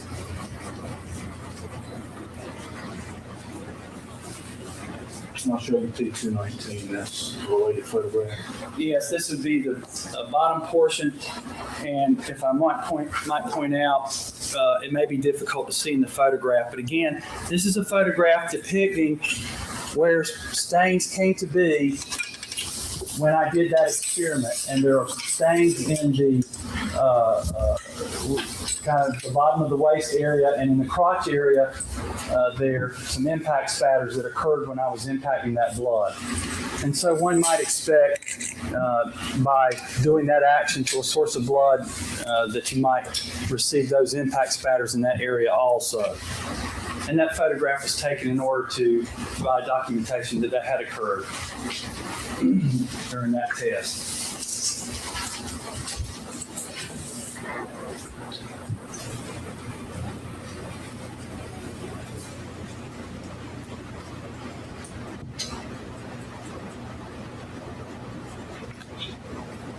Again, that would be in these areas right here.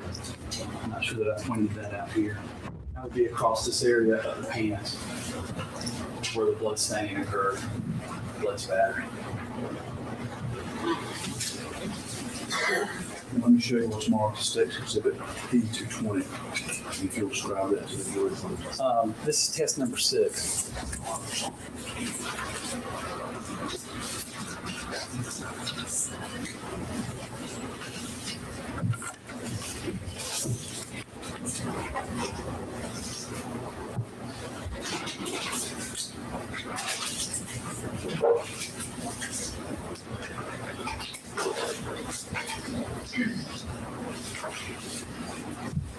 And with respect to the remainder of test 4, go ahead and describe what you did with respect to that.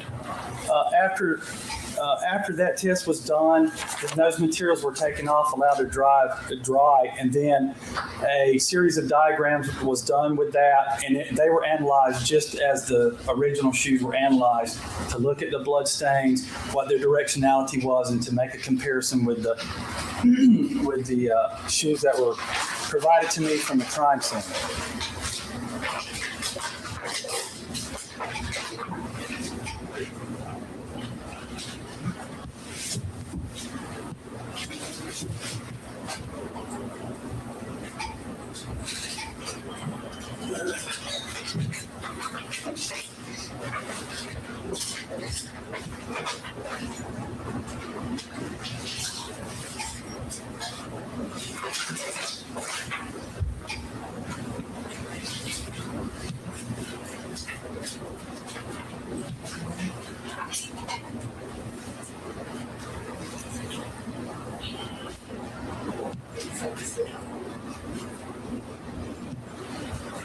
Let me show you what's marked as State's Exhibit 176 and ask whether you can identify this and the contents, please. You can take your seat.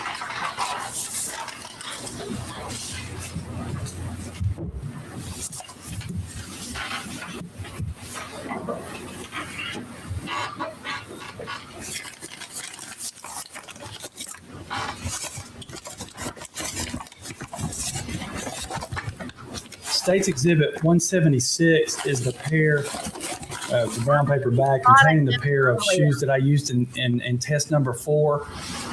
And they contain my identifying marks just for the purpose of being able to identify them. All right. What else is contained in what's marked as State's Exhibit 176? There's also a pair of socks that we used. Of course, we put socks with the shoes. I was thinking of him earlier because I was thinking about confirmation bias and how he was trying to get the blood splatter. I did not just do that. To get the blood spatter to look like it did on Michael Peterson's shorts. So then I was thinking about how the guy put the paint on the car and like leaned into it and all that. And did he put the paint on him or on the car? I don't remember. But yeah, pretty much. He's just like taillight paint guy. How in the world did I break my scissors? Look at that. I almost pinched my finger in it. I'm like, how in the world did I do that to my scissors? It's cracked all the way through. That's crazy. I almost pinched my finger in that. I wish I had gummies. I don't. Travis has chocolate because I break the law. Ooh, I'm on YouTube. I do not break the law. I don't do that. I don't do that. Nobody heard that, right? Nobody heard that.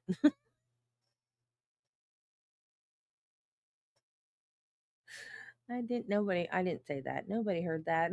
Because there were socks found in the scene near the shoes. And so we put socks on at the same time for the purpose of testing. All right. With respect to what's marked, the shoes that are contained in what's marked, let me back up. Your Honor, at this point, we move into evidence what's marked as State's Exhibit P176 and 176 and the contents of that envelope. All right. So I'll start. Hold on. We'll go ahead and break for lunch before you get too far into this. All right, members of the jury, we'll take our lunch break. Remember the instructions I've given you throughout the course of this trial. Keep an open mind. Don't talk about the case at this point, even among yourselves. Stay clear of the witnesses, the parties involved in this case. Don't watch the case on TV. Don't read about it in the newspapers. Don't do any independent research. I'll see you at 12:45.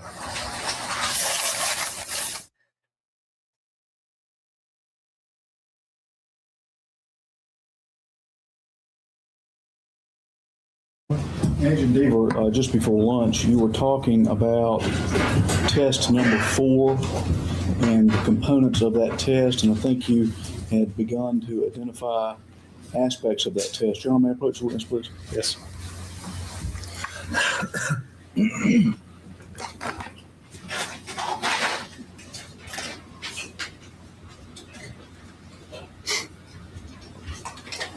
And again, let me show you what would be the contents of what's marked as State's Exhibit 176. I think you've already identified those. And also show you what is marked as State's Exhibit 3A and 3B, and that's what ask whether you can identify these two articles.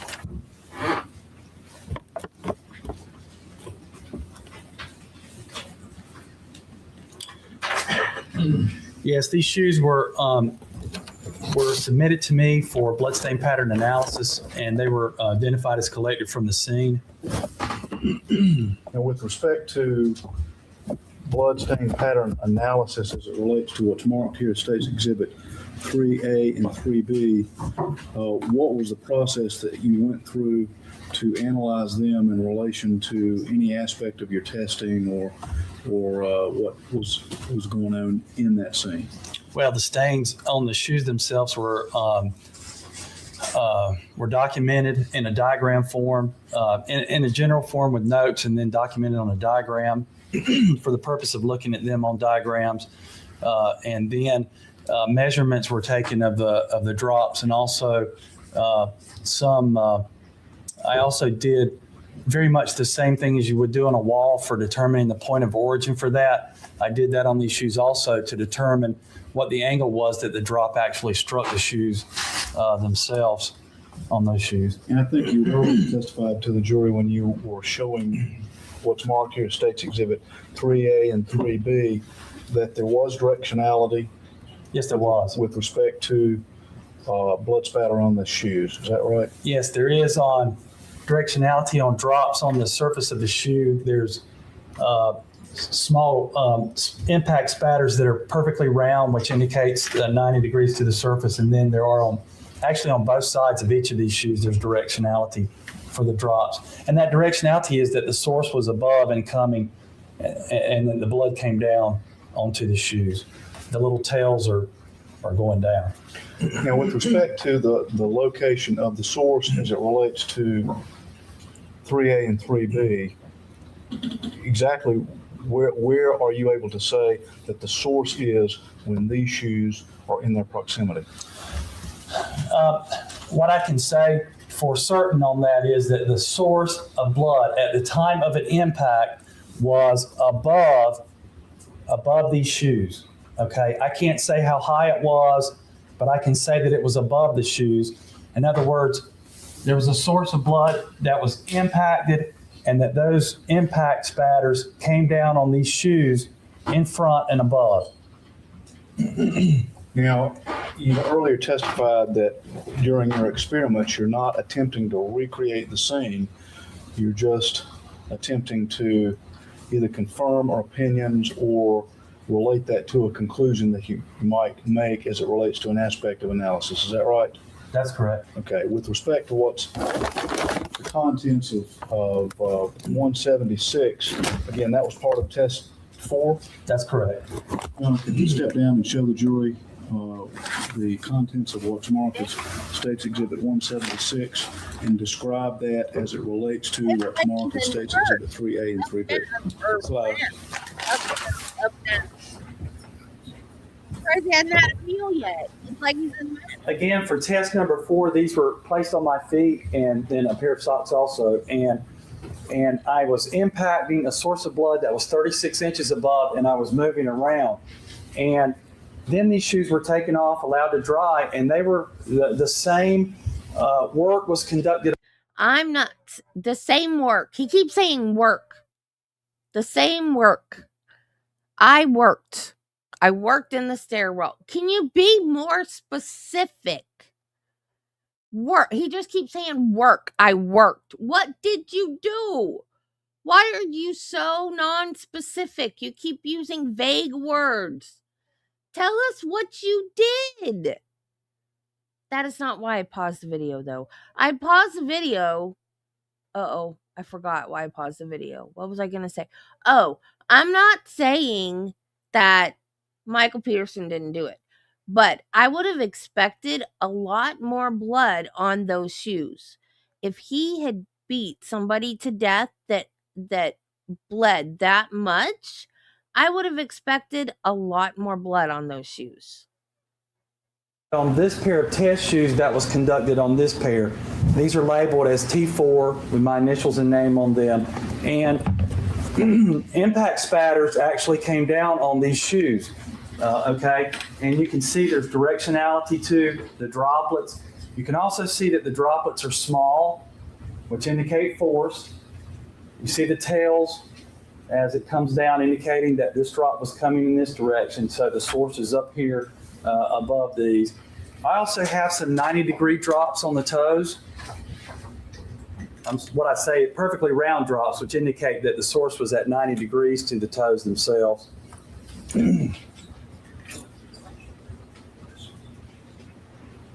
And again, here's your directionality drops coming down. And some of those drops are coming down here. Some of them are quite small, indicating the force of impact. And just so the record's clear, that's the left shoe of what is marked as the contents of State's Exhibit 176. That's correct. Okay. Again, some of those droplets are round, indicating the source was directly above the toe at the time that the source was impacted. And then you have the directionality when the blood was coming down. Now, is the staining on this left shoe as it relates to test number 4 consistent with what you saw in the left shoe? And I think that's what's going to be marked as State's Exhibit 3B. Yes. Is it consistent? Yes, it is. If we go through the same process with the right shoe of what's marked as the contents of State's Exhibit 176. I was just going to show you this. I was just going to show you this. There's some of the small droplets again on the toe that are round and indicate that the source was directly above the toe. There's some of the directionality on some of the drops there. There's also transfer and contact stains. Now, that was not reproduced on the test. I was simply interested in the impact spatters for that. How these other stains came to be on the shoes, I couldn't say. I was interested on how the impact spatters relate to these shoes. Again, the perfectly round drops on the toes.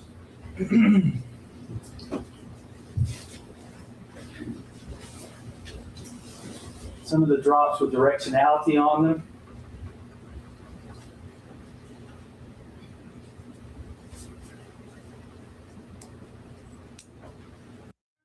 He as in Deaver or Peterson?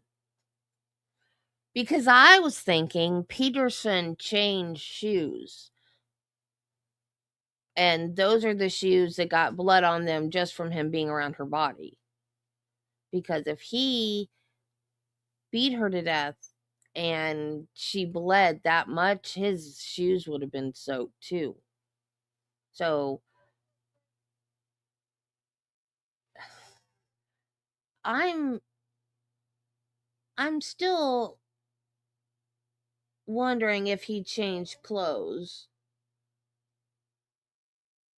But then still, even though he changed clothes, maybe laid on top of her in case he still had some blood on him. And I'm not sure about the blood stains on his clothes. But I'm thinking the shoes would have had a lot more blood on them than that. If he did it. I'm still... The whole cops hiding the blowpoke thing has got me in the reasonable doubt territory right now. But a jury never knew that.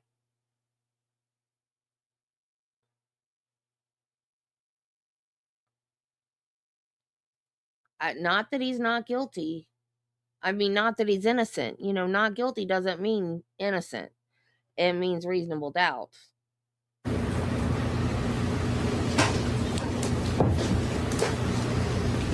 And now we'll show you the right shoe of what is marked as the contents of State's Exhibit 176. And ask if you go through the same process. You see the same type of blood staining on that shoe as well? Yes. Again, you have small spatters or impact spatters. These show directionality. There's a few small drops in the toe area of this shoe also.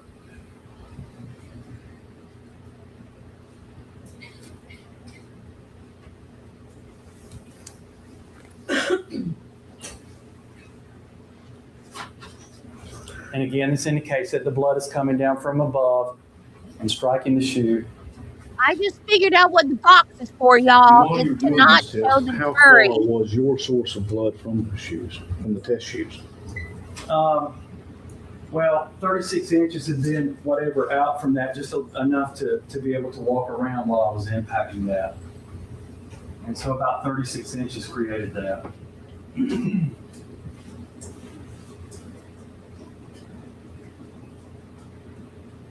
Yep, I just figured out what the box is for.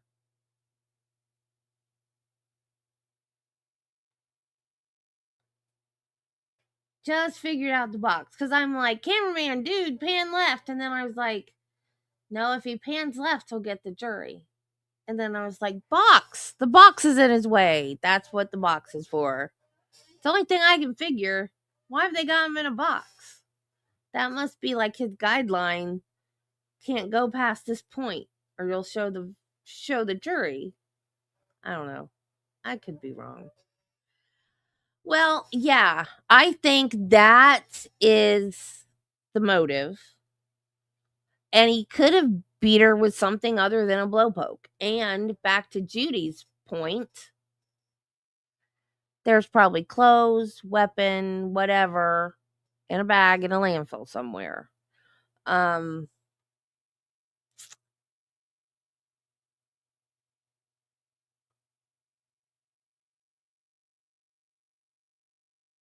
But he didn't do it with the blowpoke because the cops found it. I guess it was with the fireplace tools.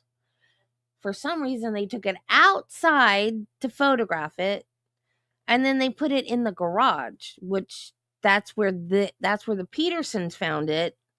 I believe Clayton, his oldest son, found it in the garage, and then got one of the girls, because he was shocked and couldn't believe it, got one of the girls to come with him and was like, "Is that what I think that is?"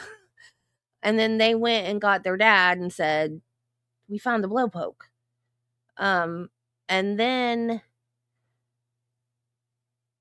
the lawyers, I forgot what the lawyers did. The lawyers did something with it. And I think I can't remember if I think they admitted it into the trial towards the very end because the trial had already been going on when they found it. A blowpoke is it's a fireplace tool, so you can blow through it to put air in a fire while you're poking. One end is like a fireplace poker, and it's long and hollow, so you can blow through it to put air on the fire while you're stirring the embers or whatever at the same time. Which I've had 2 fireplaces in my life. We never had a blowpoke, never had a bellows. All you got to do is stick your fire poker in there and stir it around and then throw. Oh, she's still here. I was going to say, Jill, what's it called? But I didn't know if you were still here or not. An iron pokey straw thingy. Yeah. Jill doesn't like the word blowpoke. An iron pokey straw thingy. It's gonna the prosecution is gonna call Kathleen's sister, and she's gonna demonstrate how it's used. We didn't even have bellows. Of course, it was a Florida fireplace. I don't know if that makes a difference. We didn't use it that often.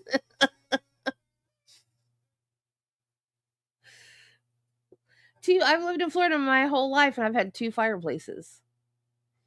And one of those wood burning stoves, the black potbelly, whatever they're called. I don't know. We never even used that one at all, ever. But I liked our fireplaces.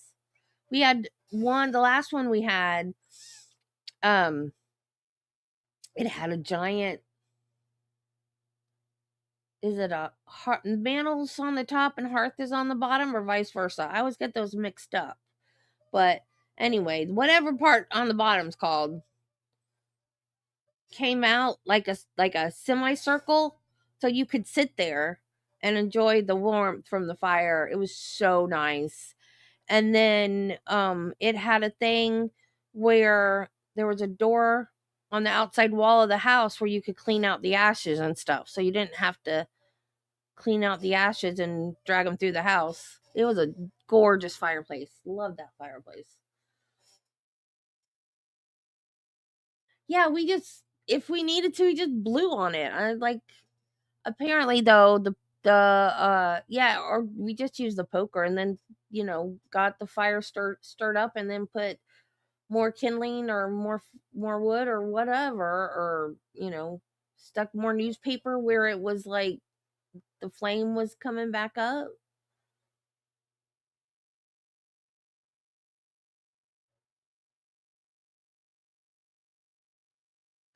Oh, cool.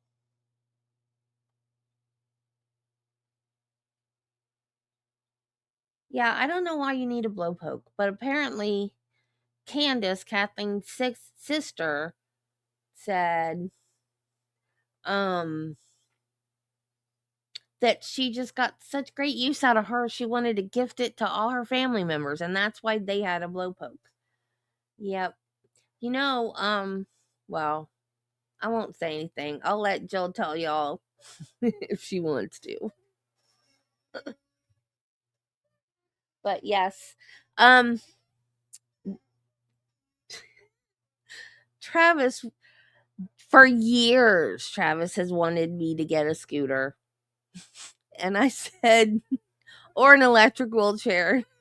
And I said, nah, you just want to soup it up because you want to be like Tim the Toolman Taylor. More power. That's, you just want to soup it up. That's why you want me to get one.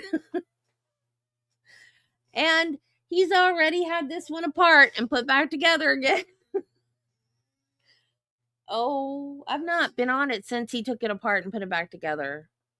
I hope he didn't. I hope he didn't do anything extra. I don't think he did.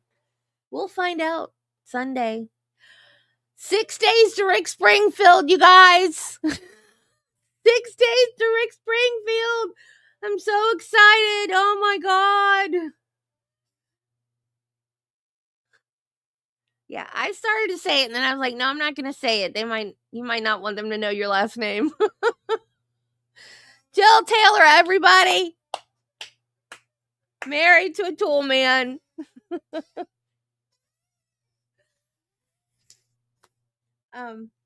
Yeah. I get my 40-year dream comes true Sunday, y'all. I meant to tell you at the top and forgot. 40-year dream comes true. Sunday, I get to see Rick Springfield. I'm so excited. Okay.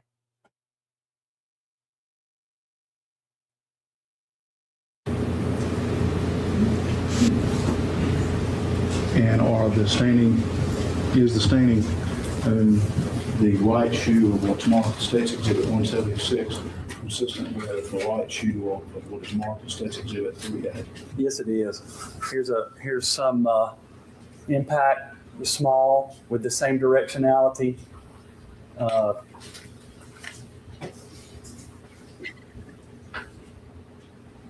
not streaming it though.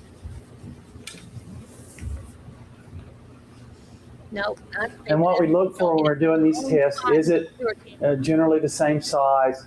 Does it have generally the same directionality to it as we're looking at? Not stain for stain are we trying to reproduce it because we can't get all the conditions. We don't know what the conditions exactly were, but was it something that was above the shoes at the time of an impact spatter, and when it was impacted, did it produce basically the same type of stains? Again, there's a directionality drop there. Again, this one has some transfer stains on it. It's come in contact with blood from something else also. And we didn't reproduce this on the test shoes. It's transfer stain. We were interested again in the spatters. And so that's what we reproduced was the spatters. That's what we were interested in. Not to make these look like these, but to see what the spatters look like. All right, now, you take a seat. Did you conduct additional testing? Yes, we did. If you would, please, you want to describe that to the jury.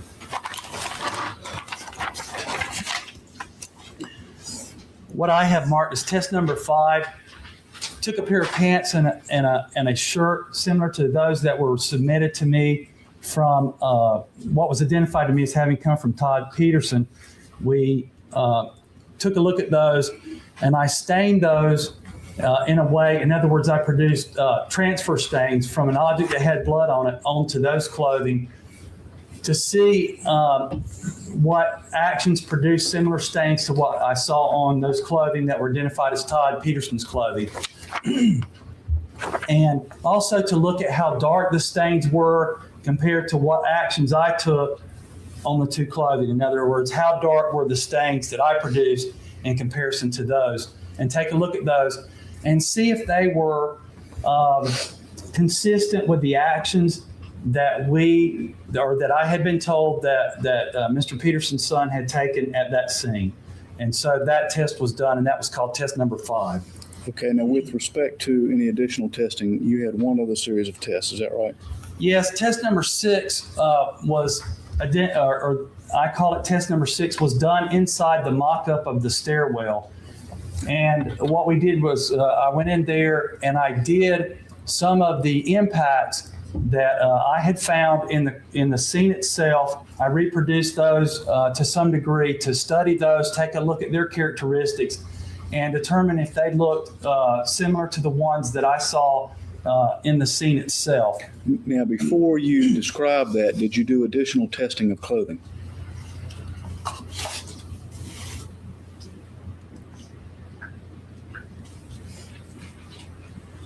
Yes. Also, while using that same mock-up, additional clothing was put on, and an impact spatter inside of that stairwell was conducted to see what type of stains would be found on that clothing. Okay. You want to approach the witness, please? Yes.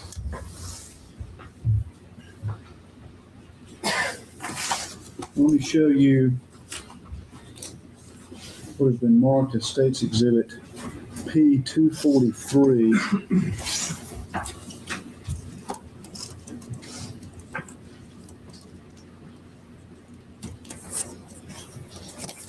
And ask whether you can identify that, please. Yes, this is a photograph of myself. All right. With respect to the series of experiments, what does that represent? This represents a photograph taken of me with my safety equipment on and the clothing that I had placed on during the impact in order to show what that clothing looked like immediately following the impact. All right. At this point, we move into evidence what's marked as State's Exhibit P243. So, now, you've previously identified what was marked as State's Exhibit P220, P221, P223. Let me show you those again, please. You can identify those? Yes, I can. All right. Now, at this point, we move into evidence what's marked as State's Exhibit P220, P221, P222, and P223. so I'll also show you what is marked as State's Exhibit T6A, T6B, T6C, and T6D. Can you identify those?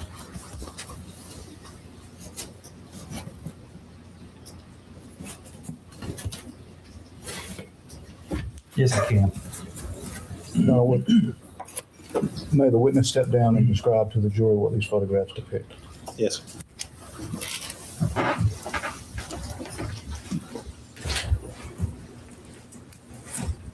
Let me have you begin with what is marked as State's Exhibit P243 and just describe that to the jury to orient what you were doing. This is simply a photograph to show immediately after an impact was done with the shirt and the test pants on. Of course, I have safety equipment on that's required for use with human blood, and to just show immediately what had occurred. And this is an overall shot of those clothing. I've raised my arms up so that the entire clothing can be photographed, and that's what that's about.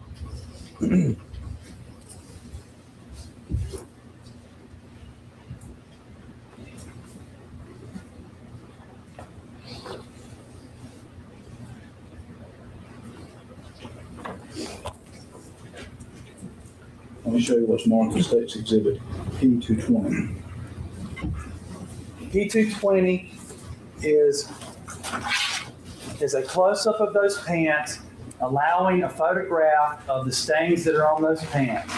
Okay, I went into the stairwell, did an impact, and and with these pants and shirt on, and created staining on the front of those pants. There are impact spatters on the front of those pants, located on the right leg of the pants.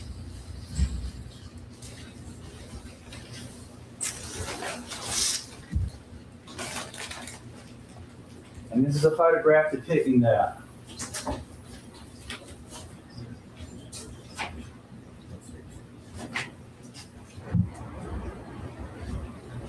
That is impact spatter. That is the direct result of an impact. I impacted a source of blood, and then those drops came in contact with the right leg in the front, as you see there. And before you go any further, let me show you what is marked as State's Exhibit 177 and ask whether you can identify that. Yes, these are the pants that were used for this test. And at this point, we move into evidence what's marked as State's Exhibit 177 and the contents. It's allowed. For the record, that would be a pair of khaki-colored shorts and a blue T-shirt. Now, with respect to what's marked here as State's Exhibit 177, being the contents, relate those pants to what is depicted in State's Exhibit P220. They are the same. This, however, is a photograph before additional staining was done to these pants, so they don't look the same as this photograph at this time. Okay.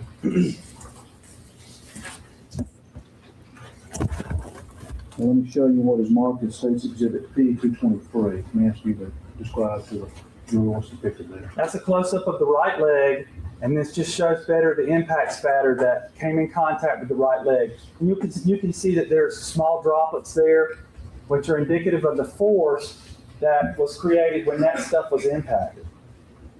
Okay?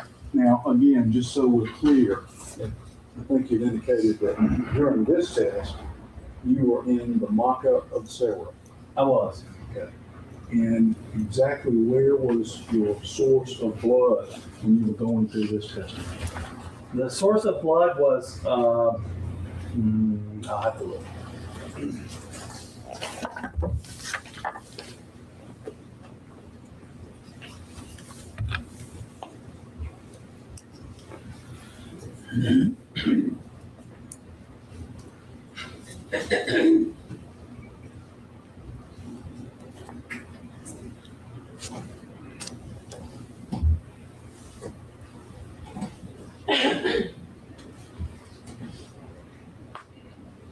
I believe it was either at or on the surface. I can't remember exactly. It's step number 17.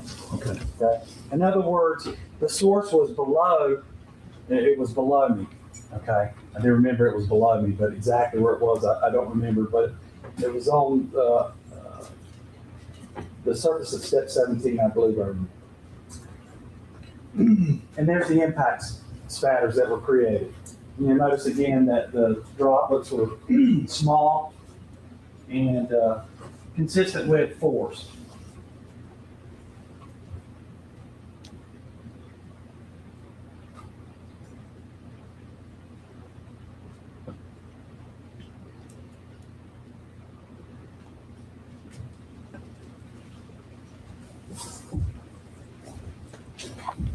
All right, let me show you what's marked as State's Exhibit P222 and ask you to describe what's depicted there. These photographs were taken in succession. This was then taken, and this is a photograph of blood stains or impact spatter on the inside of the right leg. Okay? In other words, someone has opened up the right leg of the pants there so that a photograph could be taken, and there are very small impact spatters inside of the right leg. And what was your position when you were striking the source of blood as it relates to this series of photographs? This right leg was up on one step. I had placed my foot up on one step, which would have been step number 16, I believe, at the time that I impacted the source of blood, which was on step number 17. Can you point that out on the diagram, which is marked here as M1, please? Yes, I can. The source would be on step 17.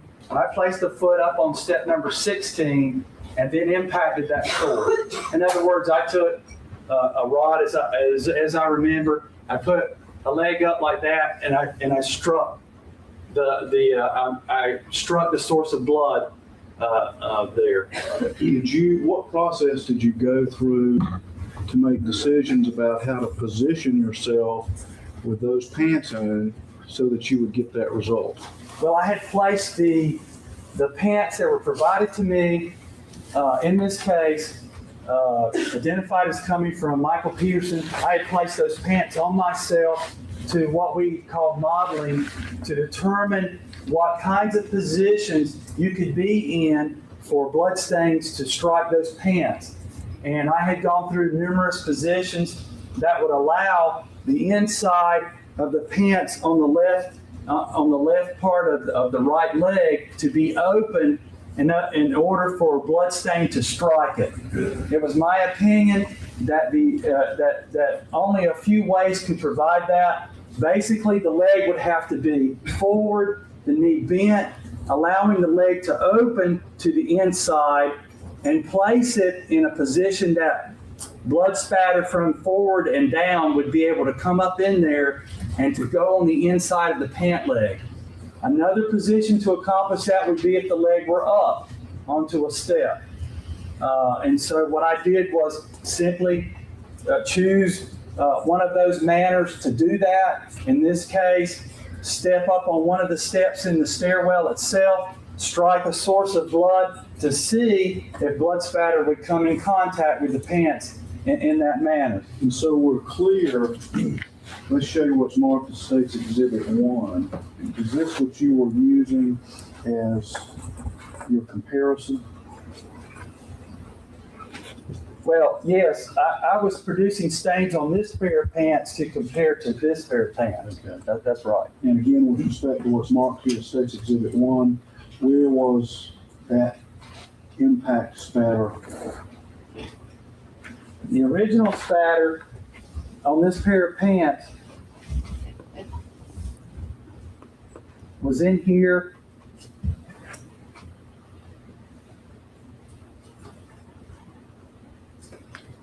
Was inside of here, and it's been labeled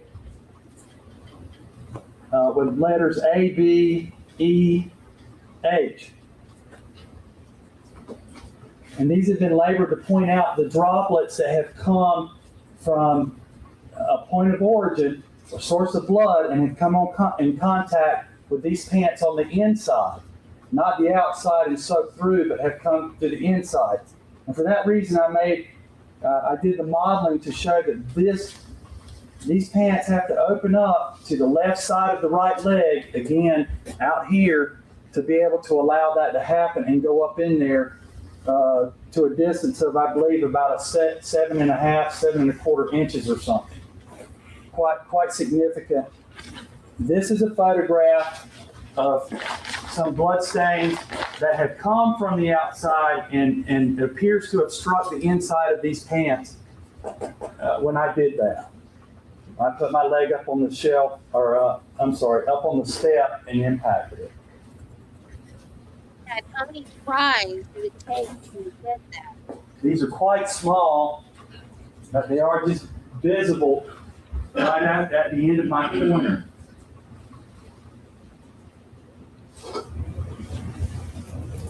And I think early in your testimony, you asked Agent Bendur to look at these pants after you had completed that process. Is that right?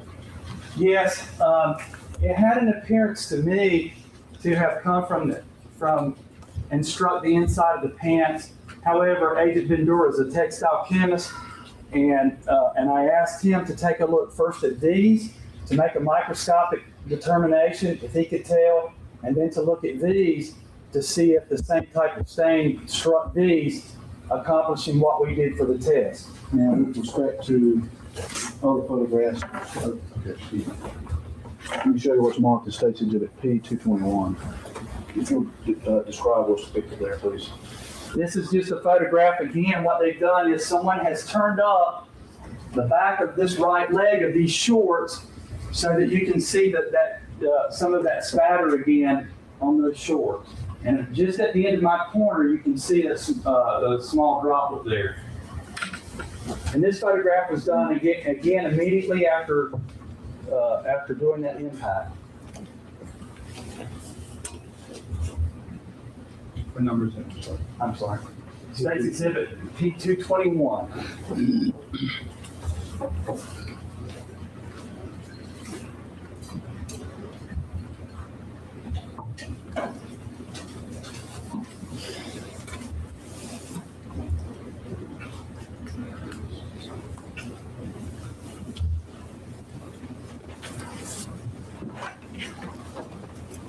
Can you indicate that the doer looked at the test pants, is that correct? Yes. Are you familiar with the photographs that were taken with respect to that? Yes, I am. Let me show you what's marked as State's Exhibit T6A, T6B, T6C, and T6D. Do these represent photographs taken of those test pants after you had completed your testing of that object? Yes. And again, just so I'm clear, you have these test pants in, and you're striking the source of blood. Exactly what position were you in while you were inside of the mock-up?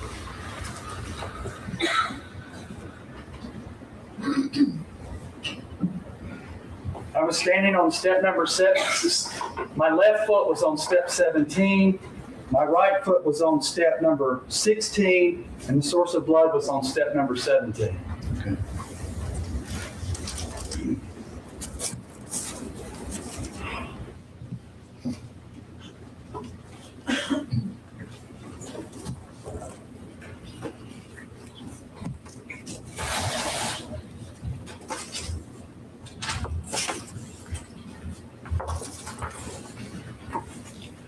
Let me show you a series of other photographs that are marked as State's Exhibit P224, P226, P227, P228, and P229, and ask whether you can identify these. Yes, I can. This is a series of photographs taken of the walls in the mock-up. And when were these photographs taken?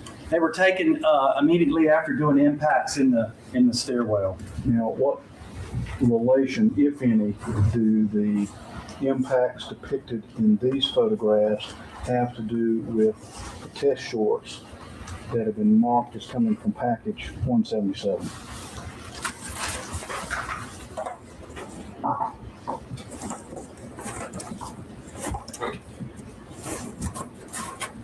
Some of the impact spatter on the bottom of the down in here. Wait a minute, before we go there, just so it's convenient, let me go ahead and move these into elements. That would be, for the record, what's marked as State's Exhibit P224, P226, P227, P228, and P229. So, and I'll show you what's marked as State's Exhibit P227, if you can answer that last question. These photographs represent the impacts that were seen on the wall after doing the impacts in that stairwell. And so some of the impact from this, which was struck one time, in order to produce that, would have been on the wall also.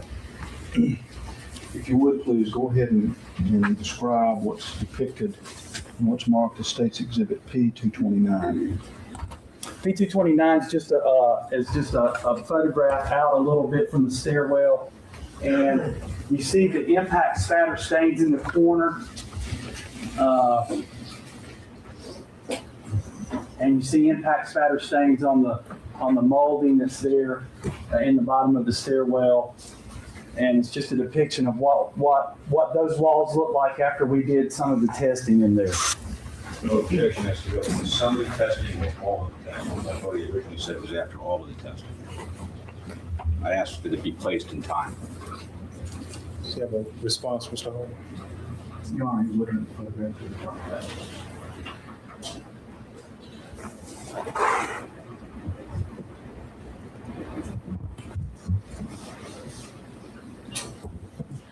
This is some of the testing.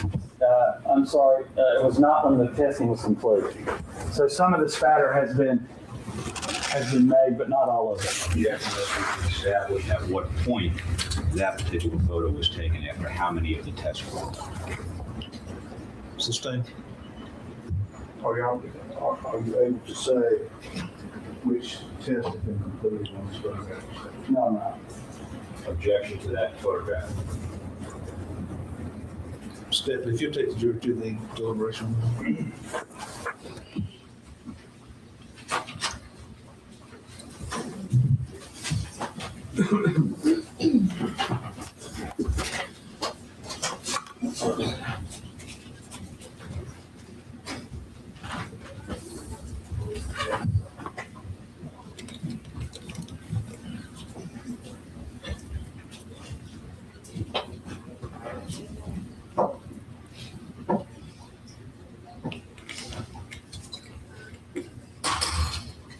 Yes, sir, Mr. Rudolph, you are. Yes, sir. Your Honor, unless this witness can establish at what point that photo was taken during the test sequence, its relevance is impossible to determine. Whether it was after one blow or 38 blows obviously makes a difference in terms of the relevance of what's depicted there. So my objection is that unless and until he can establish at what point that picture was taken after how many impacts had been done in the stairway, we have a relevance objection, and I think it's also prejudicial and misleading. Ms. Harden. Your Honor, whether it's one blow or 38 blows, the importance and significance of these photographs is to show that the patterns produced are consistent with what was seen at the scene of 1810 Cedar Street. And from our perspective, it doesn't matter whether it's the first blow or whether it's blow 38. The jury should be entitled to look at these photographs and say the patterns depicted here, regardless of how many blows, are consistent with what are depicted in the photographs of that scene. We don't know how many blows were inflicted on Ms. Peterson while she was in that stairwell, but it obviously produced patterns in that stairwell on 3 of the walls. The jury ought to be able to compare those with what's here in these photographs, regardless of the number of blows it took to produce these. And they can compare the ones that were taken at the end of all the testing and compare it to what they claim was the state of the walls at the end of the assault that they allege. What is unfair and misleading is for them to take photos that were done at some point in that process without identifying for us at what point in that process, because we can't effectively cross-examine the significance of that without knowing where in the process it was taken. All right, objection is overruled. You bring it back.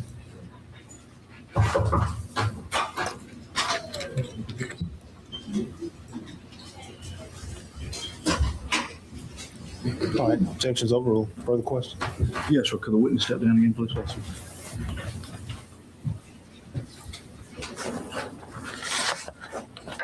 Next, you were describing what's depicted in what is marked here as State's Exhibit P229. You would continue to do that, please.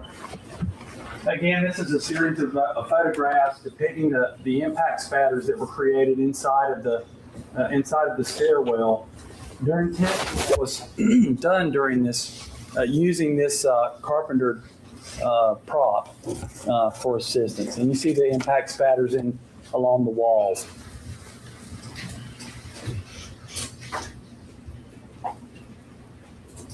You say it's a carpenter prop again? Yes. And with respect to the scale of its model? It's a scale model.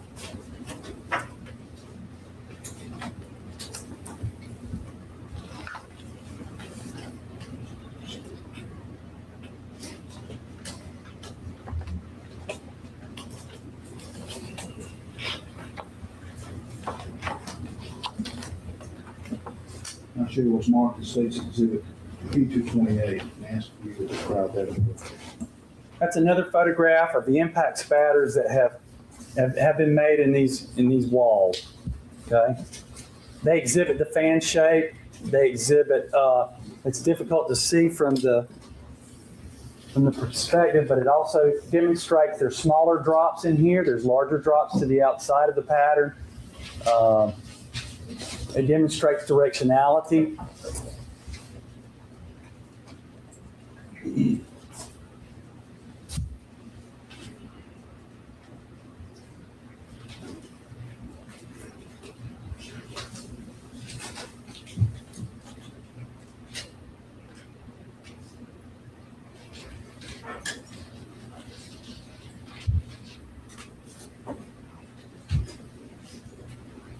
Now let me show you two photographs. This being what's marked as State's Exhibit P224 and P226. And if you'll use these to describe what's depicted in the photograph and what their relationship is.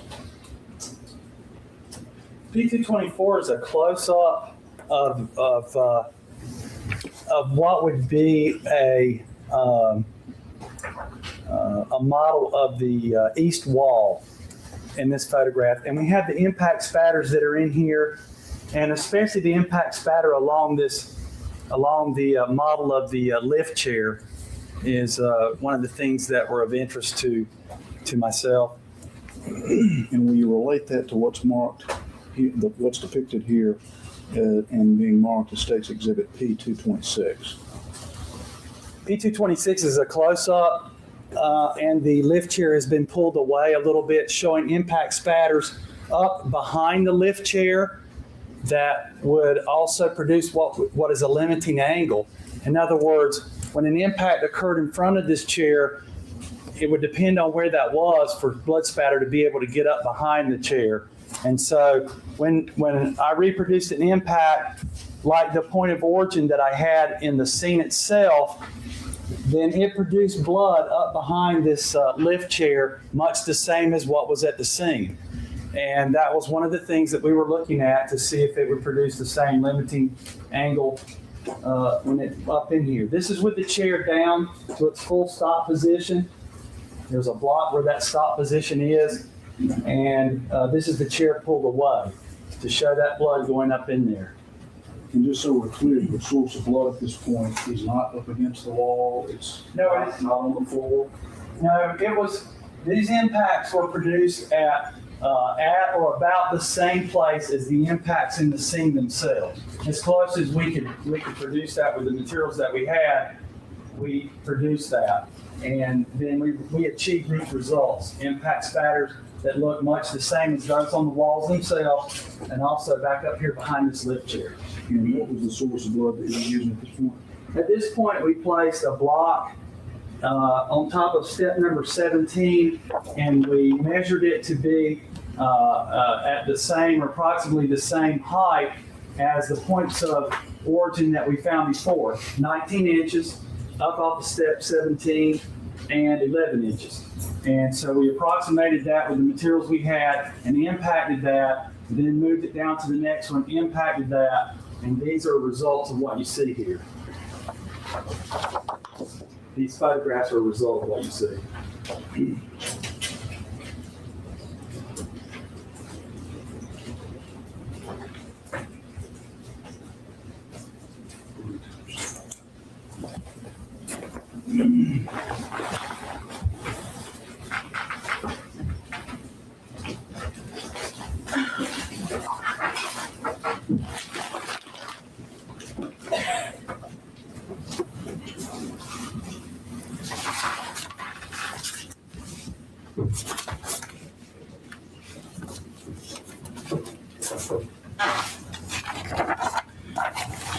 Now, with respect to this testing process, other than using the photographs to document how you went about this series of tests and experiments, what other method did you use, if any, to document this series of exercises? A diagram that was a scale diagram to show the points or to show the things of interest that I achieved in this scene. Okay. Did you use any other video equipment to document what you did in this particular series of experiments? Well, what we did for doing these experiments was to turn a video camera on and to just let it run. The purpose of that was to be able to show that everything that we did in our testing, we included as part of the examination for this case. The only time that videotape was turned off was for lunch, which was documented, and to change the tape somewhere during the experiments. And that was provided so that it might be examined by other parties of interest in this situation. Now, with respect to any other testing or experimentation that was involved in this case, was anything else that you did? I can't remember that I did anything else. Were you submitted what is marked here as State's Exhibit 72? Yes. If you would please describe what process you went through to conduct any kind of analysis of what's marked here as State's Exhibit 72. State's Exhibit number 72 was presented to me by Detective Art Holland, and his question to me was, could an instrument like that produce stains similar to the ones on step number 15? And so that was provided for me. A source of blood was obtained, and what I did was did a series of transfers, placing the end of this instrument in blood and then placing them on poster board. I then took a look at those marks to see if they were similar to the marks that were found on step number 15. All right. Automatic witness, please. Yes. Okay.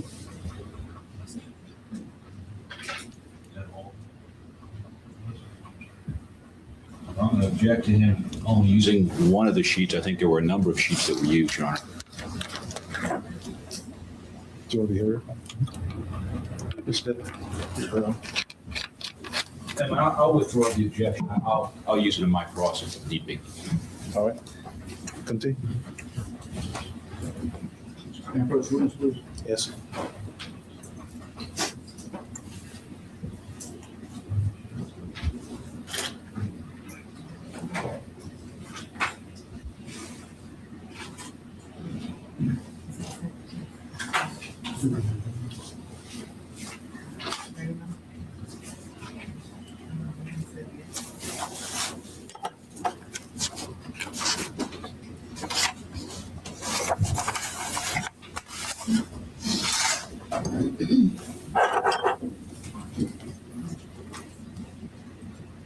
Let me show you what's marked as State's Exhibit 178 and ask whether you can identify that.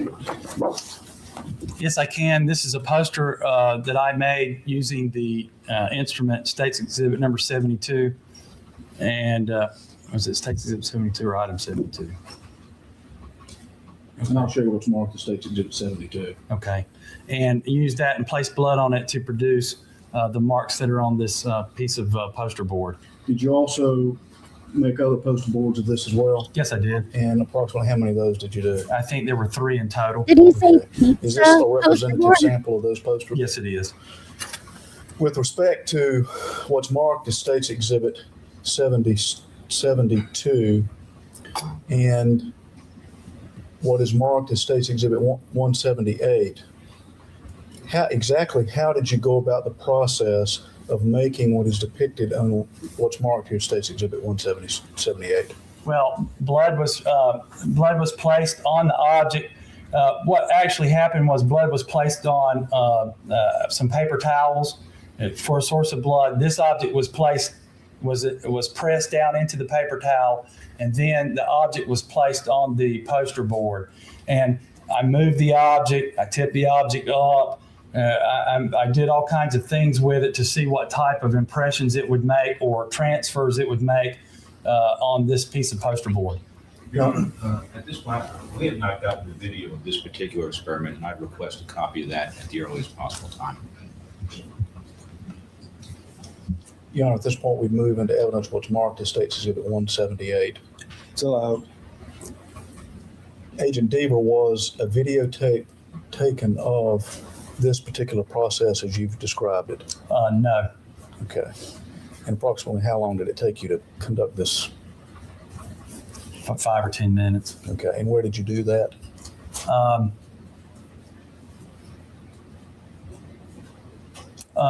I believe that was done at the laboratory at the SBI. Okay. Now, with respect to what made those impressions or that one impression on the step 15, that was something you were concerned about initially in your analysis of the scene? Well, that's something that I found there. I knew that it was a transfer, that it had been produced by an object. And yes, it was something that I paid attention to while I was there at the scene, especially for the fact that there appeared to be a hook in one of the impressions there, or had a hook-like transfer stain there in it. And so I was looking at that. Gentleman, approach the witness, please. Yes. Approach for a moment. Yes.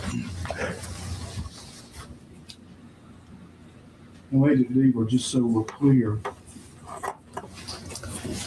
about what we're talking about, let me show you what's marked as State's Exhibit P104 and ask you to point out the mark in this photograph that you were concerned with particularly regarding transfer stain. That would be this mark on step number 15. There, again, as was reported in my report, this is a mark or transfer stain that demonstrates sharp edges. What I mean by that is that something with sharp edges on it left this impression, or not an impression, but left this transfer stain and blood on the step. And so that's what I was concerned about or interested in when I was at the scene itself and paid attention to. Let me show you what's marked as State's Exhibit P232. Is there also a transfer stain in this photograph that was of concern to you? Yes, there, in this photograph, there is a stain that exhibits very similar sharp edges to it that were here just in State's Exhibit 232, just to the left of the victim's left leg.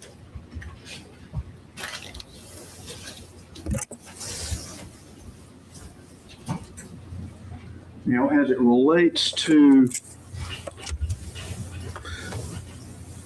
the mark depicted in State's Exhibit P104, this that being right there. Yes.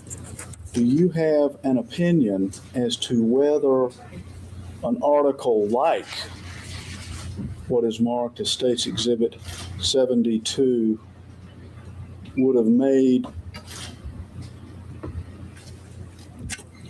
a transfer consistent with what you see in this photograph? Objection unless we establish that he's been trained as a tool mark identification expert. Overruled. Yes, I do. What is that opinion? I have the opinion is that an object like that, State's Exhibit 72, could have made a mark similar to the one on step number 15.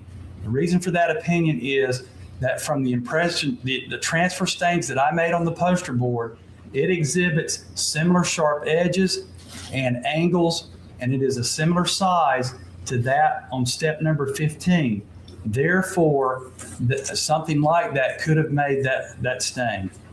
Now, with respect to what's marked as State's Exhibit 72, are there particular characteristics of this article that you were looking for when you were considering it as possibly being consistent with what is shown here in State's Exhibit P104? Well, a transfer stain is something that has blood on it, that when it comes in contact with something else, it leaves a stain. Like a finger transfer would leave a transfer that looks like a finger. Whatever can pick up blood and when it's placed in contact with something else, that's what you're looking at. Not the item itself, but what on that item when it comes in contact with blood is going to hold blood. In this particular case, there's a line down the shaft of that instrument, and then the edges of other things on that instrument that when you place blood on it and put it down, it leaves blood, a transfer stain, when no other parts of that instrument do that. That's the kind of things that you look at for transfer stains. not the whole object itself. Does that object look like that transfer stain? Well, it doesn't. Does something on that object that holds blood, when placed in contact with something, look like the transfer stain? That's what you're looking at. Could the witness step down and specifically point out what he's just described to the jury with respect to what's marked as State's Exhibit 72? Yes.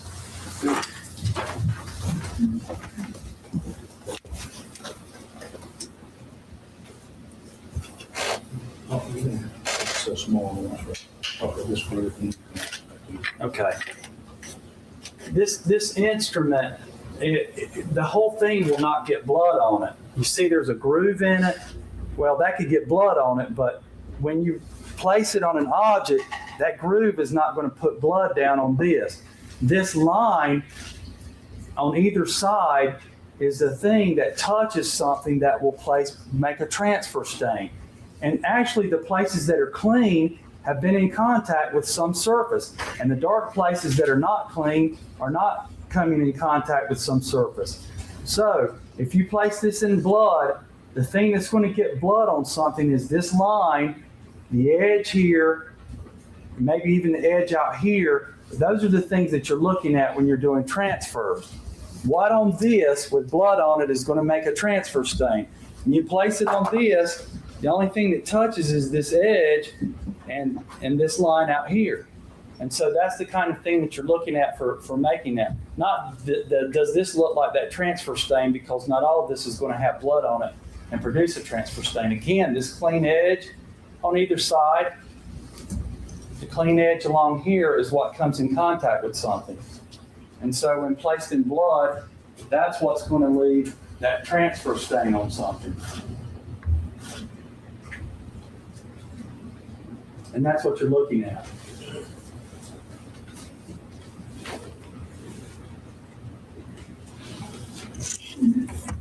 This clean edge here, this clean edge, this clean edge. Now again, just so we're clear, that was not recovered out of the Peterson's house, is that right? Is that your information? That's my information. Okay. But with respect to the impressions made by what's marked as State's Exhibit 72, is it your opinion then, just to recap, that those will be consistent with the small mark and what's... Well, objection to that characterization. I think what he said is that a similar object could have made a similar mark. That's correct. Something similar to this could have produced the marks on the step number 15. And while you're down, let me show you what's marked as State's Exhibit P232. You had indicated there was another mark. There was a transfer stain in this photograph that was of concern to you. Would you point that out to the jury?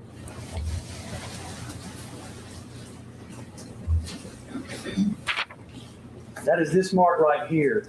And it exhibits similar characteristics to the mark that I made on the poster board and also that was found on step number 15.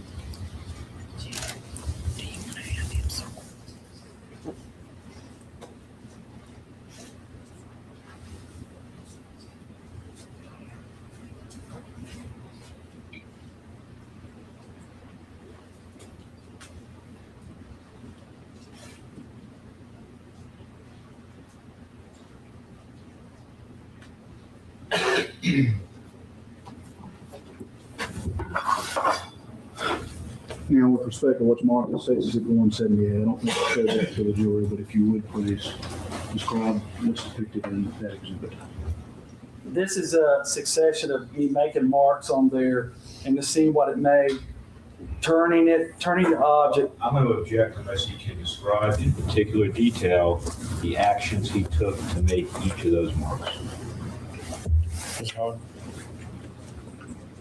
Your Honor, I think he can describe to the jury what he did for making each of those marks through his description of what's depicted in the diagram. Objection's overruled. Again, this is a succession of marks made. The thing that was of particular interest to me in determining is these are the sharp edges that were demonstrated on step number 15 and also up here on the floor. The angle of these marks appears to be the same.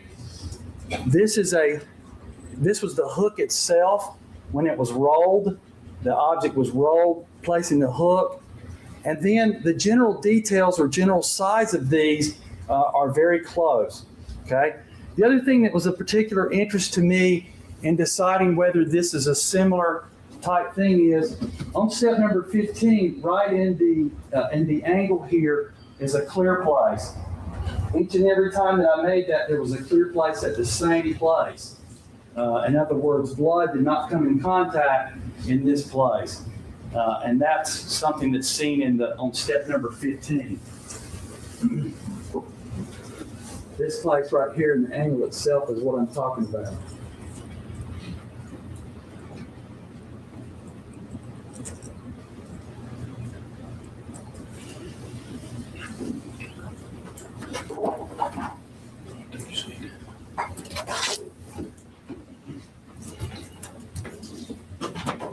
Now, Agent Deaver, you had indicated that you had been at 1810 Cedar Street for several hours on the 9th of December in the late afternoon going into the evening. And I'd asked you whether you had an opportunity earlier in your testimony to look in various areas of the house, and you described that you were in the stairwell and that you were in the kitchen den area. Is that right? That's correct. While you were in that area, did you have the occasion to look at the fireplace that was located in that vicinity? Yes, I did. Did you see anything that looked like this at all? I did not. Did you see any fireplace tools in that or at that fireplace while you were there? No, there were not. Now, I think you'd also indicated that you had to go back to that residence last June, and the purpose was to obtain measurements for the construction of the model that you've talked about. Is that right? That's correct.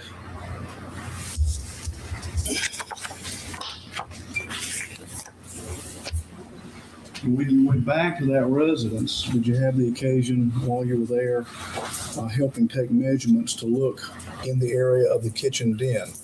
Yes, I did. Let me show you what's marked as State's Exhibit P239 and ask whether you can identify this, please.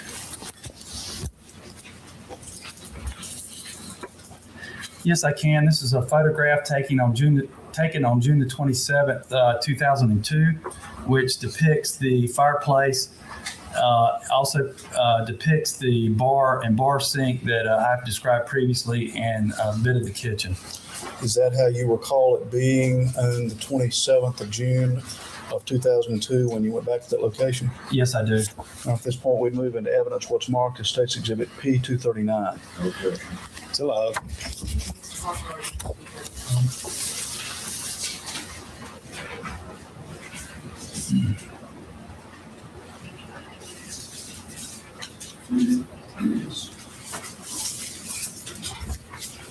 No, let's correct that and make just what's marked as State's Exhibit P251. All right.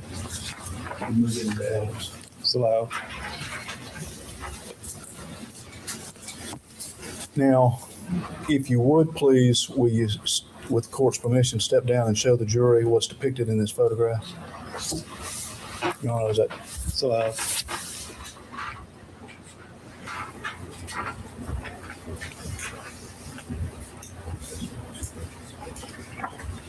This photograph depicts the day that I went back in the home on June the 27th, 2002. This is the fireplace that I had taken a look at the night that I took a break. I actually walked over to the fireplace to see what type of instruments were there at the night that I was there, and there were no fireplace tools or implements there the night that I was there. Upon returning in June, there is a set of fireplace implements there at the fireplace. And again, that would be in this area at the corner of the fireplace itself. This is the end of the bar and the bar sink that I had talked about previously. Again, set of fireplace tools at that fireplace, and there were none the night that I was present on December the 9th. There are some on June 27th, 2002. What did the cops do with them? Well, what did you looking for?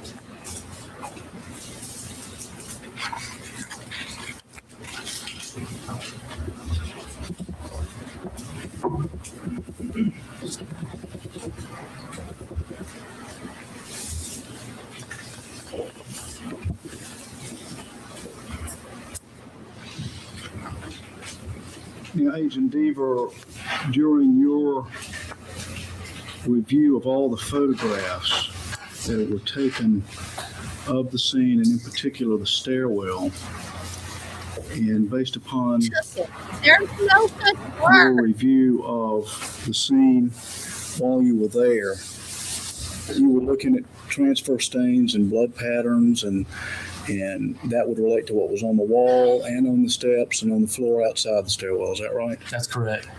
Can I approach the witness, please? Yes.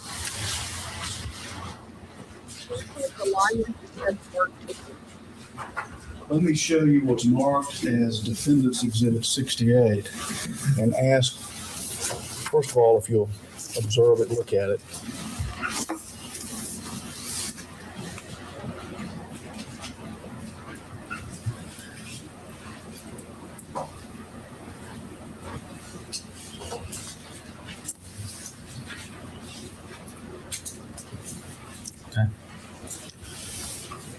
With respect to your observations of the scene on that evening and of the photographs taken of the scene, and in particular, I'm thinking of the area on the floor or hall just going into the stairwell, step 18, step 17, step 16, and step 15.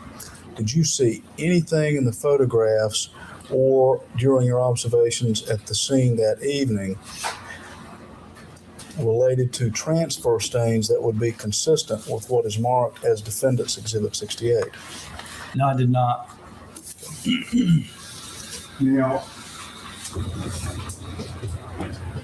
after you had completed, let me back up. I think you'd indicated that evening, after you had done an analysis with respect to pulling your strings and looking at the patterns in the stairwell as it relates to the north wall, the east wall, and the west wall, you drew some initial conclusions about points of origin. Is that right? That's correct. And then you've described having gone through a process of conducting experiments in a mock-up of the stairwell. That's correct. Some other experiments outside the mock-up of the stairwell showing impact spatter patterns. You've looked at clothing that was identified as having come from Mr. Peterson and others, Ms. Peterson including, and testing of clothing. Do you have opinions with respect to, or conclusions with respect to, the actions that occurred within that stairwell in the early morning of December the 9th of 2001? Yes, I do.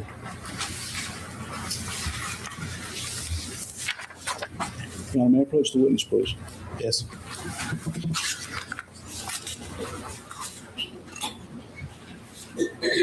So let me show you what is marked as State's Exhibit D4 and ask whether you can identify that, please. Yes, I can. What is it? That is a diagram depicting various, an area of the stairwell. It holds letters corresponding to paragraphs of my report, and it also has on it points of origin for impact and blood spatters. All right.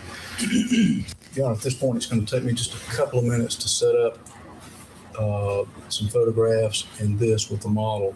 If I could have about 5 minutes to do that. Let's take a 10-minute break, Mr. Dacus. Mr. Young, before some stand break session for 10 minutes, please allow the jury to support one before you do that. All right, Mr. Hart? Yes. John, may I approach the witness, please? Yes. Agent Beaver, I have shown you and you identified what was marked as State's Exhibit D4. And just so the record's clear, now at this point we move into evidence what's marked as State's Exhibit D4. So allowed. Now, earlier in your testimony, you described to the jury aspects of the scene and you had delineated areas that you were concerned with in alphabetic order. Is that right? Yes, if I might explain, just a method for organizing, a way of being able to tell what I had done and to organize the stains. I labeled it A, B, C, D in paragraph form in my report. All right. And with respect to what's marked as State's Exhibit D4, how does that correspond to information that you described in your report? The labels, the yellow labels on this diagram correspond to the report or to the paragraph of the report that I went through in testimony in this case. Okay, and there are also some red labels as well. The red labels correspond to points of origin where I had an impact and I did the string pulling. Those red labels are in that diagram for that. Could the witness step down, please? Yes.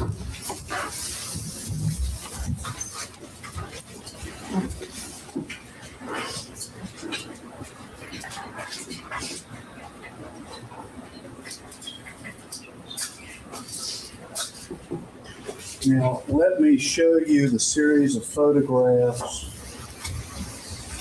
We're not going to go in alphabetical order, okay? I'm going to show you the series of photographs that you had described to the jury regarding aspects of this scene, starting with letter E. If you would please relate the photographs to the conclusions as they are depicted on what's shown here as State's Exhibit D4. Okay. Okay, first, these are the red labels that I described. These are the measurements where the strings were pulled to these points, and those are the points of origin out in space that I had. Those were done off of the north wall, as we have a picture here, and off of the east wall. Okay, that would be in this model. This wall where this picture is, and then this wall where the chair is. Now, again, these are points of origin for an impact. In other words, there is a source of blood, and something has impacted that source of blood, and it has created staining on the two walls that I have just described. The night that I was there, I did the string pulling, and I had as a result these 2 points of origin.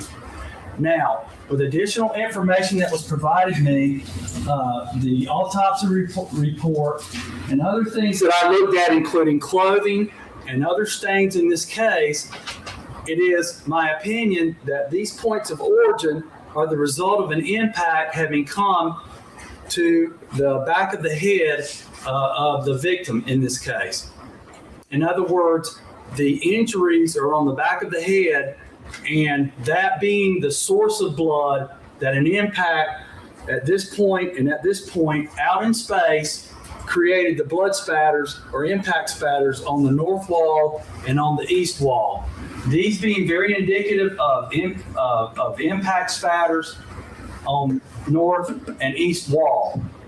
Before we go any further, I think I failed to have you appropriately orient the jury to exactly what's depicted on State's Exhibit D4. You described what the red and yellow markers indicated, but with respect to that, the remainder of the diagram, please point out areas of interest so that they're fully oriented to what's shown in that diagram. Okay. This is the doorway opening to the stairwell, and you see the stairs. This is the rail that the chairlift or lift chair rides on. These yellow stickers are the stickers corresponding to a paragraph in my report and corresponding to a letter that's over the pictures. These red stickers correspond to a point of origin again, as we just talked about in E2 and E1.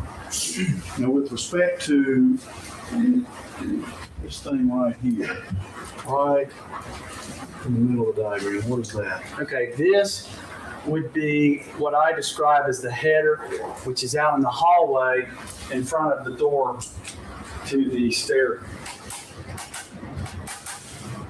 And so that line is depicted there with this header. And there would be another wall here, which is the west wall outside of the stairwell.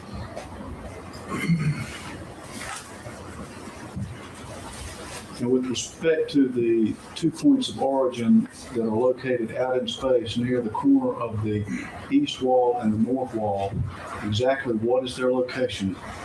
Again, objection, asked and answered. Overruled. One of the points is located 19 inches up from step number 17. This is step number 17, inside of the stairwell. One of the points of origin is 19 inches up from step number 17, 8 inches out from the east wall, and 6 inches out from the north wall. And that would be roughly, again, in this position of the stairwell. And again, my opinion is the source of blood that was impacted, that created these impact spatters on this wall and on this wall would be consistent with the back of the head of the victim, where the injuries were. And at that point, would her face have been up or down? Object beyond the scope of this witness's expertise. Overruled. That would preclude that the face would be down. In other words, the head would have to be up.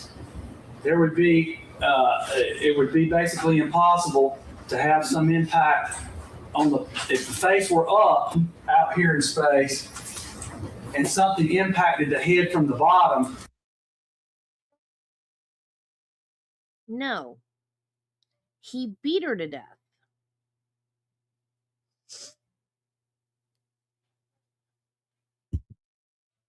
But an easier theory would be he pushed her down the stairs. They never once thought that he pushed her down the stairs. That would be a much easier theory. But there wouldn't have been all that blood, I guess, is why they went right to beating. Because I think we tried to figure this out a different day. Physics-wise, she would have had to fallen on her head every step, pretty much, to get lacerations on the back of her head that would have bled that much. Because when you fall downstairs, it's like you might hit your head on one step, but then you're going to hit your backside or your butt, and then I guess you could hit your head again the next time, but you don't like somersault down. Usually like you flip and then turn, and his defense is she fell down the stairs. That's his defense. That she fell. But how'd she get the cuts on the back of her head?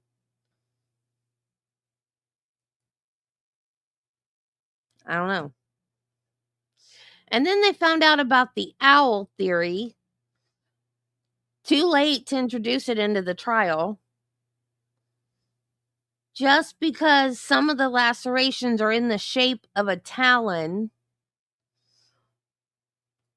Are you?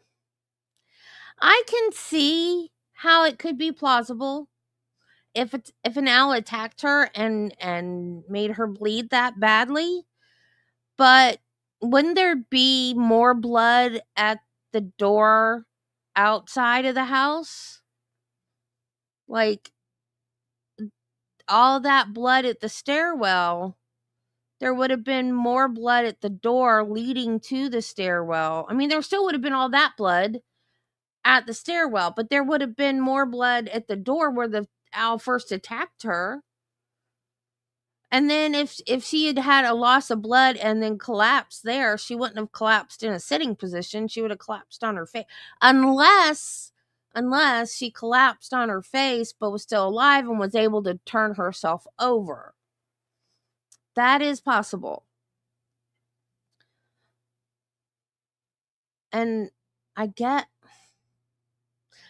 she could have just bled onto her clothes and not onto the floor. The owl theory is plausible. I used to think it was ridiculous, but now I do think it is plausible. But I just don't know anymore. I used to think he did it, and now I just don't know. Because now that I've watched the documentary and seen all the shenanigans that was going on, I have reasonable doubt now. And I don't necessarily think he's innocent. I just don't know. Then the impact spatters are going to go down on the floor and on the wall below the head itself.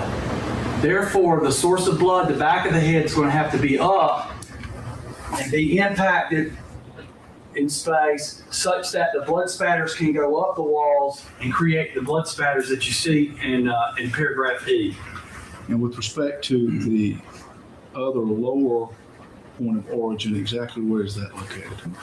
That is located a bit below E2. That's labeled as, Yes, it's labeled as E1 on this diagram. It would be a bit below and closer to the north wall, about the same distance from the east wall. So you still have it in space. It is still going to have to be the back of the head up, out in space, in other words, not on a surface when it's impacted, creating these blood spatters on these two walls. All right, now with respect, you've got another red marker there. What is that point of origin and where was that located? Okay, this is from paragraph number I. This is depicted on the west wall on the inside of the stairwell, directly over step number 15. And to show that,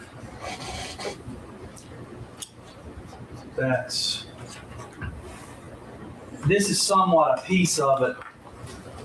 I believe we have a better photograph of that, yes. Okay. This is it in this area right here. This being the handrail, this being the button box for moving the chair, the lift chair up and down, and that impact spatter is in this area. That would be this wall on the inside over this step, and again, that's out in space here.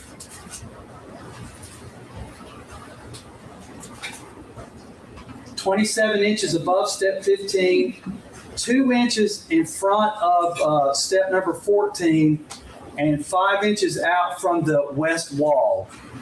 Okay, so it is 5 inches over from that wall, not on the surface. Again, to create that spatter, the source of blood, in my opinion, would be the back of the head where the injuries are for the victim. And the back of the head is going to have to be up when it is impacted, in other words, face down, in order to produce that spatter. Now, that is a small impact spatter. It is consistent to me with an impact that has occurred when there is a smaller amount of blood than the amounts of blood that are found over here.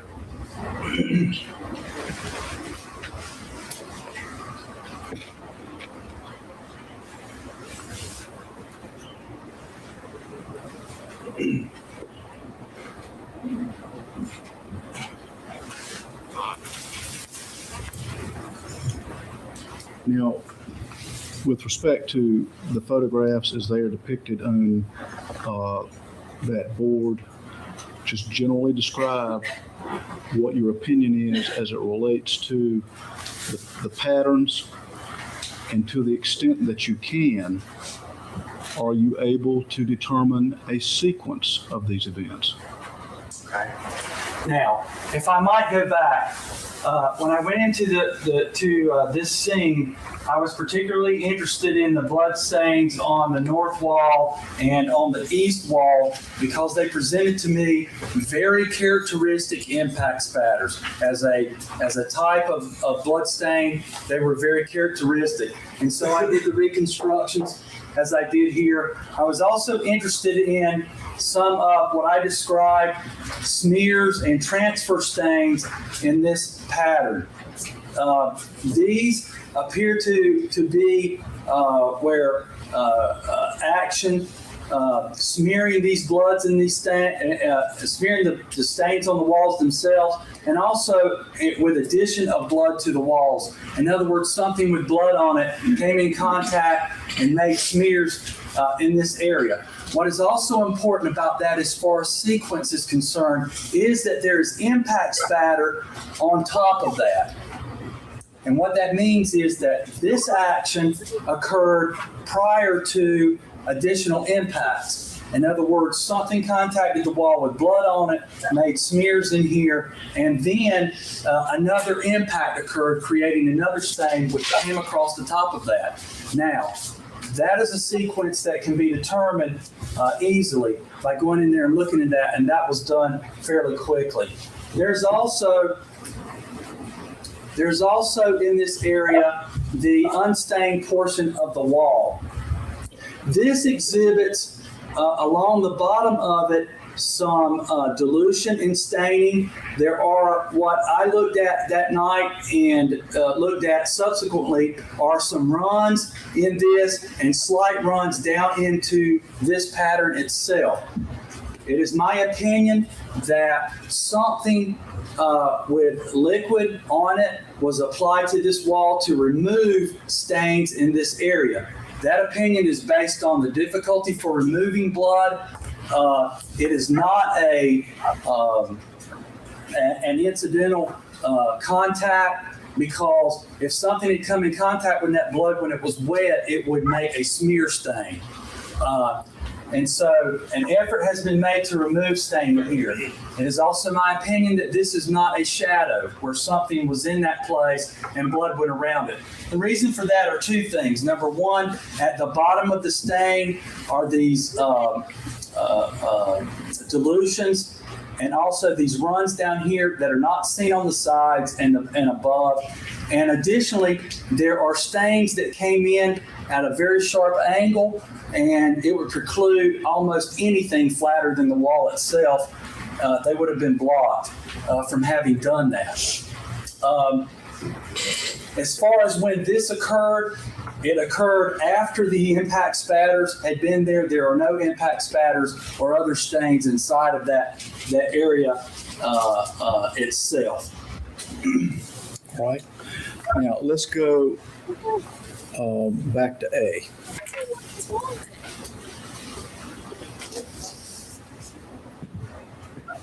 If you will please describe what's there and what your opinions are as it relates to the location and the sequence of events in this stairwell. Paragraph number A is specifically about this header and this wall, which would be the wall on the outside of the stairwell itself. As I described before, there are drops in this area on this header and coming down this wall. What is significant about them is it is a small amount of blood. Those droplets show directionality from above. In other words, what created these went up, and the blood actually themselves, not what created them, but the blood itself went up. It came down in contact with this header, and it came down in contact with that wall. Additionally, because of the directionality, it's coming off at an angle here, and these are coming down at an angle too. These are in a line. In other words, a line of blood created these along this. It is consistent size and the way that stain looks with a cast-off stain. Now, in association, these stains with their limited amount of blood, what that means is that whatever created that stain, passing it off up and it's coming down in its circular motion, had a small amount of blood on it at the time that it did that.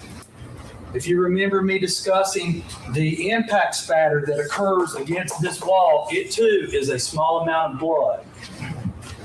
Because of that, I associate those two things together. They are also very much in line here with each other. It would be my opinion that this cast-off stain that created this and this pattern on this wall was created at or about the same time that the impact over step number 15 was created. My opinion is because this source of blood was in this area, it is right at the edge of the stair itself, which allows that impact to occur and creating this cast-off stain. Now, Agent Deaver, how could you get cast off like that? You got the source of blood inside the stairwell, close to the west wall as you've described it. Yet you've got cast off outside on that header and on the west wall of the hallway. Exactly how could that happen? Well, if you know. I don't know exactly. Again, I would have to have seen the situation to know exactly, but it's my opinion that the individual creating that was standing on the outside, able to swing the weapon and create that arc, causing the cast off, striking the head right at the edge of the inside of this area to be able to do that. If that were to occur, would you have expected more cast off inside the stairway? No. That weapon is being swung in an arc on the outside of the stairwell, allowing that blood spatter to come off onto this header panel and onto this wall. And I would not expect anything to be in there. I might state that in a scene where impacts have occurred, a weapon has created an impact, it is not necessarily found, cast-off stains are not necessarily found in those situations. It depends on a lot of variables.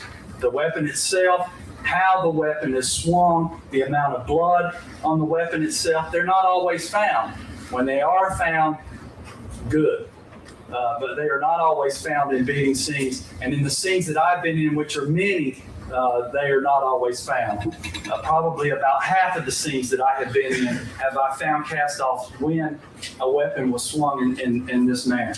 If you were using something that were more than 3 feet long, would you necessarily anticipate having strike marks in and around the stairwell? Well, I can't say whether you would anticipate it or not, but I would say that I would look for that. Okay. Anytime that I go into a scene and I find a point of origin out in space, which means that there was a source of blood that was impacted, and I believe that there was a weapon used, especially in a tight place like this, I will look for marks where the weapon has struck a wall, the weapon has struck a stair, the weapon has struck the floor. It is something that I routinely do. It's something that I do find from time to time, but it's something that's very rare in finding. But I do look for that to do that. Just because you don't find those does not mean that a certain type of weapon was used or that it was used in a certain way.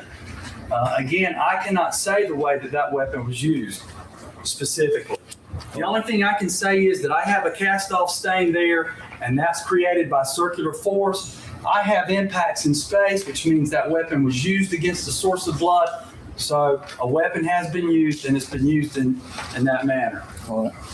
Now let's go to the next area. I think you delineated that as B.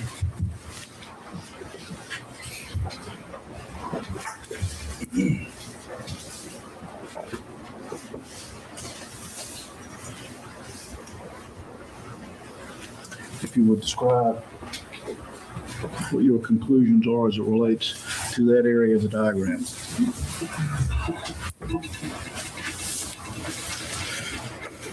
Area B is significant to me in that these stains in this area are consistent with simply the fact that what we see. The body of the victim is in this area. There's a source of blood that creates these stains.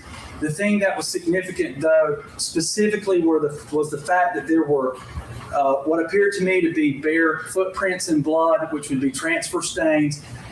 The bottom of the feet of the victim, especially in the arch area where there's blood, which means the weight of the victim pressed the foot out, causing contact in the arch, which would indicate to me that the victim was standing.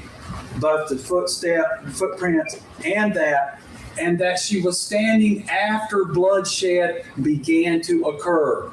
That is very significant in that she was already bleeding significantly enough that blood is on the surface of a step or on the floor somewhere, and she is stepping in her own blood. That has occurred sometime during this scene, which indicates that she has been, that impacts have occurred, and then at some time later, she's again standing in her blood. Now, are you able to say or give this jury a minimum number of blows that you contend would have been inflicted to Ms. Peterson to cause what we see here? Yes. What would that answer be? Well, may I preface? Sure. Okay. On the night that I was at this scene, I gave Detective Holland a minimum of 4 blows that occurred to the victim. The reason for that was that I found 3 points of origin for impact. That means that the source of blood, the back of the head, was struck 3 times. I add 1 to that because there needs to be at least 1 blow that occurs to start bleeding. So I told Detective Holland that night that I believe that there's a minimum of 4 blows that have occurred in this scene. Additional work caused me to add 1 point of impact, and that was the study of step number 16. Okay. Now, before you get there, let's go to item C and what was indicated there with respect to your diagram and the meaning of that. Item number C is what I call the north molding for this doorway or opening. And this is a picture of it. It's actually to the left side. If you're facing in this doorway, it would be this here. Okay. Now, what I found there were finger transfers, other non-descriptive transfers, and also hair. And the hair was up a ways up on this, which would also, to me, add to my opinion that the victim was standing in this doorway, or at least up in this doorway, when her head came in bloody head came in contact with this, and there's fingers in this area that would indicate that blood on her hands. It's my opinion that was her blood on her hands, and when she's in this area. Now, did you find any tissue? You had indicated you found hair. Did you find any tissue on the molding on the north side of the door jamb or the south side of the door jamb, for that matter? No, I did not. Okay. Would you? Nor did I find any impacts on those areas that would have given me the characteristic spining and blood spatter that would have come up from that to look at. Okay. Did you find any tissue in the scene? Yes, I did see what my opinion was, that there's tissue in the scene. Do you have an opinion as to how tissue gets deposited, like what you found in the scene? Yes, I do. What's that opinion? In a situation like this, where there are impacts, especially to a head, tissue routinely comes off of those impacts and is deposited in various areas. It has been my experience in being in many of these scenes that I see pieces of tissue adhering to all kinds of surfaces in these types of scenes. Do you try to take that into account as you're looking at the rest of the patterns of blood spatter? Well, if I had, yes, Okay. if I might explain. If I had, for instance, if I had an impact on a surface and there were tissue at that impact site, then I would take that into consideration. But finding tissue in the scene without evidence of an impact on a surface, being a bloodstain pattern analyst, I'm looking for blood in association with that and those characteristics. And so all I do is observe that there's tissue there, and it looks like other scenes where a beating has occurred and pieces come off. Okay. Now let's move to Area D.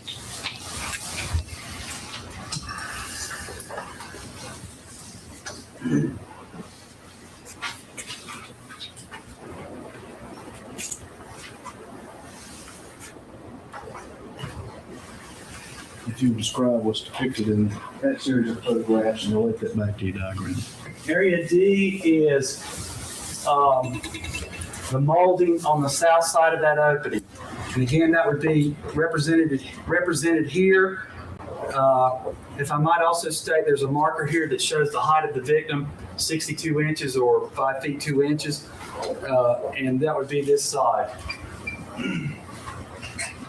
That would be this molding.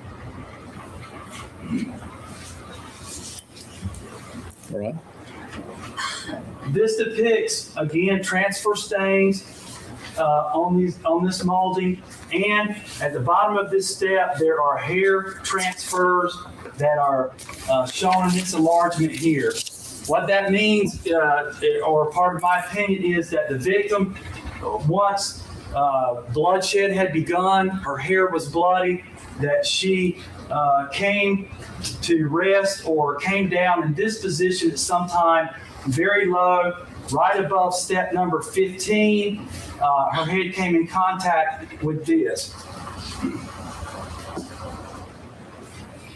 This is step number 15. Her head would have been right at the step level to have been made that stain. In association with the cast off, the impact here, it would be consistent with the victim after having been struck in this area and beginning to bleed to come to rest at this step. Additionally, there are drops in this area which would indicate to me that bloodshed had begun, that the victim is beginning to drip in this area, and then to come down to this step.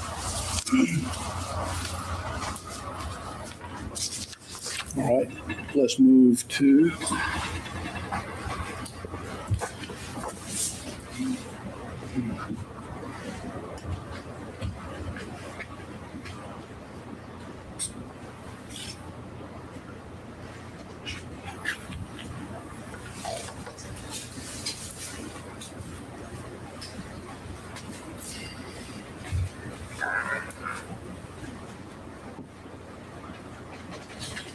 Okay, describe what's depicted in that series of photographs and relate it back to your diagram. This would be G, would be a depiction of step number 16, this being the chair rail. And step number 16 is an area that I studied on the night that I was there on December the 9th. And then later on, after careful observation and looking at this, then looking at this impression here, or this transfer stain here that is smeared, and these impact stains, which many of them are quite small across here. Additionally, there is spining that took place in this area that also show an impact in this area. Note the 90-degree or perfectly round drops along here, which indicate that blood has struck the end of this rail. Blood has gone back up in here along the surface. Blood is impacting this riser between step 16 and step number 15. It is my opinion that a forceful impact occurred on step number 16 in this area. I'm sorry, right here.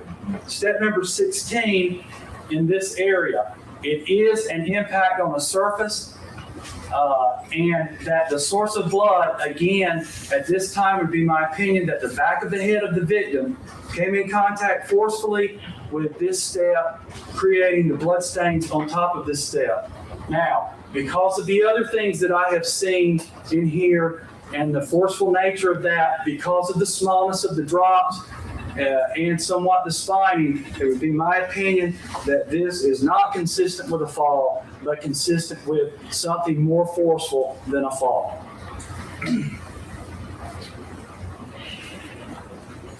You move on to area H. Area number H is a depiction of step number 17. We have on this molding, which is found in this area of step number 17 against the wall. On the riser between step number 17 and step number 16 is depicted in that photograph also. You have very small droplets. These are impact spatters in this area, very small impact spatters. There are some other stains on this also where someone with blood on them has come in contact with these things. Additionally, here's a close-up of some of the very small impact spatters in here. Additionally, step number 17, for the majority of that step, does not have blood stains on it. It appears to be clean of any blood staining on it. And this is a better photograph of that. There are some stains in this corner. There are some stains along the edges. Also, if you'll notice on the riser itself, all the way along in there, along that riser, in areas along here, their blood stains have been removed down and low close to the surface of step number 17. It is my opinion that blood stains have been removed from this step. It is also my opinion that at least one impact occurred on that step because of the blood staining, which is a lot of it's perfectly round, which indicates to me that there was an impact on step number 17, either on the surface or very close to the surface. Blood stains have been removed from this step. Additionally, with the body in this position and evidence of blood spatter here on step 16, up in space, there should be blood stains on this step. Even if individuals moved across that step, those blood stains would be smears and transfers. It would not be clean. It is my opinion that the blood has been purposefully removed from that step after the victim came to rest on the floor in step number 18. All right, let's go to, you've already done area I.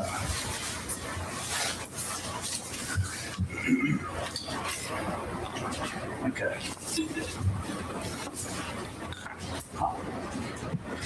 The top part's part of Jay, okay, that's what's confusing me. Jay, are drops that were found on step number 7. There are no significant blood spatters arising very high up in this stairwell. However, on step number 7,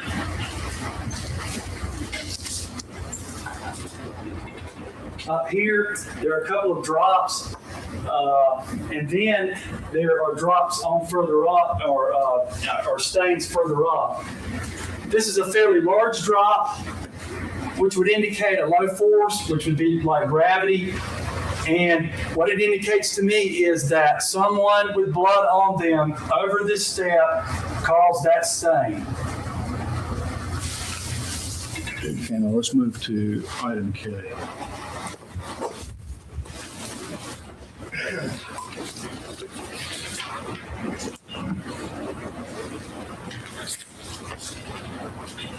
Well, let's do what is depicted here to the document. Let me go back if I might. Area J was depicted up here, and it relates to step number 7, which is above this. And then area K is out all the way at the top. Okay, this is the top. This was not numbered. This is actually step number 1. This is the riser between what I call the top landing and step number 1. This is an overall view of that.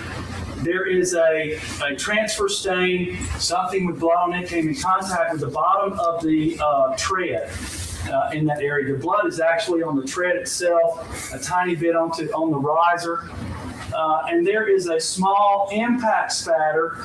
It exhibits fanning out, but it's low force. The drops are fairly large, and it is directly under that.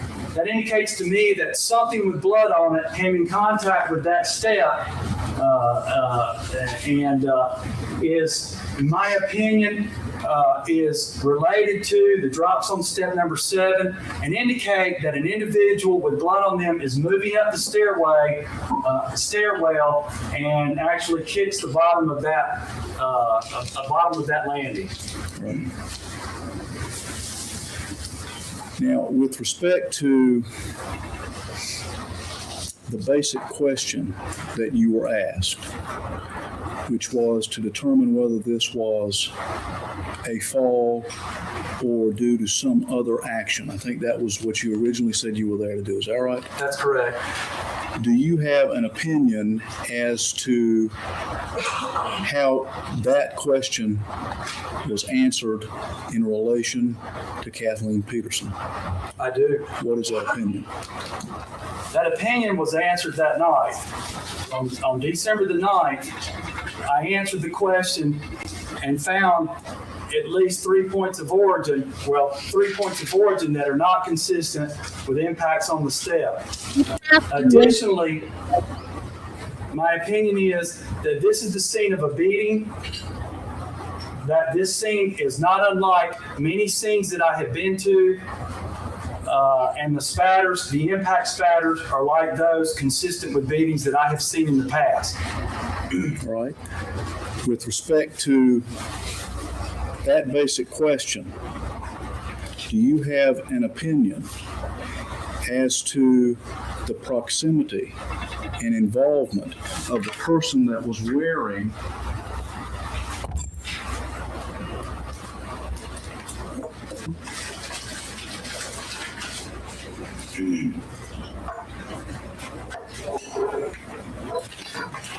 what is marked here as State's Exhibit 1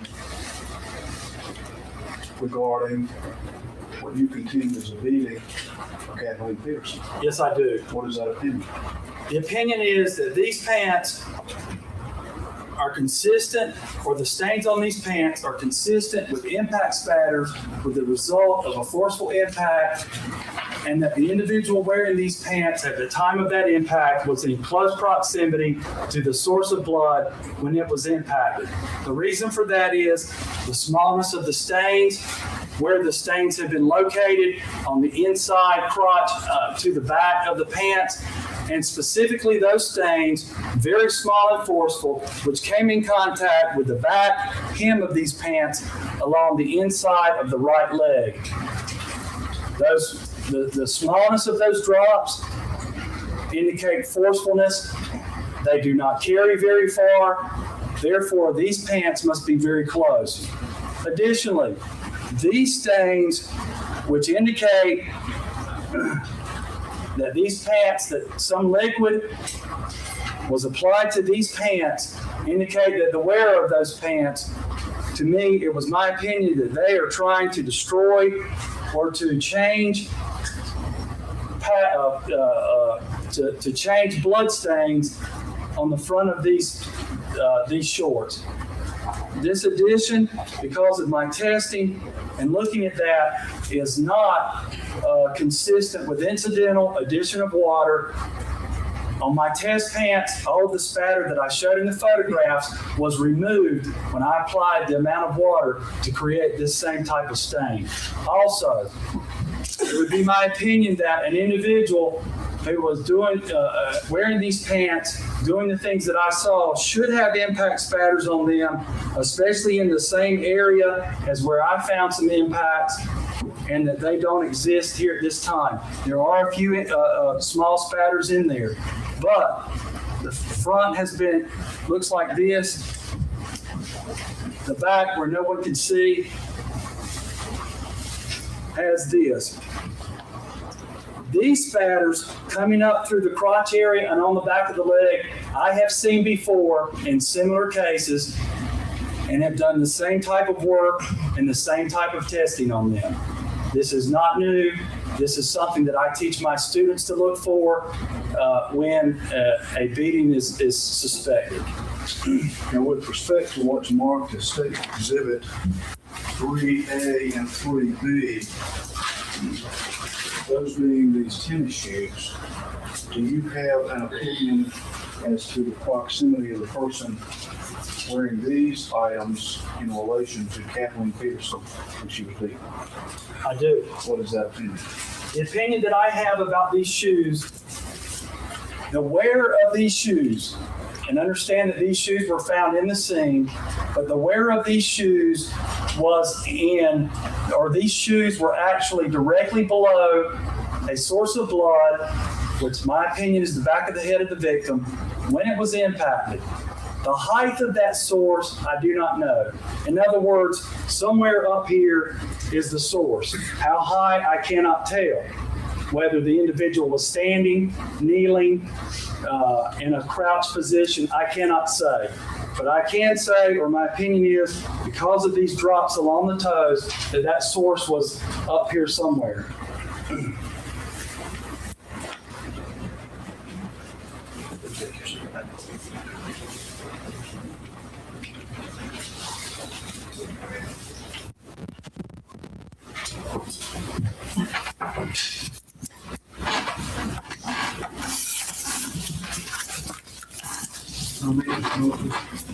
Say again? I didn't realize it was 3 o'clock, Your Honor. Okay, I still didn't hear you. What did you ask? Sir, I was asking for just a moment, but due to the hour. I'll give you more than just a moment. I'll give you overnight. Yes, sir. So, can you take that down? Yes, sir. Yes, sir. I apologize.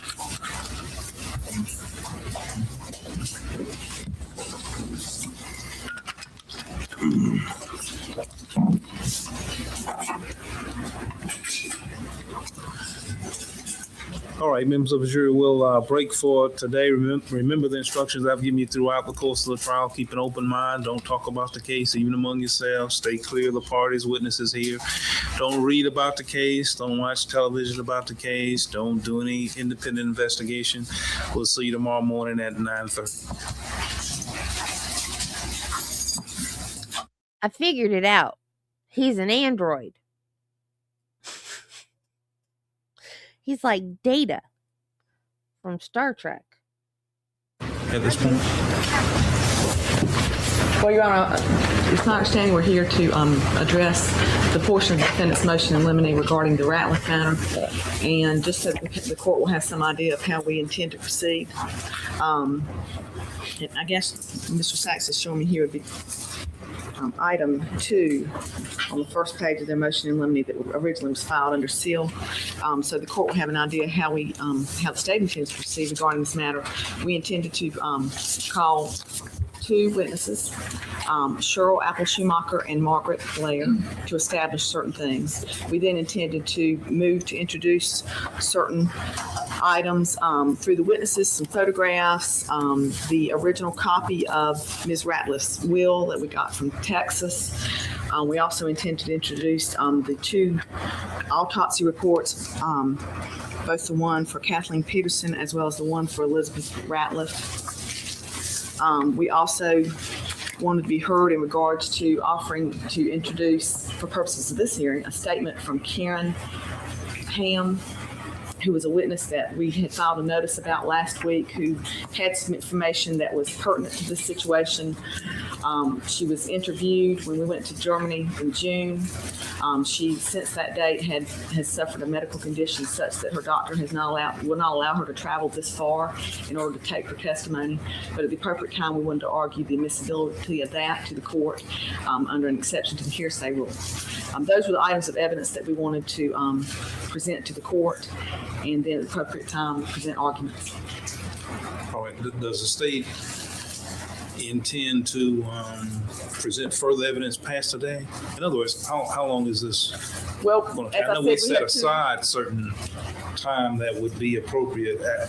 Is that the full extent, or you have other? That is the full extent as far as the motion is concerned. Of course, if the court were to allow us to present this information for the jury, we would have other witnesses in regards to this particular subject matter. Is the defendant ready to proceed? Yes, we are, and we're ready to question the two witnesses the state has indicated they plan on calling. It is my understanding that they also plan apparently on proffering to Your Honor testimony from other witnesses that they will not call as live witnesses. If they intend to do that, we would ask, I think those witnesses are physically present, if not in the courtroom, in the courthouse, that we be given a chance to call them and cross-examine them so Your Honor hears both sides of the evidence on making the decision. We have no objection to their proffer standing as their direct testimony if the state wishes to do that, but we think we should be able to question the witnesses so that Your Honor is able to make a full decision on that.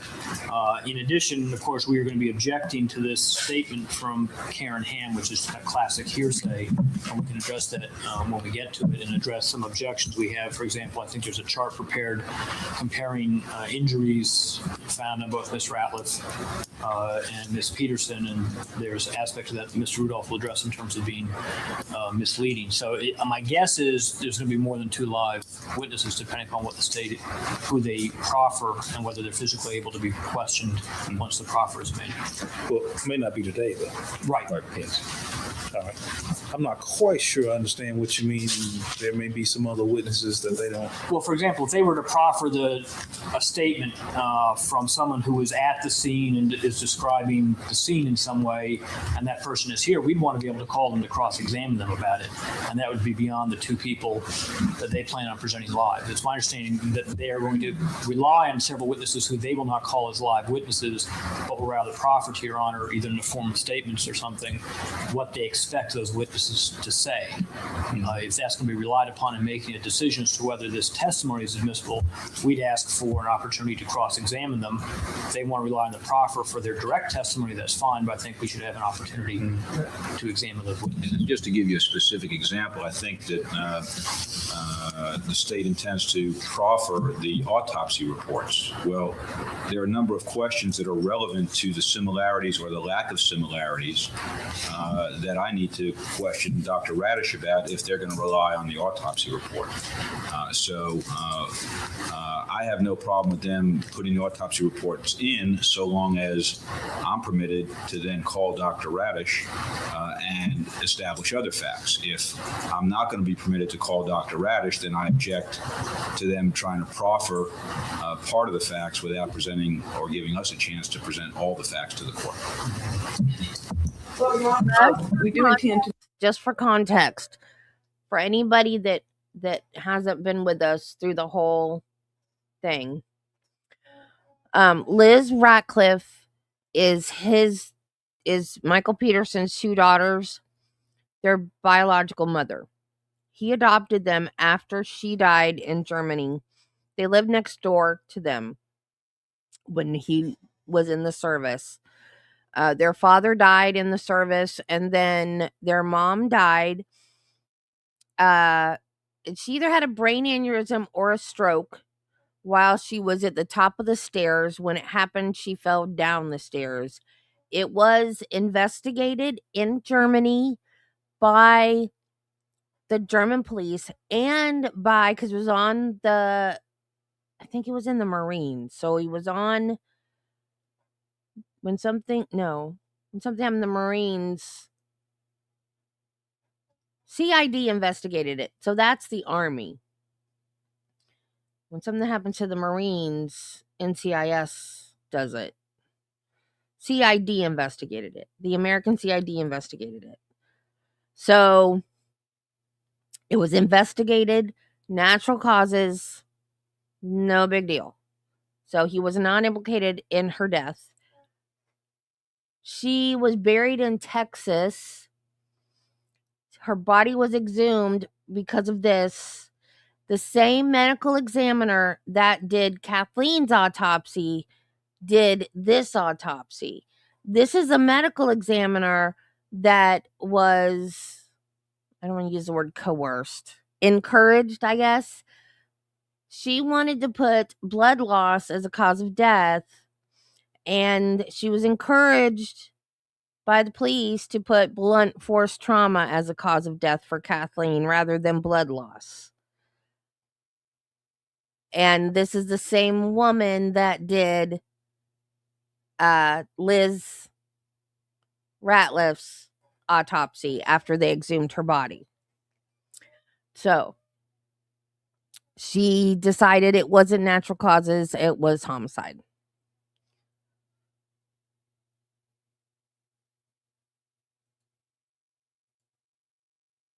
Moved to introduce both the autopsy reports into evidence and then to argue certain things that are found within the autopsy examination reports. It would be our argument that Dr. Radish, if she were here to testify, would be testifying about the contents of these reports, and that the reports in and of themselves should be admissible without her having to come and present live testimony so that they can cross-examine her prior to her actually taking the witness stand in front of the jury. I mean, that's really what the purpose of them, I would submit to the court, that's the purpose they want to call her. Well, with all due respect, I'm not limited to the facts that are in her autopsy report. I'm entitled to bring out other facts that the court can then consider. If she wants to focus on the similarities in her autopsy report, she's free to do that. But I think the court is entitled to take into account the differences. Well, that's an interesting position, and I guess what it comes down to is how do you conduct this kind of hearing? I'll call Dr. Radish. That's fine. I don't care who calls. But you're not proffer. You're not making a proffer. Well, but I'm opposing the proffer. Right. And my question is, how do you conduct a 404B hearing? Well, I think you conduct a 404B hearing by allowing each side to present whatever evidence it wishes to determine whether or not the 404B evidence is admissible. The court ultimately has to make a decision about it. Yeah, but the only problem with that is there's only one side that's proffering. Well, but the 404, you're not the proffer, you're the opponent. Yes, sir. And I think that in ruling on that, you're a gatekeeper, and it's required that you have all the facts that are relevant in performing your gatekeeper function. I don't think that we can be performing, that the court can be performing its gatekeeper function appropriately if all you get is a one-sided small portion of the facts without allowing us to present those facts that we think are relevant. For example, I certainly ought to be permitted to call a witness that, they may not proffer Agent Lyons' report. Well, I ought to be entitled to call Agent Lyons about the fact that there was no blood, where other witnesses other witnesses they call say there was blood. The court may resolve that against us, but for purposes of the record and going up on appeal if that's ever necessary, certainly there needs to be a full record about what the court considered and what the court didn't consider, and allowing us to present whatever evidence would be relevant to the 404B determination. And I think you used a big word there, not in letters, but in implication, and that is entitled. You say, I am entitled. Well, I think we're entitled. Well, no, I'm actually trying to figure out how to hold the 404B hearing. Well, I guess the simple... is there a case that tells the judge how to conduct the hearing? Well, is there statutes? There's no statute, no case that I know. Well, no. Kind of like your Daubert argument. Well, I guess so. There's a big issue as to how you conduct a Daubert hearing. Yeah. Yes, sir. And there doesn't seem to be a big issue about how you conduct a 404B hearing, not that I can find anywhere. All I can say is that it seems to me that when you're dealing with something that's 18 years old, well, I understand there's some issues in it, but the 404B, how you conduct a hearing doesn't have anything to do with it. How old the evidence is. I'm just from a practical matter. How do you conduct a 404B? You have a proponent, you have an opponent. Yes, sir. And I think we do it different ways based on what kind of hearing you're talking about. Yes, sir. The only question I'm asking you is, are you aware of any case that says how you conduct a 404B? I'm not aware of any case in particular. I don't know if Mr. Maher is aware of any particular case. No, he's not. He's not, because there isn't one. But I will say that it obviously depends on the nature of the 404B evidence. For example, in a case where somebody has previously been convicted of a crime, and the question is, does that really have logical relevance to the crime they're charged with? You probably don't need to hear any evidence because everybody agrees they've been previously convicted, and the real question is legal or logical relevance. In a case in which it is more fact-based and a determination both of whether it's legally relevant and then what's the prejudicial impact if there is relevance, the court certainly may need to consider evidence. This case, of course, Mr. Peterson's never been charged with what happened 18 years ago. And the state both has to prove that Elizabeth Ratliff was murdered and that Michael Peterson had something to do with that before we even get to the question of whether, assuming that was all true, that would have some bearing on what happened in 2001. And to make the decision about whether there is in fact sufficient evidence that a jury could make those findings, namely that Ms. Ratliff was murdered and that Michael Peterson had something to do with it, the court's going to need to consider evidence. And I don't think the state can, in essence, carve out what they would like the court to hear and prevent the defense. That's what they always do. Well, and we're 403B is when a 403B hearing is like if you watch the Alex Murdaugh trial. It was kind of like a trial within a trial. In the middle of the trial, they had a 403B hearing to see if his financial crimes should be admitted into the trial. Because they did have relevance to the murder. And so they had a trial within a trial, a 403B hearing, to talk about his financial crimes that he'd already been convicted of, to see if it was relevant to the crimes that he was on trial for. So this is why they're talking about this, because this would show a pattern of behavior if his friend was killed in the same way. Supposedly he was the last person to see her alive, and then she died in the same manner as his wife that he's now on trial for murder. But the thing with this is they can't do a 403B because he's not been convicted of this other woman's death. So it doesn't show a pattern because hey, Aurora. So she has been found dead of natural causes. So they can't do a 403B trial because it's not a prior crime that he committed. So they can't have a two-sided thing where they bring in witnesses to talk, to question. So they're just bringing in witnesses, the prosecution, as a proffer to say this needs to be in the trial. And they don't get their fair side because it's not a 403B situation. So that's what they're talking about right now.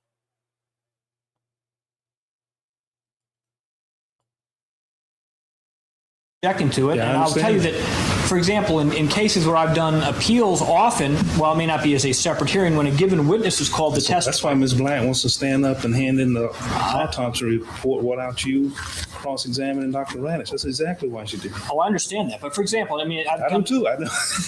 I'm just telling you, they do it all the time. And I've seen it done, but I've also seen cases where For example, if a witness is going to testify about prior acts of violence by defendant, typically there's a voir dire which includes cross-examination and not merely direct, so the court can hear all of the facts before making a decision. But what I don't normally see is the opponent offering evidence.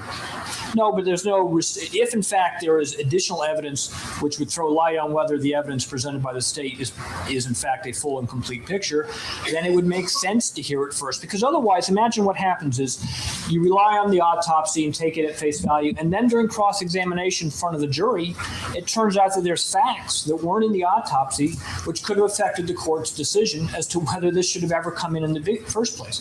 Well, we can't turn to the jury, I guess we could, say, well, we're sorry, we've been here for months, but you've heard stuff you shouldn't have heard. I've now changed my mind about this, and I'm declaring a mistrial, or I'm telling you to ignore all this evidence you've heard. And given the nature of what we're dealing with here, rather than risk that what happens is in front of the jury, Your Honor learns of facts which would affect your assessment of whether the jury should ever even have heard it, it makes sense, on the limited issue of the admissibility of this, to hear the evidence before the jury hears it, so you have a full view of that. I understand it makes sense logically. All I'm indicating, and I think you understand, I have never seen one North Carolina state case, nor any federal case, that establishes the entitlement. I'm not aware of any case that even discusses the issue of whether, and I'm not aware of any that says, the defense is not entitled or they are. In fact, I'm not aware of any case. I've worked on an appeal where the defense complained that they weren't allowed to present some evidence in a motion limine or voir dire hearing. So I've never seen it come up. I think the working assumption is the court should hear evidence that's relevant to making the determinations you have to make under 404 and 403. And sometimes that's through cross-examination or direct or through proffers for either side. I think the defense would have a right to present in some manner evidence which fleshes out and goes to the admissibility of the 404. Well, I'm not preventing you from doing it. I'm just trying to make sure I understand the parameters. And if we think about it for a second, it would be the equivalent of them calling Margaret Blair and objecting to our cross-examining them. I mean, if what they're going to do is put in a proffer to establish certain facts, to say that we can't cross-examine would, in essence, be the functional equivalent of preventing us from cross-examining a live witness. I mean, why not just put on the live witness, have her say whatever she's going to say, and then we're precluded from cross-examining. I don't think any court would agree that that's appropriate, and I don't think they can get around that by simply proffering evidence and thereby denying us our Sixth Amendment right and our North Carolina constitutional right to confront the witnesses against us at every stage, including the voir dire stage. Boy, you keep throwing out those big terms. I gotta preserve the record. Fifth Amendment right, Sixth Amendment right to it. I may not make myself perfectly clear. We were not going to object to them cross-examining the live witnesses that we called at the stand. If I gave the court that impression, I did not intend to. Oh, I understand that. We simply weren't going to call all of the witnesses that we have that deal with this situation. I think the implication is not that. The implication is that they want to call witnesses that you might not call. I understand them to say that, and we, of course, Mr. Sachs has done research on the issue. There is not a case, as the court has said.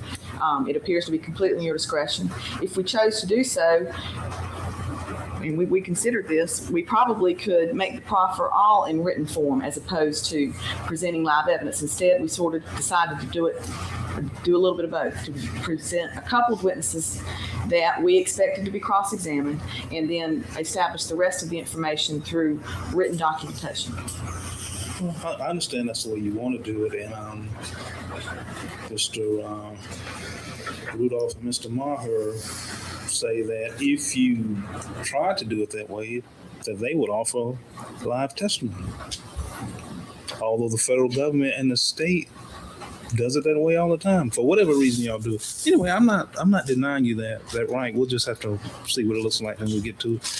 Is the state ready to proceed at this time? Yes, sir. The state calls Cheryl Apple Schumacher to the stand. Please state your name. Cheryl Apple Schumacher. Now, see, the only evidence that they have that he did anything to this woman is the autopsy. that the American Emmy did, Radish, forgot her first name, is the same one that did Kathleen's autopsy. This is the only evidence they have that her death was not natural causes. And it doesn't even prove that Michael Peterson did it. The autopsy that was done at her time of death shows that she had a stroke or a brain aneurysm or something like that. It was natural causes. So the only thing that says Michael Peterson did anything to this woman is what Radish, or whatever her name is, wrote on the autopsy. They even took his DNA and tested it against his adopted daughters because they thought that he was having an affair with this woman and that the daughters were his biological daughters, but they're not. You're going to need to keep your voice up so that we all can hear, okay? And you probably need to spell your last name for the court report. APPEL-SCHUMACHER. Ma'am, tell us, please, where do you live? In Germany. And how long have you lived there? A very long time. Since 1981. And how was it that you came to go to Germany in 1981? I got hired for the Department of Defense Dependent School System, known as DODS, Department of Defense Dependent School System. Tell us, please, what's your educational background? I have a degree in elementary education from Campbell University and a certificate of special education from NC State and a master's degree in learning disabilities and special education from UNC at Chapel Hill. So you're actually from North Carolina? No, I kind of came to college here and stayed for a decade. All right, tell us, please, did you know Elizabeth Ratliff? Yes. How did you come to know her? I met Liz in August of 1981. She was the person who picked me up at the airport when I arrived in my new teaching position. She was called a teacher sponsor. And so I met her in the first week of August, 1981. And her purpose at that time was to help me get orientated and help me get my ID and post office box and learn the ropes a little bit about the new school I was going in. She was also a teacher at that school. She was teaching second grade. And then as it came about, we liked each other. We became good friends. In October of that year, it's difficult to find housing in Germany. And I found a home, but it wasn't available until December. So from October of 81 to December 81, I lived with Liz while her husband, George, was TDY. She was expecting her first baby. What's TDY? Temporary duty assignment. He was out of the country for the military. And so we were roommates. And in the next 4 years, we grew closer and closer. We were good friends. All right. Did you all spend a considerable amount of time together? Yes and no. Liz was expecting her first child. She was married. I was single. We spent time on and off. She was a great support system. She was a good friend. Her husband, George, was a very good friend. And they helped me integrate into the military world at Rhein-Main Air Force Base. May I fix the witness? Yes.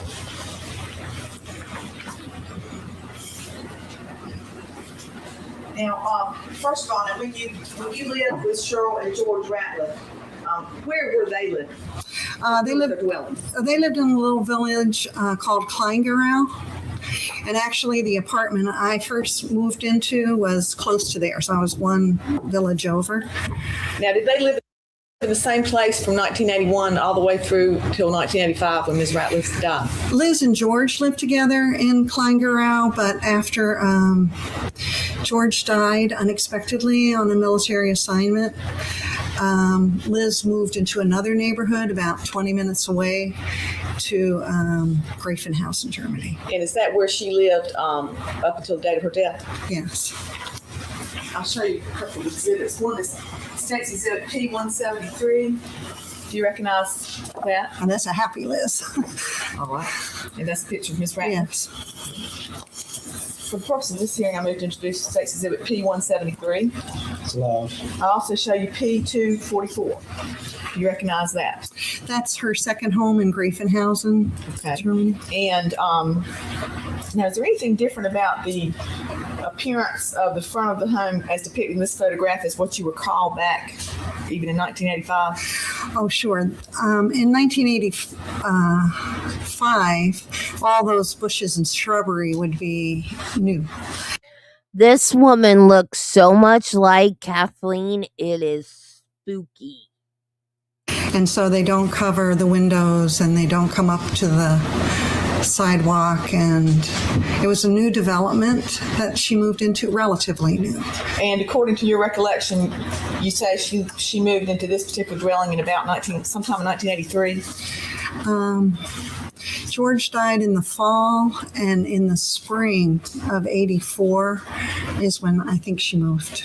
Okay, I moved to introduce State's Exhibit P-244 into evidence for purposes of this hearing. It's loud. Now, ma'am, tell us please, back in November, first of all, when did you get married? Excuse me? When did you get married? 1985. Right. What month? June. All right, in conjunction with your wedding, then, did Ms. Ratliff plan a function for you and your husband?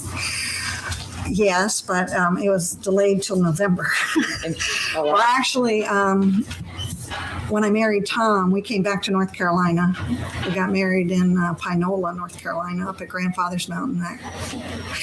And so we were here the summer of 85, and we returned to Germany in August of 85. And so we were changing households, and we found a new place to live from the apartment I lived in near Kleingarau. We moved together as a couple into a house in Buschmark. So what happened in November of 1985 as far as any type of function that Ms. Ratliff had planned for you? Well, the weekend before Thanksgiving, Liz was planning a surprise party for Tom and I. And because we were so close, there wasn't really a possibility for her to hold a surprise party without my knowledge. So she had made up a little story about holding a party for somebody else, a birthday or something. And so I still had responsibilities of making a few dips and gathering up a few of the soft drinks and things to bring to the party that night. So I was involved in her party, not knowing it was going to be a surprise party for Tom and I. Liz was feeling pretty excited or happy during that time, from August to November, I thought, planning this party and being busy, and it seemed like a good time for her. Although it was a total surprise, she did pull it off, that Tom and I had no knowledge that the party was in our honor. She had a rather large party for Liz. It was 30 to 50 people, I would say. It was big. So was this party held on Saturday, November 23rd, 1985? Yes. All right. Now, about what time was it then when you would have left the party that particular evening? Well, it had snowed on that Saturday, and we arrived there about 7, and I think I know we were the last ones to leave at midnight or 12:30 or so on Saturday night. And the party was held where? At Liz's house at that residence in Greifenhausen. All right. Now, when you left Ms. Ratliff, that you said it was what time? It was around midnight. We were the last ones. We helped cleaned up and talked about how wonderful it was to have a party. And there was another friend with us. So there were 3 of us who left after the party. And that was the last time that I saw Liz. When you last saw Liz, did she appear to be in good spirits? Yes, she was happy she'd had that party as we were cleaning up.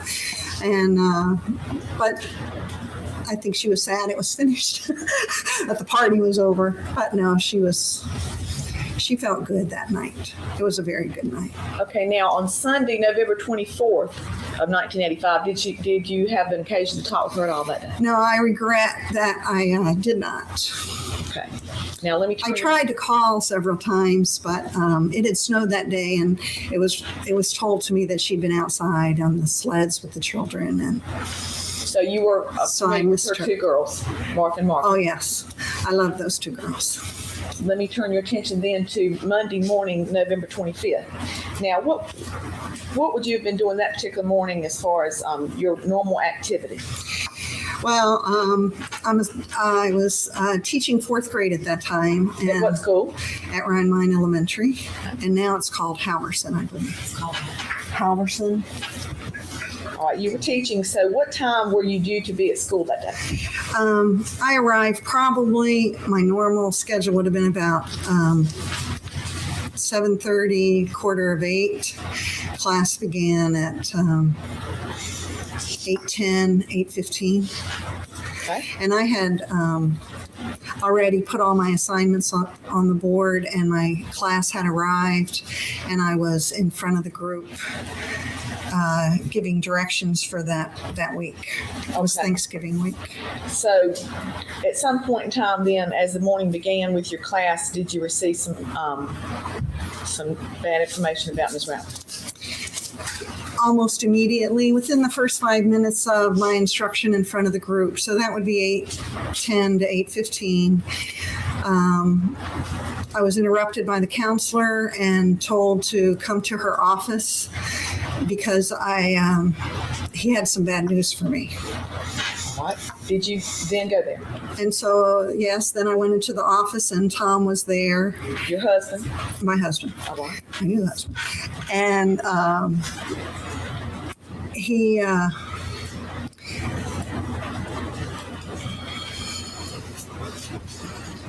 Would you like some water? Okay. This was hers. I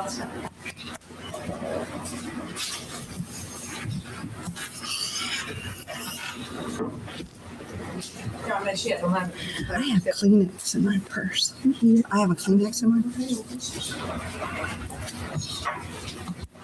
Excuse me.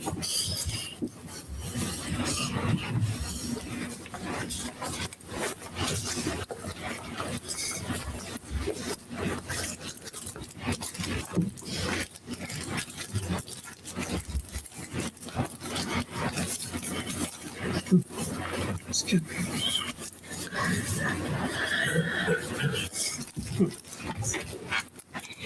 He explained to me that he'd received a phone call from Amy Beth that he had some very bad news. Now, let me stop you there. Who's Amy Beth? Amy Beth is a friend of Liz's and lived in the same neighborhood, lived in Greifenhausen. And she called Tom at work and gave him the message that Liz was dead and that she had fallen down a flight of steps and that I needed to come. Did you all then go there? We did. First, we went down to the principal's office because I don't believe he was informed at that time. Now, how was Liz employed at that time? Liz was second grade teacher. At the same school? At the same school. So did y'all then have a conversation with the principal before you left? We did have a conversation with the principal, but I honestly don't recall any of that exchange. After that conversation, did you then go to Liz's dwelling? We did. Tom drove, and I don't think that the snow was bad enough to really delay us too much, and she lived about 15 minutes away from the air base. Tell us, please, if you received the information around 8:10 or 8:15 a.m., about what time would it have been when you would have arrived to Ms. Ratliff's dwelling? As best you can recall or piece together.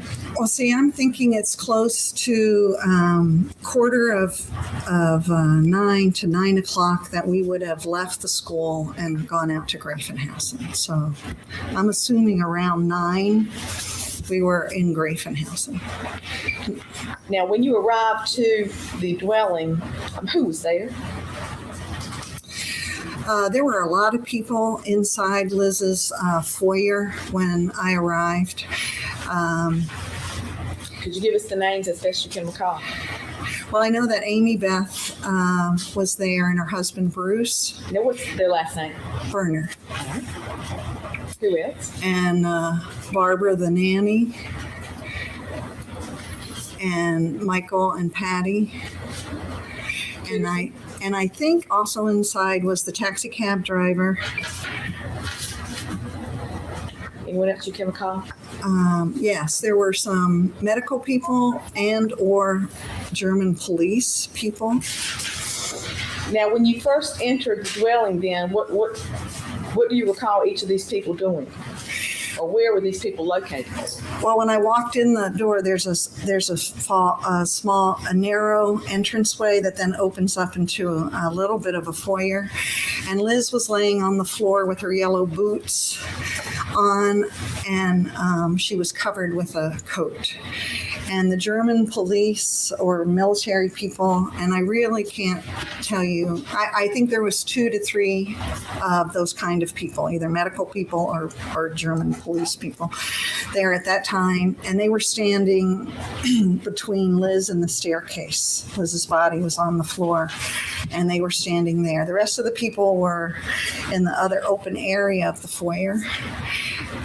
All right. May I approach the witness? Yes. I'll show you now an exhibit that's been marked sex exhibit 245, P245 actually. Do you recognize what is depicted in this photograph? Yes, What is it? That's the foyer area of Liz's condominium. Does it show the area where you saw her body that morning? Right. Liz was lying. Before you point to it, Your Honor, I move to introduce Stacy's exhibit P245 into evidence for purposes of this hearing. Well, all right, and I'd like for you to really point it out for the judge since Jerry's Okay, not in here. the entranceway, the hallway is here, and this. Okay, the hallway is here, and Liz's body was on the floor here, and she was longer than this wall. So when you come here, you can see the yellow boots that she was wearing first. So approximately where was her head, if you were to point to it? Her head was towards the door, and her feet were towards the open area. And you say she had boots on? Yellow plastic rain type boots. And she was covered up? She was covered. She had some kind of coat or something heavy on top of her. I did not see Liz. Okay. I did not see Liz. No. Who are you talking about?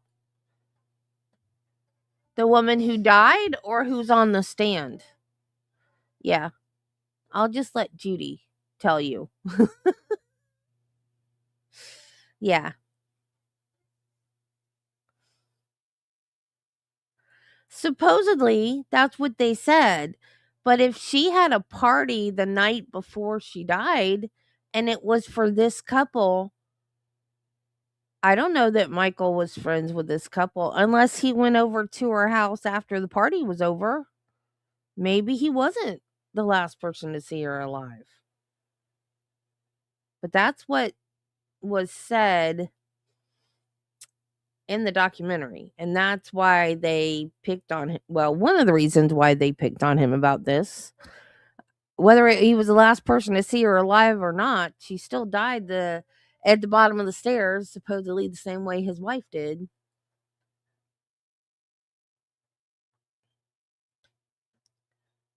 It's a dead body. All right, now, did you notice anything, any blood anywhere? Yes, I did. All right, was that something that you initially noticed, or was it something that you noticed after being there for some period of time? No, I noticed that initially upon getting into the foyer, I noticed the blood, but only when I was standing up with the people. There was a big crowd of people away from the step area. And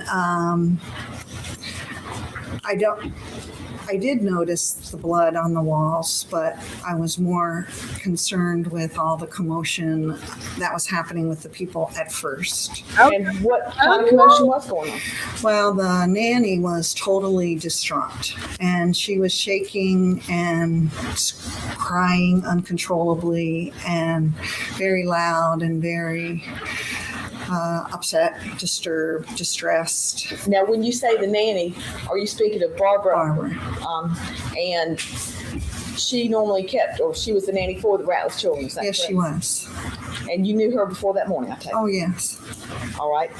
Besides her being very upset, what other commotion was going on? Well, there's just a lot of energy in that foyer area at that time. I mean, it was a shock and traumatic and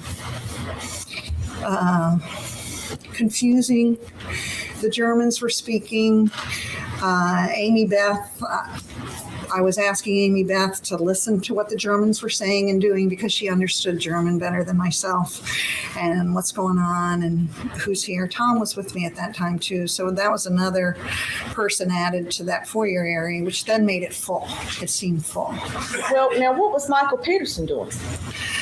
Michael was in the foyer too. He is with the crowd of people. Amy Beth ended up spending a lot of time and energy consoling Barbara and seemed to have that focus. Michael was really in charge of handling information for almost all of us. Michael was telling us that this accident had happened and that she had fallen down the steps and what was taking place. And he also handled most of the situation with the medical people, the German police people. Did he do most of the talking with almost everyone there? Object to leading. Overruled. You may answer. So I answer. You may. Yes. My recollection is that Michael was handling most of the conversation with most of the people at that time. So now, after your arrival and you're taking note of the commotion that was going on, what then did you do?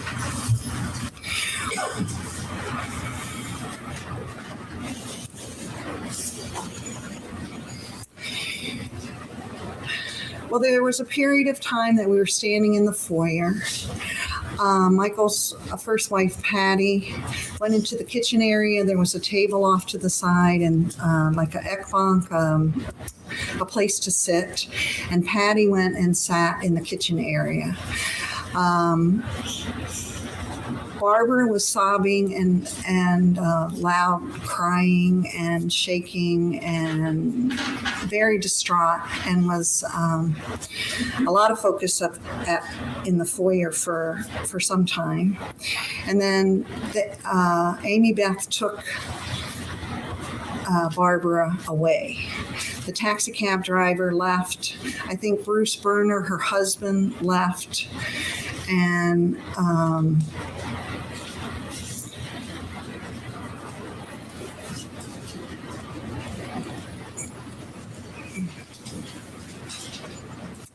I'm trying to recall.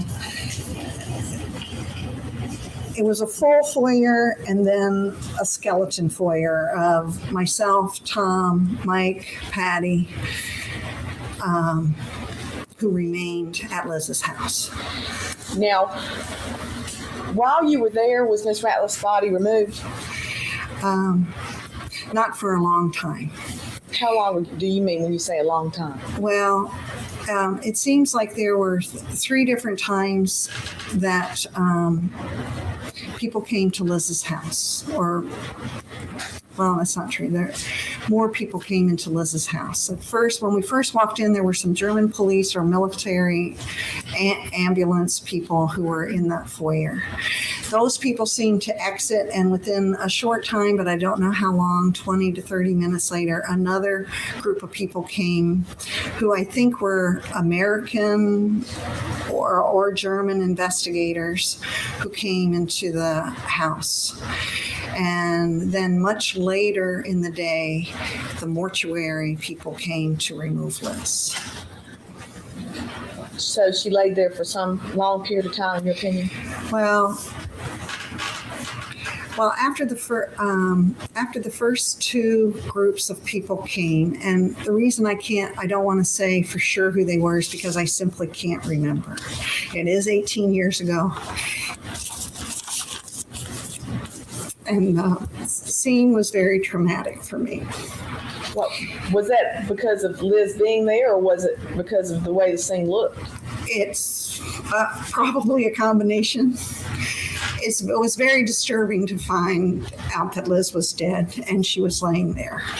And also it's very disturbing to me to have a dead body around and the dead body of a friend that was it was shock. I'm sure I was in shock at the trying to comprehend this situation that I was in.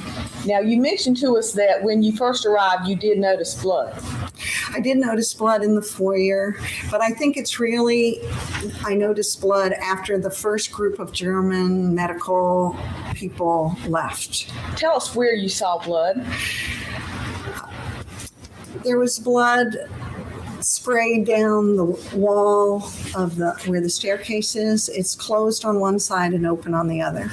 And there was blood on the wall coming down the side of the staircase. And there was blood on the wall opposite the foyer area. And that's what I could see at the beginning. Now, as time progressed then, did you get a better look at the blood? Yes, I cleaned it up. Now, was this before or after they'd moved Liz's body? No, it was unusual. Well, now it seems unusual, but at the time, we all were overwhelmed with the fact that Liz had had an accident, had fallen down the steps, and she was dead. And so when the first people came, they left Liz lying on the floor in the foyer. When the second people came, and I do think those were American, they were American at that time, came and Michael handled the conversations with those people. Michael Peterson? Yes. Oh, wow. It's vague to me, but I never really was asked any direct questions by those people. So nobody interviewed you? No, they didn't interview me, but I thought that Michael had taken care of that. Michael pointed out that this is Cheryl, the school teacher and friend of Liz. This is Tom. This is Amy, Beth, and Bruce. I thought that people knew who I was, but I wasn't directly interviewed or asked any questions at that time. I don't remember handling any kind of official interview. Did you see your husband being interviewed? No. Did you ever see Amy Beth or Bruce Berner being interviewed by any authority of any kind, investigative authority? No. What about Barbara Malinino? No, she was not. She wasn't able to be interviewed. Did you ever see Patty Peterson being interviewed? No, she wasn't in a state of mind to be interviewed either. Now, do you know a man by the name of Steve Lyons? As far as you know, have you ever met him? No. The thing that confuses me about the thing with Liz, not even with Liz, but with the girls. So he was married to Patty when Liz died. And I don't know who adopted the girls. I don't know if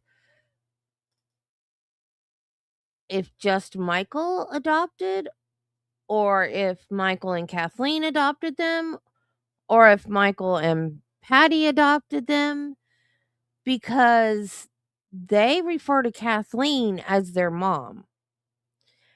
And they lived with Michael and Kathleen. Also, his sons lived with him, who are Patty's biological children. So that kind of blows my mind. If these girls were little, like in diapers, like they were 2 and 1, I think they were little when Liz died. Why is Kathleen mommy? You know, like, if you watch the documentary, they never mention Patty. Those two girls never mention Patty. And when they talk about their real mom, it's, their biological mom. And they don't really remember her. It's all Kathleen. Kathleen is mom. It's all Kathleen. So I'm just curious about why. Why is Patty not mom? What happened? Like, was that the reason they divorced? She didn't want to raise somebody else's kid. Like, I'm so curious. I want to know what's going on with that relationship. Like, and they stayed friends. Like, Patty was on a Dr. Oz episode with him after all this was over and he was out. She went on Dr. Oz with him to say that she supported him and stood by him through the whole thing.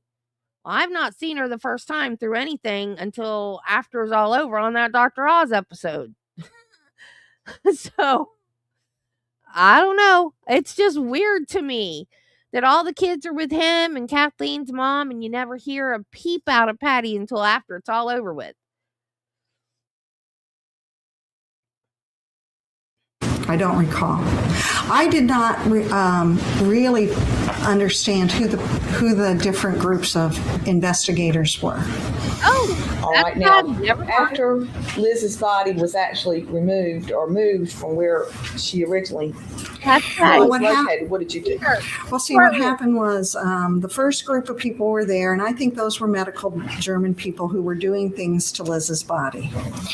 And then the second investigators came, who I think were American military and maybe German investigators. And then when they were leaving, it was upsetting to me because that had to be at least an hour or more in Liz's house, maybe 10:30.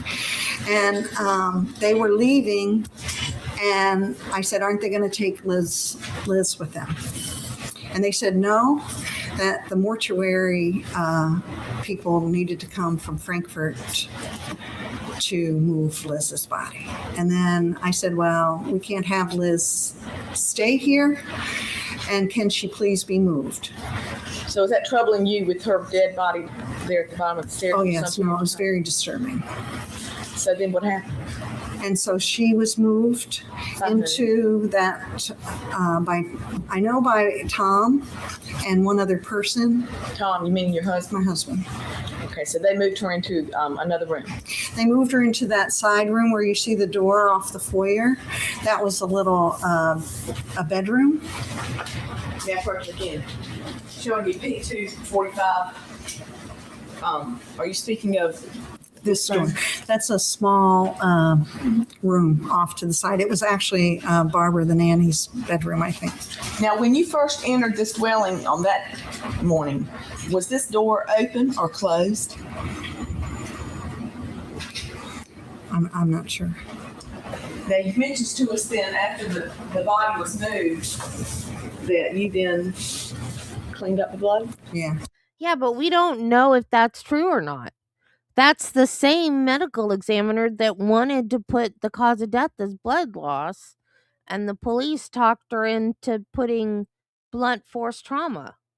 So how do we know that that's true? They didn't find homicide as cause of death in Germany at the time that it happened. Yes. All right. Did anyone help you? Yes. Who helped you? The purpose of moving Liz was so that we could clean up the house. And I know that Tom and I cleaned, and we have a feeling, and I'm not positive, but somebody else was helping us clean, and we're not sure if that was Michael. I know for sure it was not Patty, because she sat most of the time in the kitchen area in a daze. And so I really don't think it was Patty. I don't want to say that Michael is the one who did, but it seems kind of logical to me that. I'm not saying he didn't do it or he did do it. I have total reasonable doubt right now, y'all. I would have to vote not guilty if I was on a jury because I have reasonable doubt. But only because I know what I know. The jury didn't know what I know. He might have been helpful then. but I'm not sure if that's the case. Because throughout the day, Michael came and left the residency.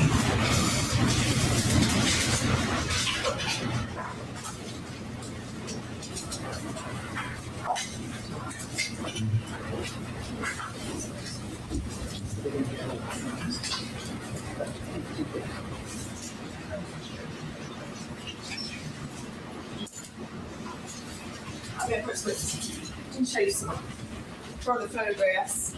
We've already looked at P245, but now I want you to look at 246, P246, P247, P248, P249, and P250. Look please at those to see if you recognize what is depicted within those photographs.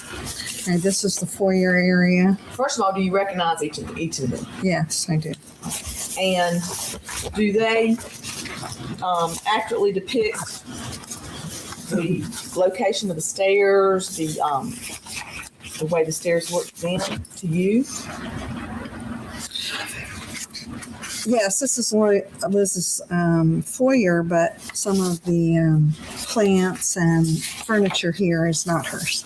Is there anything that's depicted on those photographs that is different, such that you would not be able to describe further for us where you saw blood before you cleaned up blood? No, I can use these photographs. At this time, I moved into State Exhibit P246 through P250 into evidence for purposes of this hearing. Hello.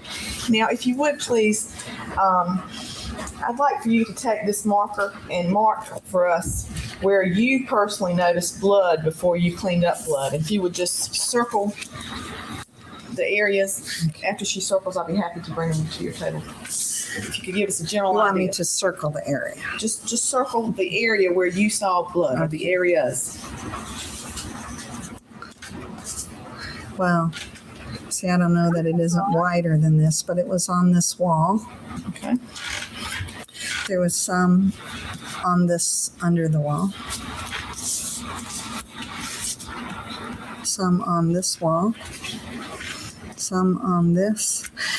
And in this photograph, there was a refrigerator where these kitchen items are. And so there's the wall, but there was a refrigerator here, which is metallic, and there was a refrigerator backed up here. Now, that you're pointing to State's Exhibit P249 when you're talking about the refrigerator, right? This is very different looking here, because the wall is the same, but the kitchen items that are shown here were not present in Liz's house. It was the side of her refrigerator. Okay. And then this wall and this poster wasn't here, and this plant wasn't here. In talking about P250, you're saying a poster and a plant are different? Yes, they were not there. They weren't present. That should be the link to that Dr. Oz episode that she was on with him. She was very, very careful with her words. Unless that's the way she normally speaks. That's the first time I ever saw her on anything. First time I ever saw her, period. She seemed to be picking her words very carefully. Like I said, unless she just always talks like that, she seemed to be very careful with what she said. She didn't seem to me like they just didn't seem like a couple. You know, like, I don't know. Just didn't seem like his type. But if she was being careful, trying to be careful with what she said, that could have explained it. But, I don't know. But yeah, maybe she does know something. It's very possible. And there was blood splattered on the top of the staircase wall. So you're marking now State's Exhibit P248. That's the same wall. But you want me to... It was... What I remember about cleaning the blood off of the wall is that I didn't have to reach so high if I would stand on each step. And that's the way I cleaned the wall. So the only place I could stand at the top of the landing.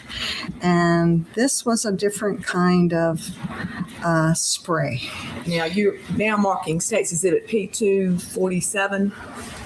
You're putting some marks up above the actual photograph. Well, it seems like the photograph should go up higher to be a wall. The wall went all the way up to the ceiling, and there was a different type of blood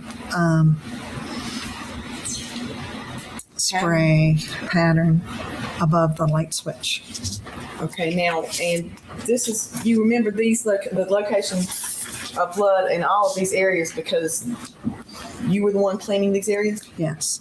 Tom and I cleaned the walls. And underneath the staircase, Liz had a chest from Japan, and she also had a foot locker underneath the staircase, and there was some blood drops spatter on the chest of drawers, but they're not here. So you have marked photographs depicting blood on the wall to the left going up the staircase. Yes. And under the staircase on the chest? Yes, and there was some on the wall under the staircase that I remember. Any other areas that you remember seeing blood? No. All right, now, how did you all go about cleaning up blood?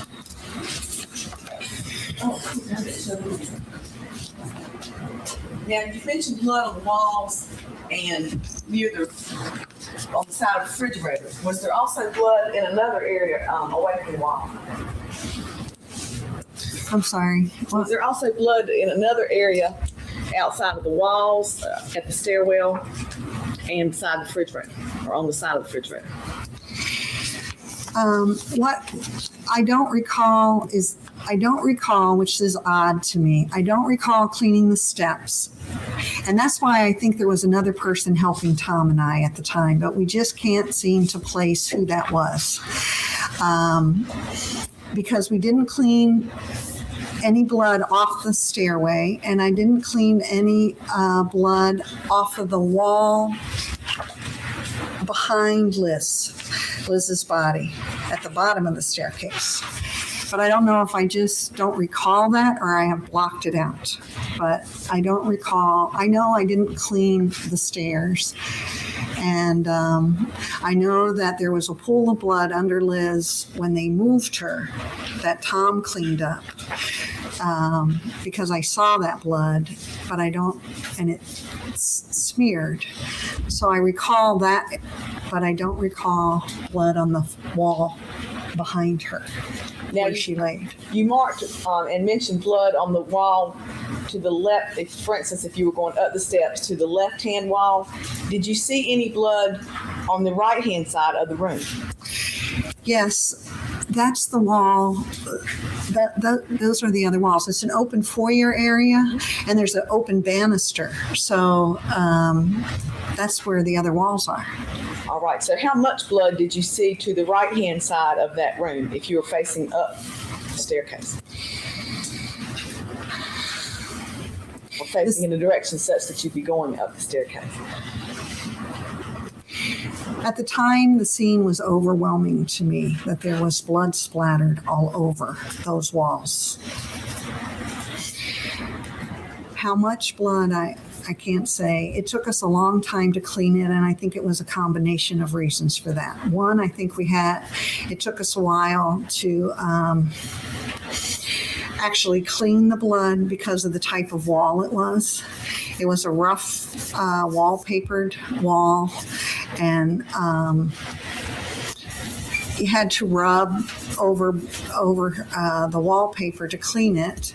And I think that took a while. I think another reason it took a long time to clean the walls was because we were so distraught over what we were doing.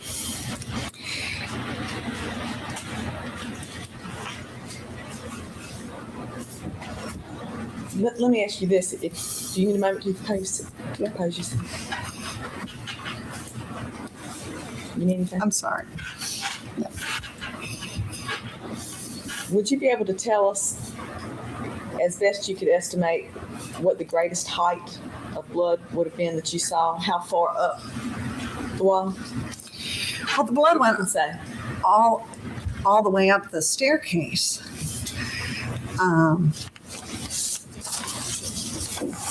But I was able to clean the wall by stepping on the highest step and cleaning, and to be able to reach, and then step down to the next step and to be able to reach. And tell us this, the highest point on the wall that I had to clean was above that light switch at the top of the stairs on the standing. And that was a different kind of cleaning, because those were very little tiny dots, almost like if you took a paintbrush, child's paintbrush, preschool paintbrush, and you flicked it. That was the kind of spray of blood, spotted blood, that was at the top. And that's the only place that it seemed to be to me like that. The rest, as you came down the side of the walls, was more circular, or like a teardrop, about like this kind of shape. And as you came down, the spots were bigger. What did you and your husband use to clean up blood? We used Liz's sponge type, chamois type thing she used in the kitchen to wash dishes with. But they were European, like a chamois, but it's a sponge chamois kind of. It's not an American sponge. Right, and so it's more of a piece of cloth, but it's like compared to a chamois that's used to wax cars in America. But what type of liquid did you use? We used water from the sink, and I had some kind of bowl that I had with water in it that I would clean spot by spot as we came down the walls. And when you say it took you a long time, do you know how long? Well, I know it took a long time because I was very irritated with the mortuary affairs people because they didn't come right away for Liz. I think it was afternoon before they came. So after you got finished with that task, had you all completely cleaned up the blood? No, it wasn't completely cleaned before the mortuary people came because we continued to clean after they came. Did you ever see anyone come into that dwelling and take pictures of any kind? Whether it be military authorities or anybody else? I don't remember a camera. No, I don't. Okay.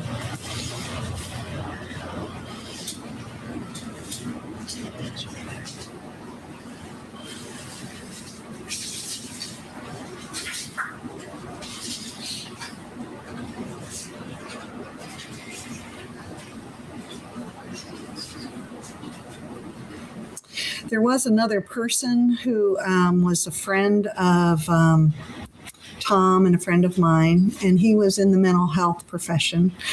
And he arrived at the time that we were cleaning Liz's apartment. And his main purpose or focus was on our well-being. And he was in and out talking to Mike in the kitchen and making some conversation with Patty. And he's a very humorous man who could interject things to bring us back, because every once in a while Tom and I, especially me, would get overwhelmed, and he had a way of balancing what was happening during the day. Now, Mike came in and out of the house, as I recall, that he was in and out during the day. He was checking on the baby girls. He was calling Liz's sisters. I think he was helping to organize with the military. Why aren't they there? I think he was upset too with the fact that Liz was in the next room for so long. And I think he was handling most of those kinds of conversations. And we were relying on Michael to handle those conversations and handle those things. I know that he and this other mental health professional had conversations about what was going on and helped make arrangements once the mortuary people came. That I kind of remember. That they set up an appointment for my husband and him, not Mike, but this mental health professional to go down to identify Liz's body at the mortuary the next day. And so Mike helped make all those arrangements. Now, Ms. Ethel Schumacher, since you've been located as a witness in this case, you have been interviewed by members of Mr. Peterson's defense team, have you not? Yes, they interviewed me first and brought photographs to me similar to the ones that I've indicated here. They have my entire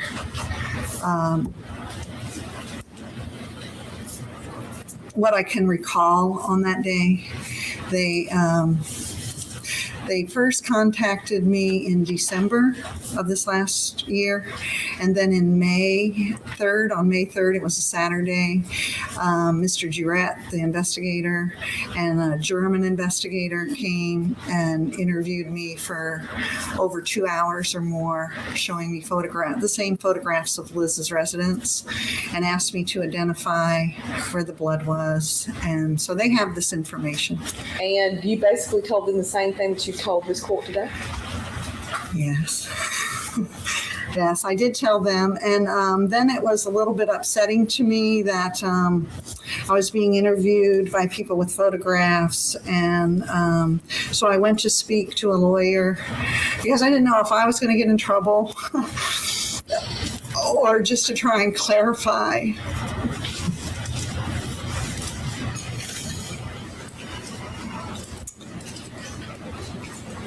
I don't have further questions.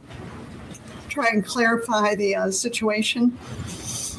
Okay. And I was advised to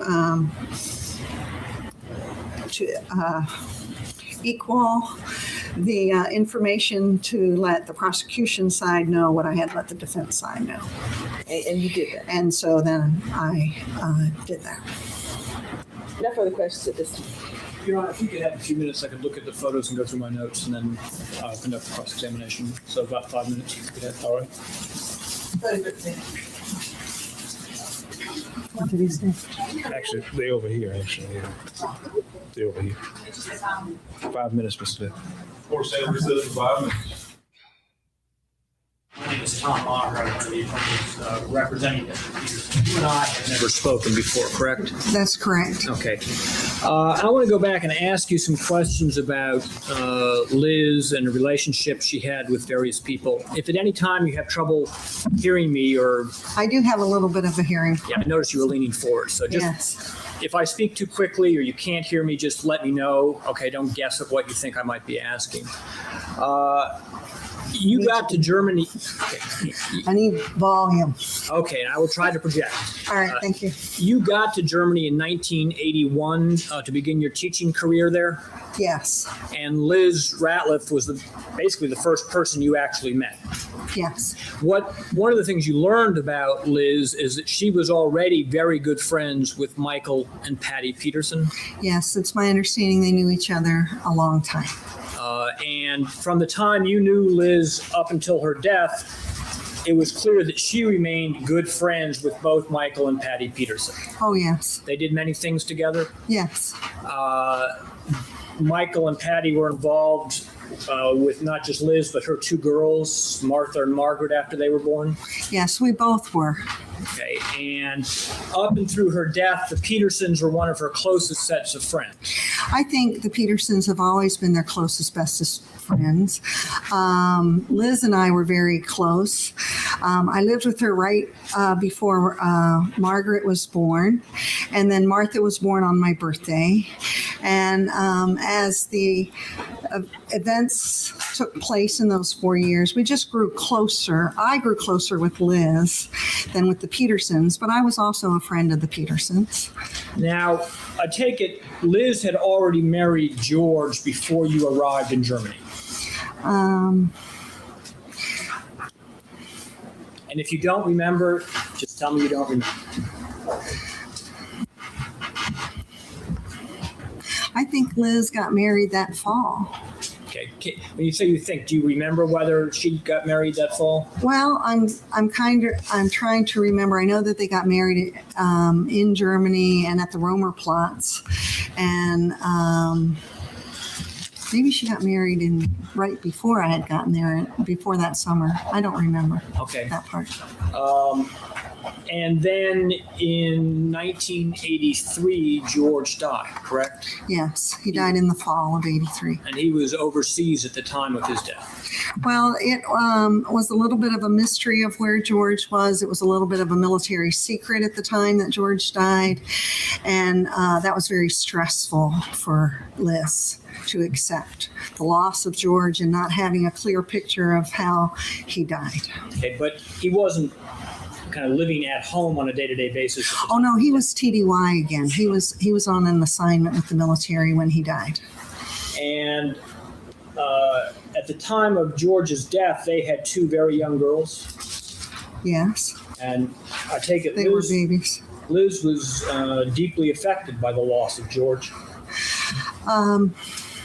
Liz grieved deeper and darker than I think I've ever known somebody to do. And yes, Michael was very close, and the person who took, again, was totally involved in all of Liz's affairs. He helped arrange for Liz and the girls to go back to the funeral for George that was held in Texas. He was taking care of all of her affairs. And handling all the organizations, wills, handling all the financial situation, handling everything for Liz, because Liz could not function at that time. She basically needed somebody to help. She did need somebody to help. And after she returned, she went back to the States for a while at the time George died, correct? Yeah, she stayed in Texas with his family. Well, I thought it was a good time, maybe 6 weeks or more. George died in October, and I think she stayed till Christmas time. She stayed in Texas for a while before she came back. And then about Christmas time, she returned to Germany? I think so. And at that point, or shortly thereafter, did she move to closer to where the Petersons lived? Yes. Now, I think it was in February, March time frame in that spring. She didn't move immediately, but she moved fairly close. And was the reason she was moving was to be closer to the Petersons? Yes, and also there was a whole group of Americans who lived in this new German. These were new, modern by American standards. These were modern. They had dishwashers and rooms off to the side and fireplaces and windows, and they were quite modern standards for that community. And there were quite a few Americans who lived there. And so the house that became available was right down the street from the Petersons' home and close to Amy Beth's home, and several other teachers who from the school lived out in that neighborhood in Grafenhausen. And from that time on until her death, she and the Petersons were kind of like treated each other like family. Yes. And had Liz talked with you about the fact that if something ever happened to her, she would want her children to remain in Europe? Yes, Liz and I did have a discussion about she was nervous and scared now that George was gone, that she was the only person to provide for the children, and if something should happen to her, what would happen to the children. And so there was discussion between Liz and I, should the children go to George's sister or brother, or should they go to her own sister or brother, or should they go to the Petersons? And she did choose for the baby girls to go to the Petersons. Did she have concerns about the other choices that were available, either going to George's family in Texas or to her own family? Relevancy? Overruled. Answer. You can answer. Liz wanted those girls to be exposed to more than one culture and to have an opportunity maybe to speak another language. Liz was fluent in German and maybe French, and so she did want opportunities for her girls. Did you have a sense from knowing Liz whether she was close with either of her sisters? Not particularly. I met her mother on several occasions. Her mom came to visit, and so I knew of her mom. Did her sisters ever come to visit? Not to my knowledge. And did she indicate that she did not want her sisters to come visit? Objection. Overruled. You can answer if you know what. Did she? I just know her mom came several times. But I take it from the conversation you described that Liz did not want her sisters to raise her daughters in the event that something happened to Liz. No, she did. She chose the Petersons when we were having discussions. Now, from your view, having the Petersons in a position to help out with Liz was a healthy thing for Liz? At the time, I thought it was very honorable to help out. And my husband, Tom, and I, well, Tom wasn't there in 83 to 85, but Margaret and Martha were close to me as well. Now, this, as you talked about the deep and dark grieving that Liz went through, that had not fully ended by the time of her own death in 1985. I think that fall she was on an upswing. Or maybe it was just my perception because of the party, you know. Mm-hmm. And but she was seemed happier that fall than she had been prior. So up through the summer of 85, say. Well, I left in June to go get married. And Liz was all happy about my marriage and helpful, as was Patty and the friends before I got married. Was it your impression, though, that she was still grieving for her husband? Yes, Liz was still grieving.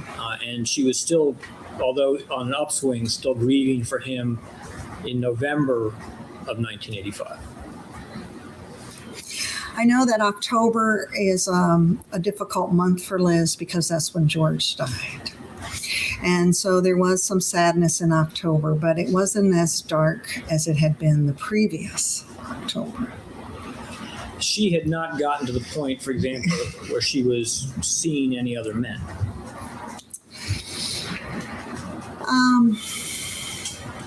She wasn't actively dating, if that's the question, but Liz was feeling better in the fall of 85. I will say that. Yeah, but she hadn't started seeing some other men in a romantic or dating type of relationship. Objection, asked and answered. No, not really. I think her answer was no. Did you say no, not really? Overruled. Go ahead and answer. If you know the answer, Well, I'm trying to. I can't say that Liz was dating somebody. If that's your question, no. That was my question. If you had known she was not dating somebody. And the relationship between Michael Peterson and Liz, you never saw that or had any indication that that was romantic or physical in any way. At the time that I met Liz, she was very much in love and very expecting of a young child. She was very happy. She looked healthy and happy to me when I met her in 1981. And then Liz changed dramatically from the time that George died to losing a lot of weight and the color of her skin, and she was grieving deeply. And so when I first met Liz, she was very happy. She has this very happy person. And Very much in love with George. she was a happily married person, right? Yeah.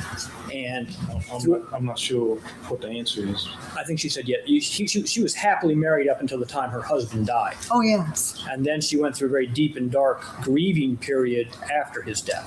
Oh, yes. And you never saw any indication that she had any kind of romantic relationship with Michael Peterson. No.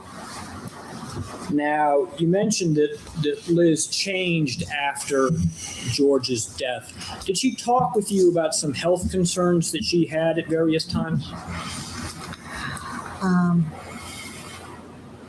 Now, I can be more specific if you'd like. Okay. Did she mention, for example, that she had a inherited blood disorder, von Willebrand's disease? The only time that we discussed that blood disease was at the time that she was giving birth to the babies. And at both births, the Petersons, all the friends were concerned if something went wrong or if there was any complications with the birth, that she could bleed and not be able to stop because of this blood condition that she had. But overall, it wasn't a big factor in Liz's life. We weren't afraid of using scissors or knives in the kitchen and things like that. It wasn't something that we were worried about until she was giving birth. And then it was an issue. It was a concern. And it was in that context that you learned that she had that. And that it was similar to hemophilia in the sense of bleeding could be a problem. Yes, and I had the impression that it needed to be severe artery type problem, through the birth of a child. You would worry about that, but not in the day-to-day living. We didn't talk about it very much. Okay. And in the week or weeks leading up to this party that she threw for you, she told you about having headaches? Well, not the weeks before, but the Thursday before the Saturday of the party, which is 1 week before Thanksgiving holiday. On that Thursday, Liz had come to my classroom after school, and she looked pale. She looked bad. And we had a conversation that you don't feel good. What's wrong with you, Liz? Something looks wrong. And she put her hands to her head and said that she had terrible, severe headache. And I told her that I wanted her, did she make a doctor's appointment? And she said, in fact, she had just gotten off the phone to Wiesbaden Hospital, and that she had made an appointment for the following Tuesday. So the party would have been Saturday night, and then on Tuesday, before Thanksgiving break, she was to have a appointment. Did she tell you whether this headache that she was describing was, in essence, a new thing as opposed to something she'd been suffering over a long period of time? I don't have it in my head that Liz had a lot of headaches, but I do know that on that Thursday, she complained of severe headaches. And it was severe enough to lead her to actually make an appointment to go see a doctor. Yes. And to your knowledge, she'd never previously complained to you of that kind of headache causing that kind of severe pain. No. Now, the nanny, was that Barbara Malamino? Yes. Okay, and had Barbara been living with Elizabeth for some period of time at the time of Elizabeth's death? You need to ask Barbara. But what I remember is that the nanny, Barbara, lived with Liz. She had a room in the house, but it wasn't for full time, 24 hours a day. That she was free in the evenings to go and do things, and on weekends it was encouraged that that she could have her own place. And in fact, she had an apartment in a nearby village, so that she did have some independence, and Liz also had some privacy. And so, although Barbara could be a nanny for the girls, At other times, she basically was a nanny Monday through Friday during the work week. And then she was free to stay in her own apartment that was nearby. And she could do that during the week too, if she wanted to. And sometimes I think she did. But you can ask Barbara that, because I'm not sure when that apartment came in to be for Barbara. And do you remember, was Barbara not there that Saturday night, at least by the time you had left the party? I've tried to remember and I can't remember. I don't remember the babies being at the party. I mean, they might have been there earlier in the evening, but I don't remember them at 12 o'clock at night when we were cleaning up. And I don't really remember. Okay, so maybe she was there, or maybe she wasn't. You just can't remember now, 18 years later. Right. I just don't. I mean, I kind of think the babies were all dressed up and beautiful when we first walked in for the party, because Liz liked to dress them very nicely. And I kind of remember they were there at the beginning of the party, but I don't recall Liz and the babies at 12 o'clock at night. They weren't there at 12 o'clock when we left, or they weren't up. So I don't know. Now, did you have, over the time you knew Liz, some interactions with Barbara? Did you get to know her at least somewhat? Somewhat. And is it fair to say that based on your knowledge of Barbara, you wouldn't put too much stock in what she says? Objection. Overruled. Barbara and I were not close. I can say that. Barbara and I were not close. But the thing that I respected about Barbara is that she loved those baby girls. And I loved the baby girls. And so in that regard, she was always gentle and kind and good to those babies. She did love them.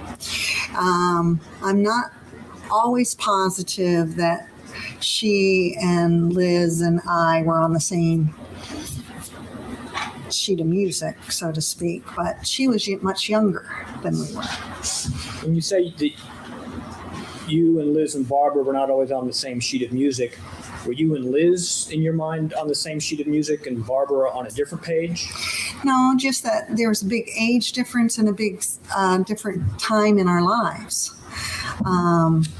Liz was a mother with 2 young children, and she wanted somebody who was going to love her children, and Barbara definitely loved the babies. And so she was a good choice of a nanny for that reason. But what I mean is that Barbara, Liz, and I weren't doing a lot of things together. We didn't do a lot of trips, for example, or to do a lot of traveling together and that kind of thing. I'm sorry, I didn't mean to cut you off if you were going to say something. Actually, I would take care of the babies if Barbara wasn't available sometimes, or if Liz wanted to go do something sometimes. And so I could take care of those babies at different times when Barbara wasn't available. That was an easy option for Liz. And going back to, I guess, my first question, based on your dealings with Barbara, is it true that in terms of Barbara's credibility that you wouldn't put much stock in what Barbara said, even if she loved the girls and was a good nanny? Objection. Overruled. You can answer if you have an opinion.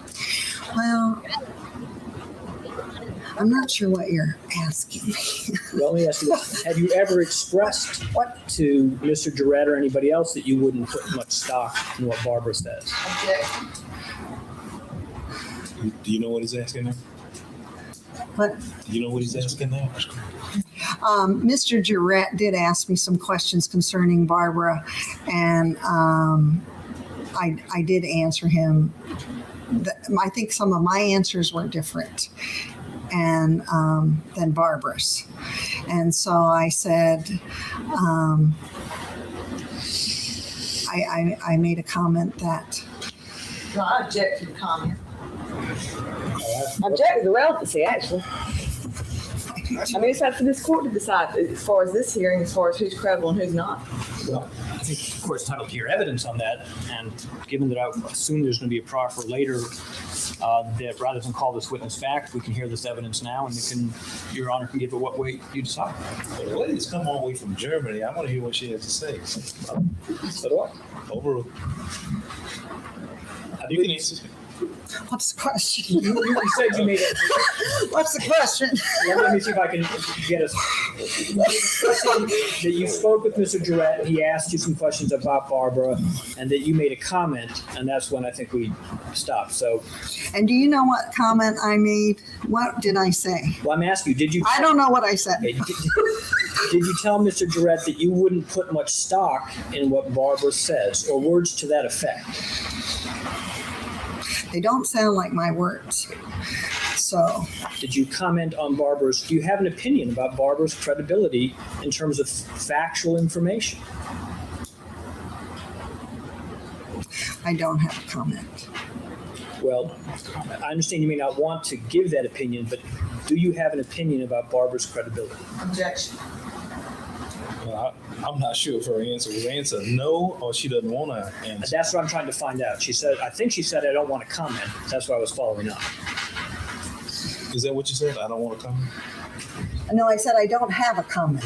Okay, that's what I thought she said. Well, is that because you have no opinion, or you prefer not to share your opinion? Objection. Well, she can answer the question. You know, it's been 18 years since I've even seen Michael Peterson. Well, that wouldn't be right. 88, when he left in 86. I haven't seen Michael Peterson since 1986. But he's not asking about Michael Peterson. And I don't think I've seen Barbara since 1986. So I don't want to have an opinion about. Back in 1986. I'm sorry. I was just trying to rephrase the question to focus on the time, but I apologize. I didn't mean to cut you off. You were saying, did you have more to say? I don't know. Okay. Back in 1986, and I realized you haven't seen Barbara, you say since then, did you have an opinion about her credibility? I do not have an opinion about her credibility. Did you have one back in 1986? Probably. Okay, and what was that opinion? Objection. Overruled. I had an opinion that Barbara wanted to be the nanny for the Petersons to stay with the baby girls. And I had an impression that she may have that opportunity to go to North Carolina with the Petersons to be their nanny.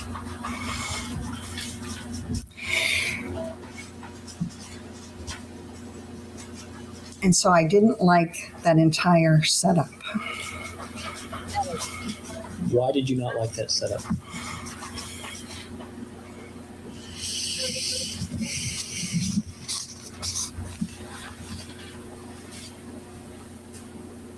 I didn't like the setup because Barbara was very young, and I did not believe that the Petersons were going to take Barbara back to North Carolina.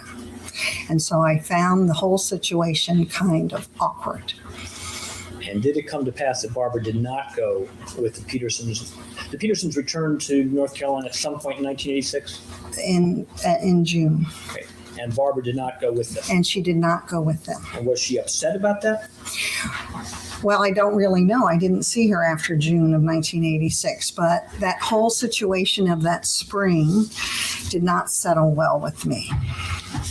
And were there reasons beyond what you just talked about? Well, no, it's just that idea that you have a young girl who is a nanny, and she loved the baby girls, and she was working with the Petersons and of taking care of the baby girls. And it was my impression that she was interested in going back to America with them, but maybe that's wrong. I could be wrong. But it was my impression that she wanted to stay and be a nanny to Margaret and Martha. And I wasn't certain that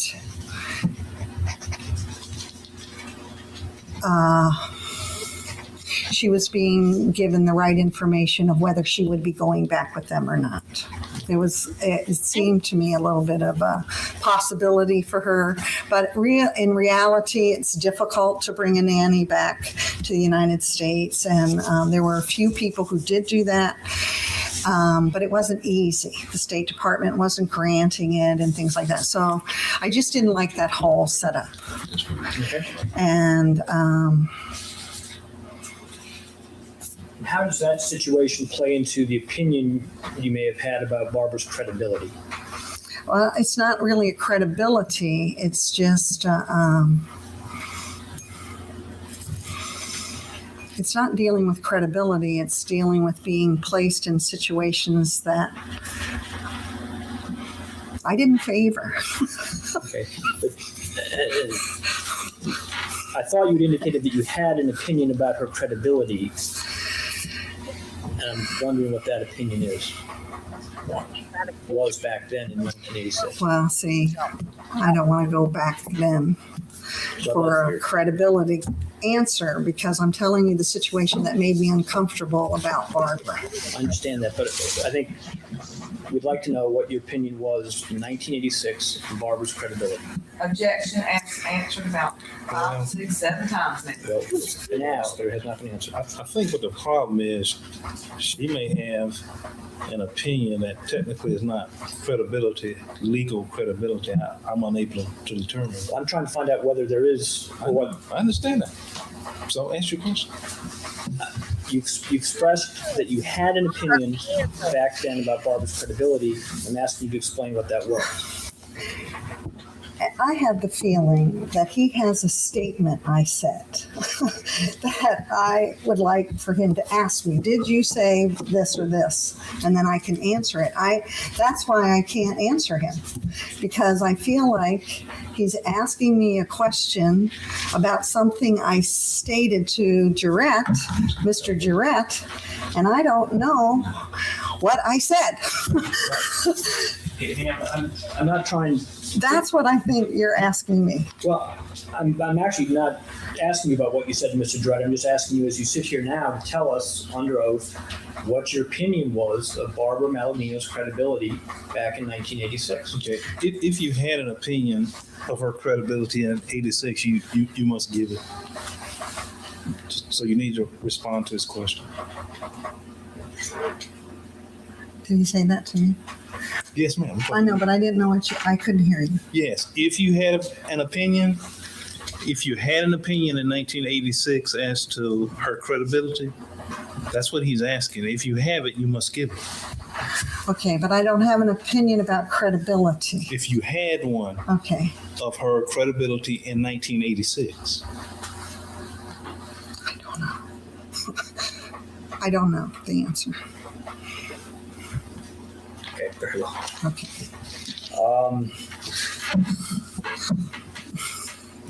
Now, as I understand it, you did not actually speak with Liz on that Sunday. No, I did not speak to Liz on that Sunday. But did I understand you tried calling her home? I did try to call on that Sunday because I wanted to thank her again for the party, and it was a wonderful time. And it's sad to me that I didn't do that. Okay, and was the phone operable, but she just wasn't home? That's what I recall. Okay. Now, I think you indicated that did it snow on that Saturday? It snowed either late Friday night and on to Saturday, but it had snowed on Saturday. And did the snow stop by Sunday? We might have had some light snow again on Sunday, but it was a beautiful Sunday with snow on the ground. That's what I can tell you. It wasn't a snowstorm on Sunday. It was the remnants of whatever snow from Friday or Saturday. It had snowed on Saturday, for sure. I remember that it was a snowy Saturday, and there was some concern about some of the people who were going to the party and getting rides and things like that. That's why I can recall that. Some friends were actually upset that we didn't go out and pick them up and it was due to weather. Okay. And I take it you were able to drive to your job on Monday without problems from the snow? If I remember right, it wasn't, the roads were not impassable on Monday. I mean, we were in session. School was in session on Monday. Okay, and you had actually already started your class at the regular time before you got the news. Yes. Now, I take it, given your relationship with Liz and the suddenness of the event, that when you got the news at school, that was very upsetting. It was very upsetting. And that you and your husband then headed to Liz's house? Yes. Okay, and so by the time you got to the house, you already knew, at least in general terms, what had happened.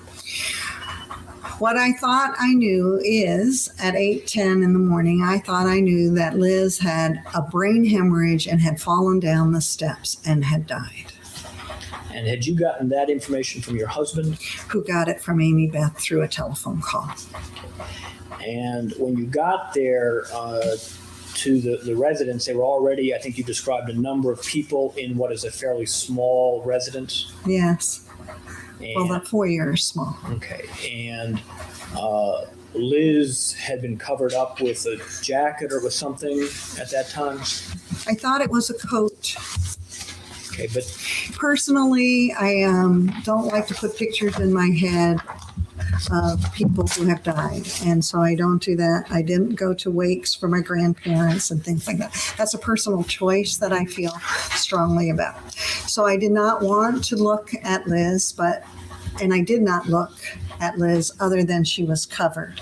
I do remember the yellow boots because they're bright and they were in the entranceway. The wall where Liz's was laying, she is longer than the wall. So her feet were shown. You could see her feet when you entered into her house. Now, Mr. Maher, let's stop right here. Ms. Black, what is the availability of your witness? I believe, although we'll be here for a regular court, we have not set a hearing for tomorrow after court. The next day? Yes. All right. Mr. Maher. Wednesday at 3 o'clock is fine. Okay. 9:30. All stand? Oh, yes. Okay. That's all we're going to do today. We will be back tomorrow at 9 o'clock Eastern to finish this hearing, and then I guess we got more Deaver because he still has to cross-examine him. Had a good day today. Wow, there's still 7 people in here. Thank you guys for coming out. I know, Marty. I know. It's too late. So, I'll see you guys in the morning. Have a great evening. Remember, be kind to people, except for Marty, because he's never kind. Love your family. And Jesus loves you, and so do I. Thank you, everybody. I love my lurkers and my replay crew. Thank you, Melissa, so much for chatting. I know you're here, but you're rarely chatting. I love to see you. And Elle chatted today. Thank you, guys. It's great to see you guys in the chat. And I will see you guys tomorrow. Everybody have a great evening. See you tomorrow. Bye, guys. Love you.